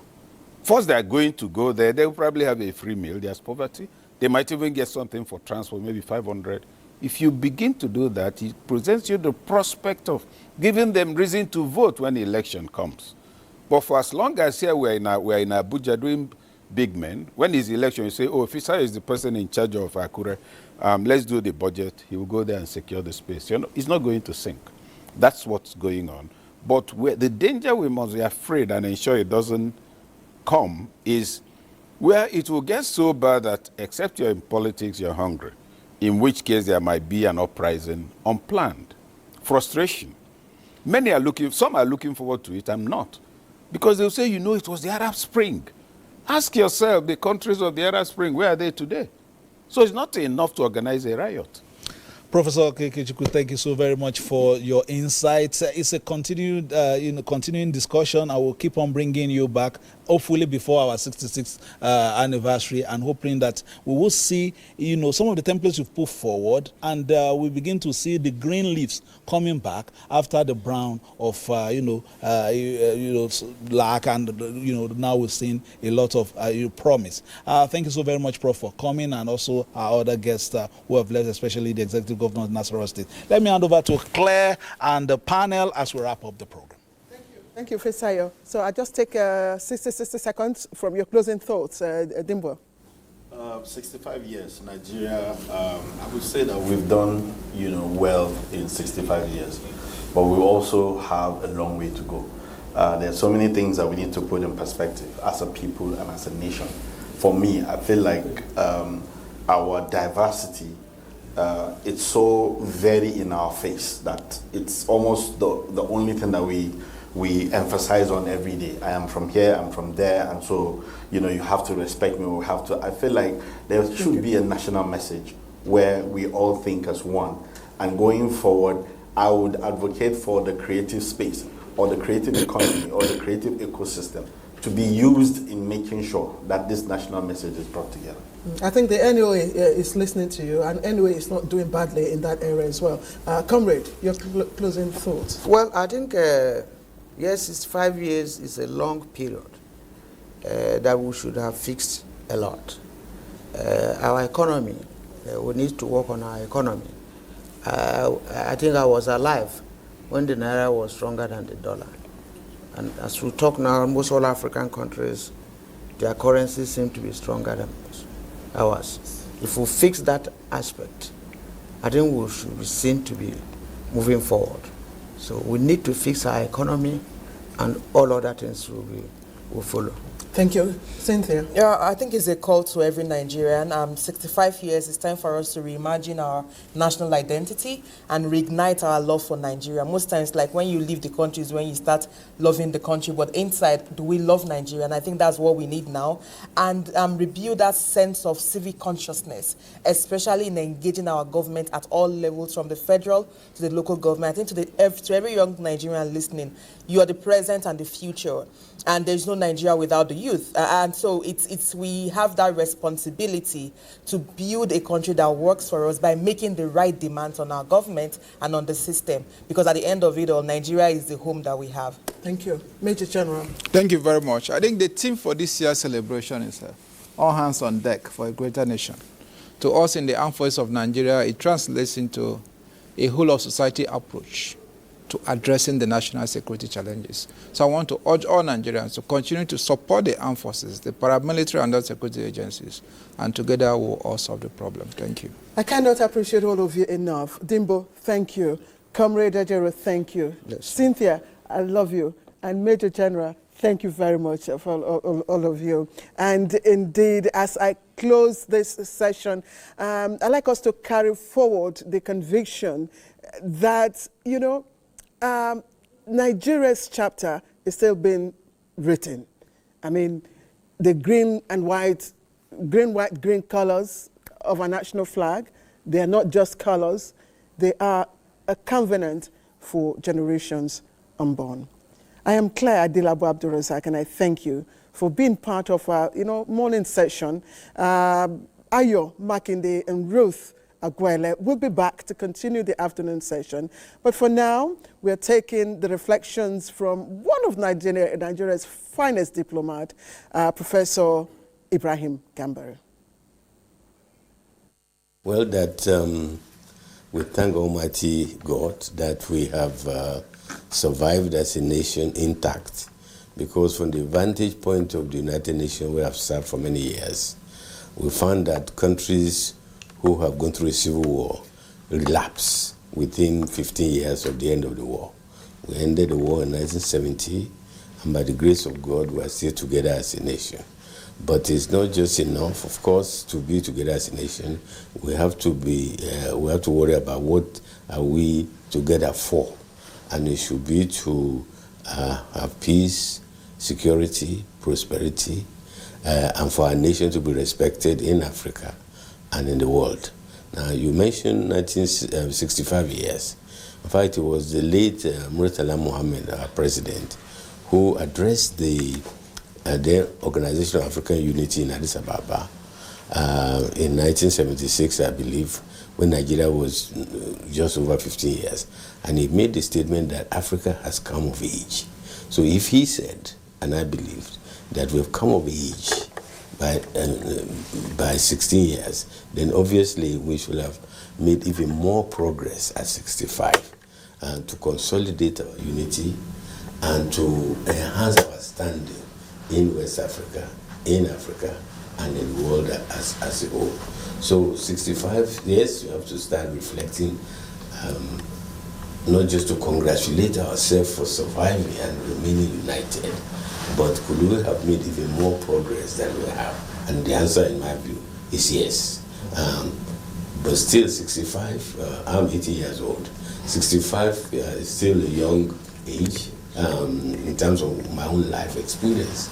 So we're still a young country, but we must continue to build our nation. We must continue to make progress and prosperity should be inclusive, because you can prosper as a nation, but where so many segments of the population are left behind.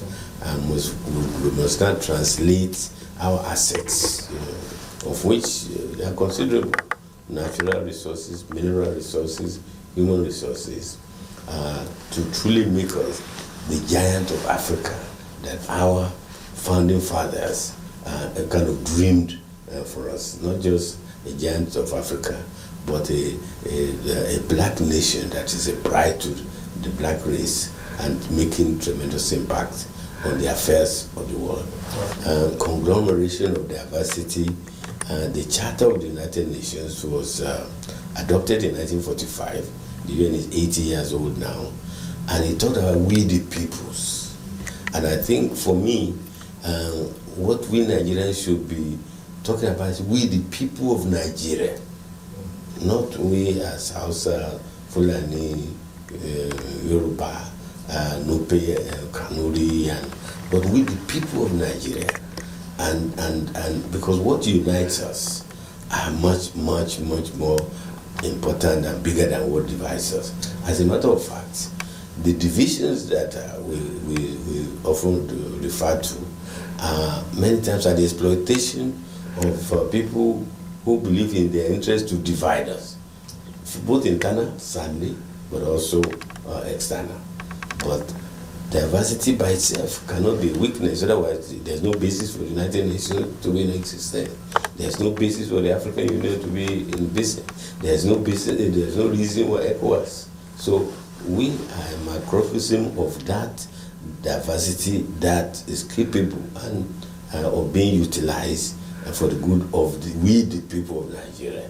We must always think of ourselves as we the people. And we see even, take a country like Singapore, and I was privileged in the course of my work at the United Nations to interact with the leaders.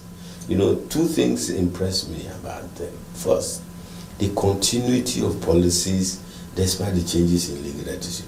Right now, I think they've just had the 4th Prime Minister since independence. But in the course of my work on behalf of the United Nations, Myanmar, there was a time I went there and I met the 3 Prime Ministers, Lee Kuan Yew and his successors in the same Prime Minister's office. They are there working together to ensure that when it comes to the national interests of Singapore, they are all together. That's very, very impressive. Secondly, they are small, but they are very diverse. You have Malays, you have Indians, and you have the Chinese. And yet they have managed in the lifetime of the founding father of Singapore to transform from what you might even call the 4th world into the 1st world in the lifetime of the founding father. Now, what is the basis? Leadership, continuity of policies, and then having a guiding principle of the nation, which is meritocracy. That meritocracy unites, and that's how you get the best for the nation. Well, as I mentioned a bit earlier, these differences and diversity are exploited largely by politicians for their own claim to power. But if you look at the founding fathers of our nation, Sir Ahmadu Bello, Tafawa Balewa, Azikiwe Awolowo, I think it was the late Sadano Ahmadu Bello who said, don't let us forget our differences or our diversity. Let us recognize them and then identify and stress what unites us. I think one of the things we have to do as peoples is that we must not allow politicians to exploit these differences. So when they come for our votes, we ask them, what is your program to unite us? Not that you have to remind me that I'm Hausa Fulani or I'm Muslim, I'm a Northerner, but what is it that will make our nation greater so that we will have governments in place that reflect our diversity, but also that move us forward. Because those founding fathers and subsequent generations introduced things like federal character. In our constitution, some people argue, how come we have so many ministers? But it's in our constitution that the constitution says there should be at least one minister from each of the states of the federation. That is recognizing the diversity, but using it for a purpose. So everybody is there. When you affect meeting, everybody is there. Okay. Then the Federal Character Commission, everybody that is there to promote our unity and make sure that there's no lopsidedness in appointment and things. So we must tell our politicians, come with creative ideas of how to translate our diversity into progress for all, rather than use us, against us, and against the future of our country and against the future of our peoples. If we have a successful country, I mentioned now, Singapore is a successful country by all indication. No, success has benefits. As they said, success has many fathers. Failure is only when you fail, when you have a failed state. I don't want to mention countries in Africa, but there are some failed or failing states where therefore the diversity is traceable to the failure or contributor. But if you are succeeding, and what is the success? To transform the standard of living of our people, and to have a strong civil service that is respected by all, and to deliver results, and both domestic and above all, external. Because when I say above all, you see, the foreign policy is the projection of your internal situation. You cannot be strong abroad if you are weak at home. But if you are strong at home, then your voice is going to be respected, and you'll be able to deliver the goods for your people. Now, there's another dimension, which is our diaspora. You see, when we play soccer, we don't remember where each of the players come, but we want to win. We want to win. The Nigerian people, they say we know they carry last. We don't like to be last in anything. We are very competitive people, and then to me, the exploitation of the diaspora is a gold mine, because they are succeeding, they're excelling, and when they are excelling, we take pride. Look at even the international setting. Until recently, you have Adesina, who was president of African Development Bank, a successful enterprise, an African institution that works. We have the Afrexim Bank. Adesina is Europa, Orama. It's an institution that works. That in fact they are extending their tentacles now to the Caribbean African relations. You have Amina Mohammed, Deputy Secretary General of the United Nations. You have the first female Director General of the World Trade Organization, and she's Igbo. Now we don't even remember that where these people come from. Ngozi Iweala. These are Nigerians. They are performing, and they are making our country proud. People like you have laid a good foundation. Well, thank you very much. I'm really humbled by that, but this is true. I was appointed by Kofi Annan as the first non-Western head of the Department of Political Affairs at the United Nations. And to emphasize the significance, since I left, all my 3 successors till now are Americans, because the Americans said, no, this place is too important, we will not let it go. So it's, and even when I was now going to Myanmar and Iraq and Cyprus as special envoy, they still refer to me as the Nigerian diplomat at the United Nations. So we have to harness these successful Nigerians outside leading institutions, and they still produced by the same Nigeria of such a diverse conglomerate of people.